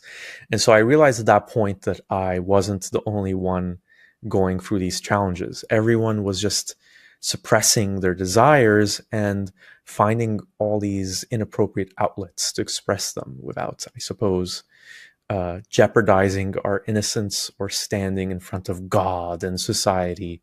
And yet, again, it would come out in all these unhealthy, inappropriate ways. And that's when I also started thinking about all the different ways that sexuality is wrong from a Muslim perspective. So I had access to movies, TV shows, and books from the Western world, and some of them would have gay male characters. And I had this idea in my head that sex between two men is A, disgusting and repulsive, and B, a horrible sin. And this was something that I was taught in school, in Islamic education class. It was something that was just built in to all my classmates' mindset, in my mindset, because if anyone even just exhibited any kind of feminine behavior, which was perceived as being gay, they would be teased and taunted and humiliated for it. So in that way, we were always policing each other. And I'd sometimes see people outside of school who I would think in my head, that person's definitely gay, even though I could never know for sure, maybe because they're a little bit effeminate or whatever. And I'd think, wow, that person is going to hell. And I would be repulsed by them. And I think, wow, is that what they do with other men? That's just horrible. And so just overall, I had this very unhealthy relationship with my own sexuality, which was utterly suppressed, and a very judgmental attitude towards sexualities that were outside of what I believed was the norm. And the shame really came to be this problem for me because I couldn't find a way to resolve it. I'd make these vows, commitments to myself that for this month of Ramadan, I'm not going to masturbate for the whole month, which at the time for me was a record-breaking feat. And I also committed to not watching pornography either. And this was something that was limited in its accessibility in the UAE, the United Arab Emirates, but you could find it if you're diligent. And it's something that we shared amongst us in school as well. So I'd make these vows to myself to not do those things anymore, to not share pornography in school, to not watch it. And because I made it so big in my head and thinking that if I fail this, then God is going to judge me, and this is going to be another sin in the book, and God is watching me when I do these filthy, disgusting things, it just put so much pressure on me that I'd cave. I'd cave because it felt like this big bag of bricks on my chest or my back or whatever. And once I just let go and I stopped suppressing myself in that moment, it was releasing. It felt like I was completely free, but then the guilt and the shame would immediately return. I felt, sure, I'm not eating pork. Sure, I'm not drinking alcohol, both of which are forbidden in Islam. And sure, I'm fasting for Ramadan, but I'm really not doing anything else that I'm supposed to be doing. I don't have the word of God on my mouth, on my lips all the time. And I'm doing this horrible thing that I know is a sin, that I know is bad, and I can't stop myself from doing it day in, day out. I can't stop myself from just looking at an attractive woman, whether it's in a movie or in a magazine or in my school or in the mall. And I know I shouldn't, and I still am doing it. And so I was pretty sure at that point in my life that I was going to hell. And with the fear that the day of judgment was coming along at any moment, it was this inner torment that I'm not doing good enough. And this could end, this whole life could end at any moment. And yet, I still didn't want to suppress my sexual desires. I understood why things like praying were helpful, or things like not lying and not stealing, but the desire to just express my sexuality was something that I just couldn't stop. In a way, it had complete control over me because I felt like it was something I had to do to exist as a human being. I just couldn't resist the urge. And that's probably why I guess I could call it an addiction, and why it felt like I was trying to break this addiction, because of the guilt and shame I had, I felt very awkward and ashamed to be around girls, especially if I was interested in them. I sometimes encountered girls in my school, sometimes in my neighborhood, or just children of family, friends, and I'd always be skittish around them. A, because I just didn't have any experience being around girls, and B, because I felt like doing it was wrong, inappropriate, sinful. So those things were very intertwined for me. And so by the time I was 16, 17, I had little to no experience with girls. And around that same time is when I started having an existential crisis. And this existential crisis is the thing that really sparked my leaving of Islam. And I don't know when it started necessarily. It might have started as early as when I was 15, but I just found myself in this phase in my life. It was around 10th or 11th grade where I just couldn't get myself to be motivated to care about anything I was doing. So I started asking my parents a lot of questions. Why do we exist? Why do I have to go to school? So I'd go from those kinds of intense, abstract questions to more immediate ones of why am I doing what I'm doing in my day-to-day life? And the big questions of why did God even create us? Why do I exist?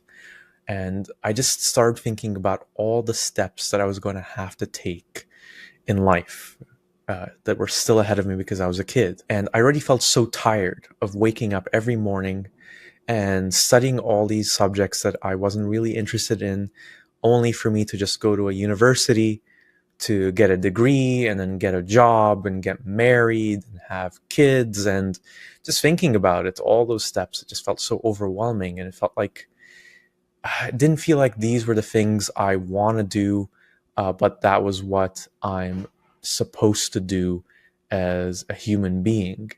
It's the natural order of things. And I couldn't find the motivation to do them in that day in, day out schedule of life. And I remember my grades started slipping, and I'd show up to school with my shirt untucked and buttons undone, and my hair would be a mess, and I wouldn't have showered in days, and my classmates would mock my appearance, but I didn't care. And I wouldn't be doing my homework, and I definitely wasn't praying or reading from the Quran or going to the mosque or doing any of the things that I was supposed to be doing as a Muslim, because I just hated myself. And I started realizing, or questioning, I guess, why am I like this? It must be because I'm bad and there's something wrong with me. I'm malfunctioning in some way. So I'm already a bad Muslim. I'm now a bad student, and I'm just this worthless person who doesn't even do anything besides go to school, do the bare minimum, eat and sleep, and sometimes play video games and watch movies. And I knew this was all coming from a place of privilege. And I knew that there were people who were suffering far more than I was, and who had much worse lives than me and much more legitimate reason to complain, and who would be grateful to have what I had and that I was just dismissing or not appreciating. And that just added to my guilt and self-loathing about feeling this way, because God gave me all these things, and yet I was still complaining and I was still miserable. And year after year, it got worse. It got to the point where I'd have these long, intense conversations with my mother in particular, where I just asked her, what is the point of this? It was this obsession I had. What is the point? What is the point? My mother would keep things simple and say that you have this family that loves you, and she'd say I'm a great person and that there are good things in life. And I just didn't buy it. And for the most part, I did the bare minimum to get through my life. And I'd always be sullen. I'd have a bad attitude about everything. The things that used to interest me when I was younger, I just stopped doing them for the most part. I used to love playing soccer. I stopped playing soccer. I loved reading books and watching movies, and I'd still do that a little bit, but its role in my life became different. instead of it being this thing that was this pleasurable activity, it became an escape from my reality where, okay, I don't have to deal with all these unresolved huge issues in my life. I can just lose myself in this TV show or in this book or this movie, because at least then there's nothing at stake for me. It's the characters who are going through everything. I'm just this invisible observer who's not impacted by anything that's going on to those characters. But once the show was over, once the book was over, once the movie was over, then I'd be back. I'd be back to my reality, and I'd try ignoring it or escaping it once again. And it didn't really occur to me that Islam would offer me the solutions to getting out of this crisis. It just felt like this additional thing that I'm guilty about, that I'm insufficient in. And I felt God was disappointed with me, and I was failing in his eyes. And I was failing in the eyes of the Prophet Muhammad, who was also watching me. The Prophet Muhammad and God and all the angels, they're watching me sinning, being this lazy leech person who didn't do anything positive in life. And so this went on for years. And when the time came for me to finish 12th grade and go to university, my parents had decided I would go to university in Canada. And I was completely unprepared to do that. I felt like I don't want to move halfway across the world again to do some degree I don't care about, just so I can get a job I don't care about, just to make money, just so I can exist. And it all felt like all this busy work that I was just doing to stay alive, just to keep myself busy, occupied. And I couldn't see a way where I could find happiness with meeting a woman and getting married and having kids. And it felt so abstract and unattainable, because I remember thinking, well, I never talked to girls. I've never had a real girlfriend, and yet I'm supposed to magically find this woman who's going to be my soulmate, and everything is going to be good, and we're going to have a house, and life is going to be wonderful, and all that. The thing was, I didn't have a choice. My parents, to their credit, they didn't just listen to what their 16-year-old son wanted at the time. And so I just wanted to stay in Dubai, and I just wanted to do something at some school there, and I don't know, get some sort of job somewhere. It was really that big. I really wasn't interested in doing anything more than that. I was content to wallow and stay in bed all day and all night. And they said, no, you have to go. And they forced me to do all the stuff you have to do to apply to university. Fill out the forms, bullshit your essay about how you really want to attend to this university, get all your transcripts. And it was hard because I didn't know what I wanted to do with my life. And part of that was because I was still very young. I was still only 16 at the time. But another part of it was because I didn't care that much about anything. I liked reading books and I liked history, but that isn't really much of a career, I guess. You could be a historian or something like that. And I'd always enjoyed writing, so I thought maybe I could be a novelist or a journalist. And I did some research into that, and I saw, well, being a novelist, being a journalist, these are dying fields and there isn't much money there. And so I thought, you know what? I'm just going to do what everybody else does. I'm just going to pick some lucrative career degree. I chose some business related thing. I picked marketing, and I just did it, and I got accepted. And so I guess it will be unsurprising to anyone watching, but my problems didn't magically disappear once I moved across the world to Canada. If anything, they came worse, because here I was, now I was 17, and living in Canada alone, living in a dorm, in a school in Toronto, in a university in Toronto, and my family wasn't there. Nobody there knew me, really.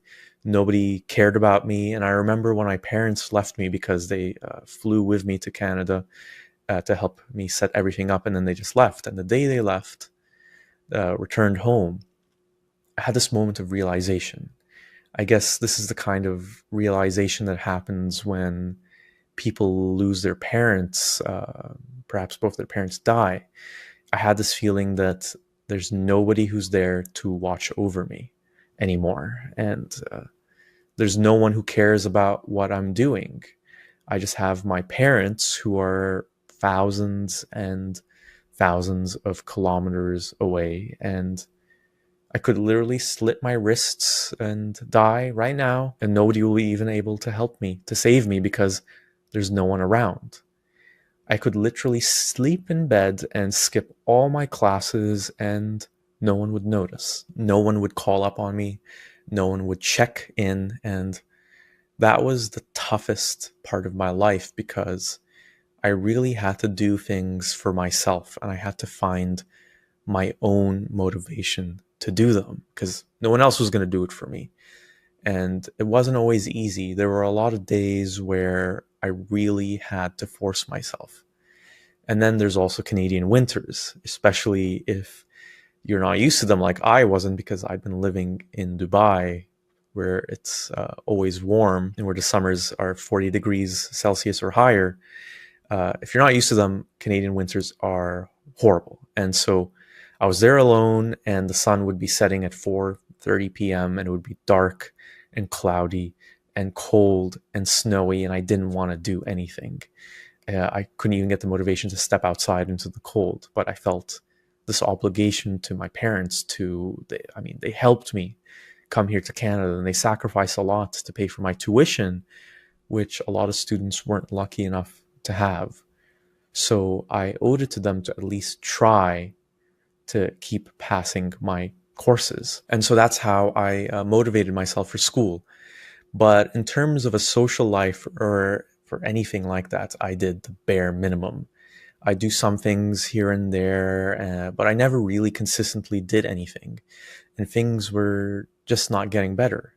I was getting suicidal thoughts all the time, and I'd think about how easy it would be to give up, and I'd think about all the different ways I could kill myself. I think maybe I could jump in front of a subway train, but I had a part-time job at the time, and my boss told me about how he knew, I didn't tell him I wanted to kill myself, but the subject came up and he told me about how he knew someone who jumped in front of a train and lived. He didn't die, but he was mangled, horribly injured. And I thought, okay, well, the subway train suicide is not the way I want to go out. And so I'd start thinking about other ways. And I'd think, oh, maybe there's a way of going to the roof of my dorm building and then I can just jump off. It would be awful while I was falling, but then the moment of impact, it would be over. And I realized that was probably the best way to do it and the least painful way to do it. And so clearly, as you can tell, I wasn't in a very good mind space. And I didn't really talk to anyone about this besides my mother, who I talked about it on MSN, if anyone remembers MSN from my generation.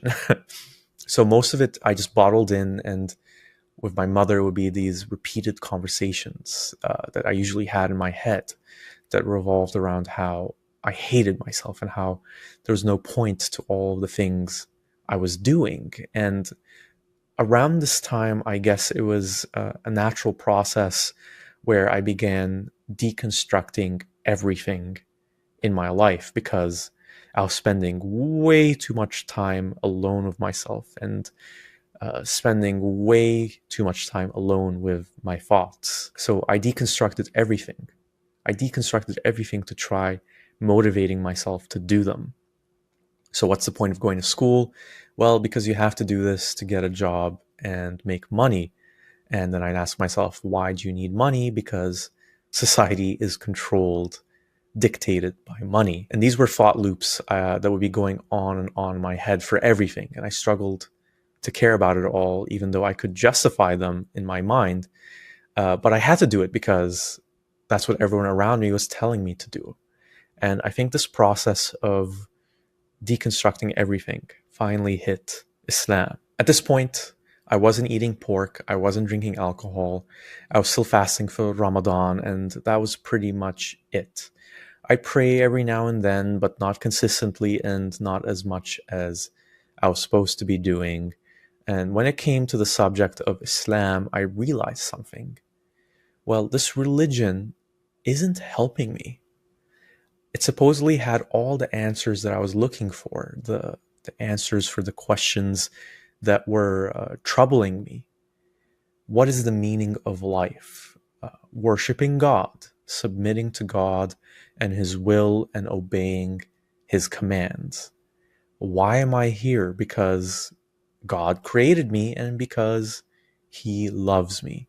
And what is the purpose of my life? To do good so I can go to paradise and be with Him. So in a nutshell there, Islam offered all the answers, and I'd known these answers my whole life, and yet it didn't satisfy me. And I started thinking, why doesn't it satisfy me? What is this thing that's missing in Islam that isn't connecting with me?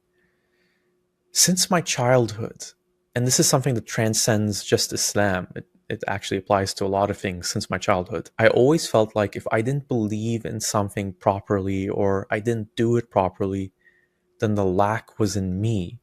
I wasn't doing it properly, or I didn't see it the right way. And that applied to school or activities or whatever it was that people said were important. So I had to adjust myself to what this thing was. I was a bad Muslim because I wasn't trying hard enough, because I was lazy, because I was a sinner. I wasn't doing well in school because I was lazy and because I wasn't good at motivating myself. I wasn't ambitious or motivated to do things in life because, again, I'm lazy and I don't care, and I'm just this lazy sinner who wants to have everything be easy and all that. And so obviously the problem is with me. And the next thing from there is obviously that I should be listening to what others around me are telling me to do because they've got their shit together. And so I'm supposed to do this stuff in university. I'm supposed to be Muslim. And that's when I started questioning that supposed to aspect. Why am I supposed to be Muslim? Why is this the thing that is supposed to be guiding me in life? Why are its answers not working for me? Maybe, just maybe, the problem isn't with me. Maybe the problem is with the religion. And once I switched the order of that question around and I switched the accusation away from me, and I was always first to accuse myself, as I was often mired in self-loathing. But once I shifted it away from me to Islam, that's really when my perspective on the religion and my faith started to drastically change. And I started to think, how do I know that Islam even is true? And I thought about it. Well, everyone around me told me it was true. And I started thinking, well, I've never seen God. I think I felt Him. I think I felt the Muslim equivalent of the Christian Holy Spirit. I think there's an afterlife. And I asked myself, why do I think those things? And I couldn't think of anything better as an answer than, well, because everyone around me believes it, and that's what they tell me. When you look on social media these days, there's a lot of Muslims that will go at you with logical arguments or the evidence in the Quran and the Hadith that prove in their minds that this couldn't have been man-made. It had to come from the creator of the universe. But that's not really why I believed. I'd heard stories and examples of evidence in the Quran. I heard how there's all these numerical miracles in the Quran, for example, but it was supplementary to the core belief that of course we come from God, which I've been told ever since I was a little kid. Everything around me couldn't have come from nothing. And you just look at the trees, you look at the beauty of the mountains, you look at the ocean, look at how everything in this world works in this harmonious way. Look at the intricacy of your body, the complexity. Of course, this couldn't have just happened.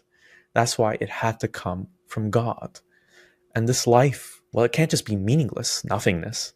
Imagine if this life was, you just lived for, I don't know, 60, 70, 80 years, and then you died, and that was it. So serial killers just get to kill people, and then that's it. So Islam made sense in this very fundamental way. Of course, there has to be a reason for all this. And of course, that reason has to be good. And I thought, well, why? Why does everything have to have a meaning to it? Why is the ultimate foundation of everything good? Why does there have to be something more than this life? It didn't hit me overnight, but it gradually developed in my mind that, wait, what if these things are made up stuff from people and it's just wishful thinking? People face incredible suffering in this life, much worse suffering than anything I ever faced. And there's all these things happening and they don't make sense, like people getting cancer or natural disasters destroying entire communities, good people dying suddenly from aneurysms at a young age, or heart attacks, or stillborn babies. And it's all happening for no reason. Hitler or whoever, he's not going to be punished for all the sins, all the evils he committed. No, there has to be a God. There has to be a meaning to all this, and we can't just cease to exist, or else what is this life? There has to be a record of what we're doing, and there has to be someone caring for us, and someone who sees those little good things we do that no one else sees, those little deeds or those positive, loving things we think in our heads. And we want to know that there's someone else there who listens, who understands, who feels our pain and will compensate our pain with something good. And I thought, what if all this was not true? Maybe it is true, but is there a good reason to believe that it's true? And I just couldn't see it. I just couldn't see it anywhere. I couldn't see God around me. I couldn't see paradise, heaven. I couldn't see the jinn, the spirits that lived in another dimension. I couldn't see the angels, the demons. I couldn't see anything. And the supposed day of judgment that's supposed to happen, well, I started thinking about how there's always been wars. There's always been droughts. There's always been all sorts of catastrophes. And I remembered from the stuff that I'd learned in history, just reading history books, well, if you look at any era, people thought that the apocalypse was coming. The people who went through the Cold War, people in World War II, people in World War I, you keep going back and there's always this feeling of impending doom. Look at the Black Plague, for example, the Black Death. And I thought, what if this religion stuff and this Day of Judgment stuff is humanity's coping mechanism? So I didn't think that, okay, I know this for sure is all man-made, it's all bullshit, but it did open the door to doubt, to skepticism. And I thought, what if Islam isn't true? What if there isn't a God? What if he doesn't exist? When I thought about that, the world was very different to me. It felt chaotic, cold, alien, meaningless. So in that sense, the doubts didn't help me come out of my crisis, at least initially, because then my thoughts were, well, if there's no God, then fuck it all. Let me just go in a corner and die. Maybe I should just kill myself, because now when I kill myself, I don't have to worry about God punishing me for killing myself, because that's another sin. So you can't escape this life that was forced upon you by God, because this life is a gift that you're forced to take. So I thought, without this God, then there really is no incentive for me to live. And I'm really just doing things for my own sake and to perpetuate my sad, little, miserable existence. And yet I still found myself wanting to live. I still found myself enjoying the little things I enjoyed, whether it was watching a soccer game or playing a silly little video game or chatting to a cute girl or whatever it was. I still wanted those things. I still enjoyed learning some of the stuff I learned in school. It wasn't all bad or boring. And I still laughed at jokes. And even though I now had all these doubts about Islam, yet I still enjoyed those things. It didn't go away. And so I thought, well, what does that mean? And I thought, maybe I don't need those things of Islam to live my life, all those beliefs of an afterlife and so on and so forth. And that's when I started exploring atheist content, stuff that was being put out there by increasingly popular books written by atheists. And it was around this time that the whole Four Horsemen movement of Christopher Hitchens and Daniel Dennett and Richard Dawkins and Sam Harris was getting prominent in the mainstream. So we're now around 2007, and I read Sam Harris's End of Faith, Hitchens' God is Not Great, Dawkins' The God Delusion, and I would often watch this HBO show called Real Time with Bill Maher, It's an HBO show that's a talk show where Bill Maher, who's a comedian, interviews panelists from the world of politics, but also often celebrities or people from all these different walks of life. And so Bill Maher was a comedian, but he was also an atheist, and religion was a common theme in his comedy. And I started watching a lot of his clips on YouTube where he made fun of religion and questioned its teachings. And he even made a documentary about it. And I thought, well, okay, clearly I'm not alone in feeling all this stuff is iffy or lacking in substance. And I thought, if Bill Maher felt this way and he's this adult, or Sam Harris or Richard Dawkins or whoever, there's probably more people around me that feel the exact same way. And so there were other comedians like George Carlin or Ricky Gervais, who all talked about these doubts, these problems with religion, even though they were mostly talking about Christianity. And sure, they were not Muslim, but they're saying the same things that I was thinking about Islam. There's a God, but where is he? Why is he hiding? What's the point of this life where we try to get into paradise and avoid hell? And that's when I realized as well that the answers that Islam offers that didn't really comfort me in my existential crisis, well, they weren't really answers. They were basically answering the big mysteries of life by appealing to even bigger mysteries. So the questions I asked earlier that Islam supposedly answers: why do we exist? Because God created us. Well, let's take it further. Why did he create us? Because he wanted to. Why did God want to? Because he wants to be worshipped. Why does God want to be worshipped? Because that's just the way God is. So just accept it. And that's kind of the thing that happened with all the other fundamental questions about God. What is the meaning of life? To please God. Why? Because that's what God wants. Why? Because that's just what God wants. So even within Islamic teachings, you just hit this brick wall each time with this mystery God. And it's unclear why he's doing any of this. And based on what I was taught, it was irrelevant why he was doing this, because that's the way it is, and you're supposed to just accept it and trust in God, knowing what's best for you, because, you know, he's God. And so I just felt at that point in my life, no, I want to know the answers, and Islam is not giving the answers.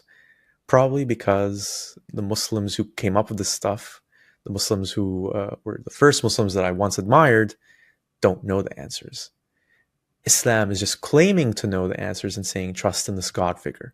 This God figure that I couldn't see anywhere around me, and yet I was told existed everywhere. When you're born into Islam and you're taught that this is the only thing that there really is, you're not really equipped with the tools to scrutinize Islam or address questions about it. I definitely wasn't when I was a kid, when I was a practicing Muslim, because I accepted whatever Mr. Muhammad, my first Islamic teacher, and Mr. Muhammad, my second Islamic teacher, told me. I accepted whatever my parents told me. And I never looked at anything through a critical lens when it came to Islam, even when it didn't make sense, or even if there were contradictory things I was being taught. Like the example I mentioned earlier, I was so unclear on whether people would go to hell for a little while or if anyone qualified to go to hell forever, because I heard contradictory things about that. And I felt, well, it's because I'm ignorant and I don't understand. And obviously there's a true, logical, accurate answer that's correct and valid somewhere. And it is tough because when you encounter other people doubting things that are so fundamental to you and your way of life, I think it's human nature that your reaction will be antagonistic, because if you start letting in the doubt into your life as well, then for Muslims, the underpinning of your life is Islam. That was the underpinning of my life. If you take that away, you take away that foundation, and you have to find something to replace it, or else it's just this bare, cold, and meaningless universe. Without Islam, how do you know what's good? Without Islam, how do you know what to do in life? What guides your morality? Without Islam, morality becomes a vague man-made thing. And to go back to my feelings about Islam, I think that's one of those things where Islam promises us things because the reality is harder to accept. And reality doesn't fit into neat little boxes like good and bad. So I opened myself to the possibility that maybe morality is this flexible thing that changes. And that made sense when I looked at, again, the things I'd learned from history. Rape used to be accepted in a lot of cultures. Owning slaves used to be fine in a lot of cultures. In Islamic culture, it used to be fine owning slaves. You'll find Muslims defending or rationalizing that nowadays, but it's definitely a fact that slavery was accepted in the time of the Prophet Muhammad and long after. And now it's seen as one of the most inhumane things you can do. So morality does change, and that's scary to people because they feel like, well, if it changed before, then the thing I believe now is good or bad could change in the future. And as uncomfortable as that is, I saw that this appeared to be reality, the reality around me. And I really had to open myself up to those possibilities as I was navigating myself out of my crisis and away from Islam. As for the influence of Muslims around me during this time period, I didn't have that many friends in university, especially in the first 2 years, but the few friends I did have were Muslim. My roommate my first year was Muslim, and I wouldn't say we were best friends or anything like that, but he was a friend, and a few other people in my circle were Muslim. And they were the kind of lax, lazy Muslims that I was. So they didn't pray very often either, and some of them even drank alcohol and had sex with their girlfriends outside of marriage. And of course, I had my judgment hat on towards them, again, to deflect my own feelings of inadequacy. And funnily enough, one of my best friends in my first couple years of university, who wasn't Muslim when I first met him, converted to Islam after I met him. So he had converted and became really gung-ho about it. And I actually even taught him how to pray. And at that point, when I was teaching him how to pray, I was really disillusioned with Islam. So he told me he had this spiritual experience where he realized that Islam has to be the truth. And this experience was very vague, basically a feeling that came over him one day. And he told me how he wanted to find a good Muslim woman and marry her and use Islam to guide him in life. So understandably, our relationship didn't last. It kind of fizzled out over the next few years. So when I was still Muslim and questioning Islam, most of my friends were Muslim. It would be awkward sometimes, especially when I was really transitioning away from Islam, where I'd hear a Muslim friend say something that was very homophobic or transphobic, and I would stay silent because I wanted to avoid the awkward conversation. Now, that's something I wish I hadn't done and I wouldn't do today. I would actually confront them and say something if that ever happened now. And as I gradually left, those relationships kind of went away, and I started gravitating towards similar-minded people who, for the most part, were atheists. I didn't have any religious friends in my last 2 years of university when I finally accepted to myself that I was an atheist. Now, one of the other things I realized as I was doubting Islam was, well, this is just like the perfect system to keep people believing in obedience, because you have this invisible, all-powerful God who's watching all you do and who has complete, perfect control over you. So obviously you're going to be motivated to obey him. And so you have the carrot of the eternal paradise dangling for you as your reward for doing the things that you're supposed to do. But if you're bad and you're naughty and you disobey, if you leave the religion, then there's this eternal hell for you to be stuck in. And if you can't see this paradise and hell, well, you can't disprove them now, can you? But they're there. They're there. And so I saw how hell was this perfect scare tactic, since no one comes back from death to validate if it's true or not. And so I think that in of itself is something that kept me believing and keeps so many people believing, especially when they're taught a religion at a young age. There is that desire for paradise and fear of hell, but there's also this fear of the unknown. Now, what would you rather face? well, I didn't know what happens after death. Maybe there was nothing and there was no meaning to it all. Or there's this God and he cares about us and we just have to do the right thing, the good things, and we go to paradise, we go to heaven. And I could obviously see how that second option would sound more appealing to the vast majority of people, especially if they're raised to believe that second option.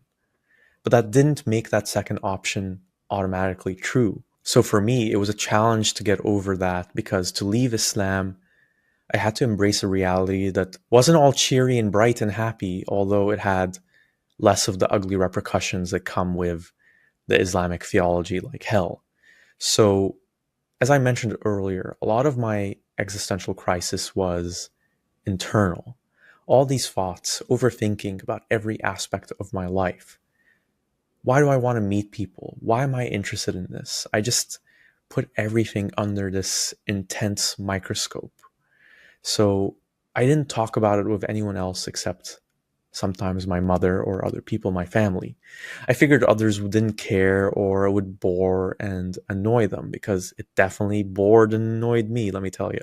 And in retrospect, I think I had to do it that way so I could figure things out for myself. It likely would have taken less time if I talked to a therapist or was open with my feelings with other people, but I think it did benefit me in the long run, because for me right now today, I'd say there's no idea, no thought that could truly shake me to my core, because I've already put myself through every possible, conceivable, horrifying, troubling, upsetting idea possible about myself and about the people and the world around me. And that being said, when it came to my parents, I gradually and carefully would drop little hints that I was having these doubts about Islam. I'd tell them a joke about Islam, or I'd mention something that didn't make sense to me about Islam. And they seemed pretty receptive overall. And I thought, well, that's kind of interesting. And in a way, it did make sense to me, because I always felt, well, my parents are these terrible, sinful, lazy Muslims, so maybe they're not opposed to me criticizing it because they're not devout. But I still wanted to figure it out for myself. So that's when I started exploring Islam more deeply. And I started looking into the evidence for it. So I've already talked about some things like the appeal to ignorance when answering the question of where did everything come from? Well, it had to come from God, because everything can't come from nothing. And I can't think of where else it could have come from. So God wasn't a real answer. It was a dead end, a bigger mystery. So I looked into the Quran, which is supposed to be a miracle. I looked into the Hadith and how it's supposed to be this repository dispensing amazing knowledge, amazing insights into life and how to live life. And I just couldn't see good arguments for how any of this was actually good evidence for the truth of Islam. So the Quran is supposed to be a miracle because no human could have written it. And there's the famous challenge in the Quran from God saying, in the Quran itself, I challenge someone to write one chapter, one surah that's as good as any in the Quran. And of course, according to Islamic tradition, every human being that tried failed. And that's what I was taught in school, that writing something as good as a chapter in the Quran is impossible, that people tried and people failed. But I started to think about it a bit. How was this test assessed? And what is being assessed exactly? So this chapter has to match the beauty and the literary perfection of the Quran, supposedly, which couldn't have been man-made. But how exactly do you know something wasn't man-made? And if you did manage to determine that it wasn't man-made, then who made it? Excluding human beings doesn't necessarily mean it could only come from the creator of the universe. So, for example, you couldn't rule out that it was written by super intelligent and advanced aliens that are just messing with us. It sounds absurd, and it sounded absurd to me at the point of time too, but I realized that we as Muslims couldn't actually rule out super advanced aliens messing with us unless we just use blind faith to say if it isn't man-made, well, it has to be from the creator of the universe. Aside from that, I thought, how can you judge the literary perfection or beauty of something like the Quran? Isn't that subjective? And what is perfection when it comes to words or a book anyway? Is it that something conveys the meaning it's supposed to in the least amount of words possible, in the least amount of letters? Is that really beauty, or is that just mechanical efficiency? Or was it something else? I couldn't figure it out. And can you even say something that is a work of art, something that is words, a book, is perfect anyway? This is something that is entirely subjective. And I won't go into a lot of other examples, but I did the same kind of thing with all the other supposed proofs that the Quran couldn't have been man-made, scientific miracles or fulfilled prophecies. And I reached the same conclusion that, well, how do we really know that this leads and can only lead to the Islamic God being true? Could it be possible that using them as evidence is just a result of all these Muslims poring over the Quran, reading its pages over and over and over again for hundreds and hundreds of years, looking for anything that they could say is a fulfilled prophecy to boost their own faith? Then obviously you're going to find something in a long enough book guiding you through life and sharing all these ancient stories. The same could be said with supposed scientific facts in the Quran or with the numerical miracles that are supposedly in it. So I imagined that it had to be something that came from Muslims filling their days counting the number of times words like paradise and hell are mentioned. And their conclusion was, if paradise and hell are mentioned the same exact number of times, boom, it's a miracle. It has to be from God, because a human couldn't possibly do that, and it couldn't possibly be a coincidence. Sure. And the reason I didn't want to go too into the weeds of all this stuff in this video is because these proofs of the Quran indicating that Islam is true have the same problem. Even if we accept it, that all these things are true, so the fulfilled prophecies are correct, these numerical miracles are miracles, and they couldn't just be coincidences, and we've somehow concluded that they're beyond the capability of a human to do.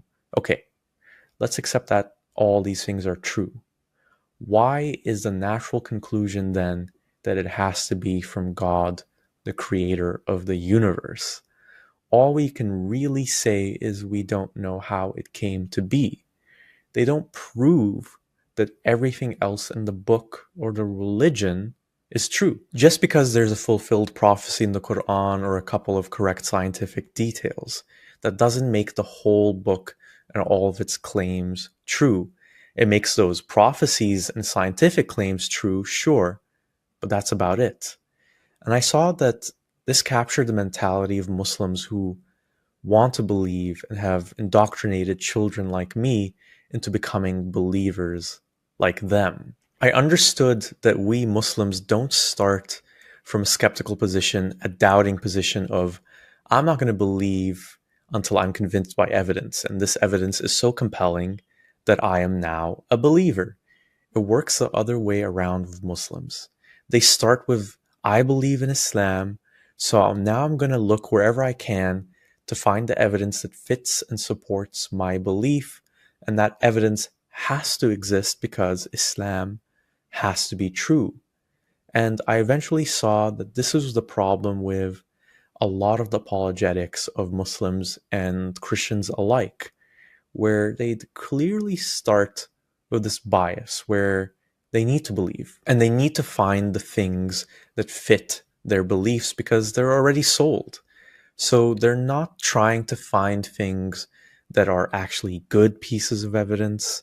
They're just trying to find things that will comfort them in being right about their beliefs, which I would say is very, very different. So beyond these kinds of evidence, I also found out about other arguments I'd never heard of when I was living in the Middle East, like the Kalam cosmological argument popularized by Christian apologists in the West, like William Lane Craig. And this argument essentially says that everything that begins to exist has a cause. The universe began to exist, so the universe must have a cause, and that cause is God. So this was a more sophisticated thing than the everything can't come from nothing. There has to be a God. But now I had enough understanding to see how this was filled with assumptions. Assumptions about a universe we barely understood. Did everything that begins to exist have a cause? Did we know for sure that the universe had a starting point?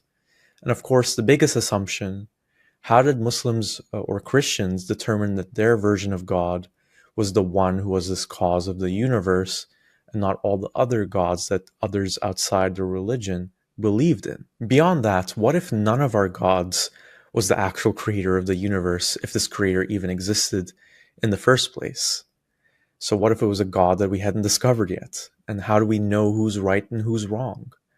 We don't. So it's just this bias. And once I got rid of the bias for myself, my faith was irreversibly shaken.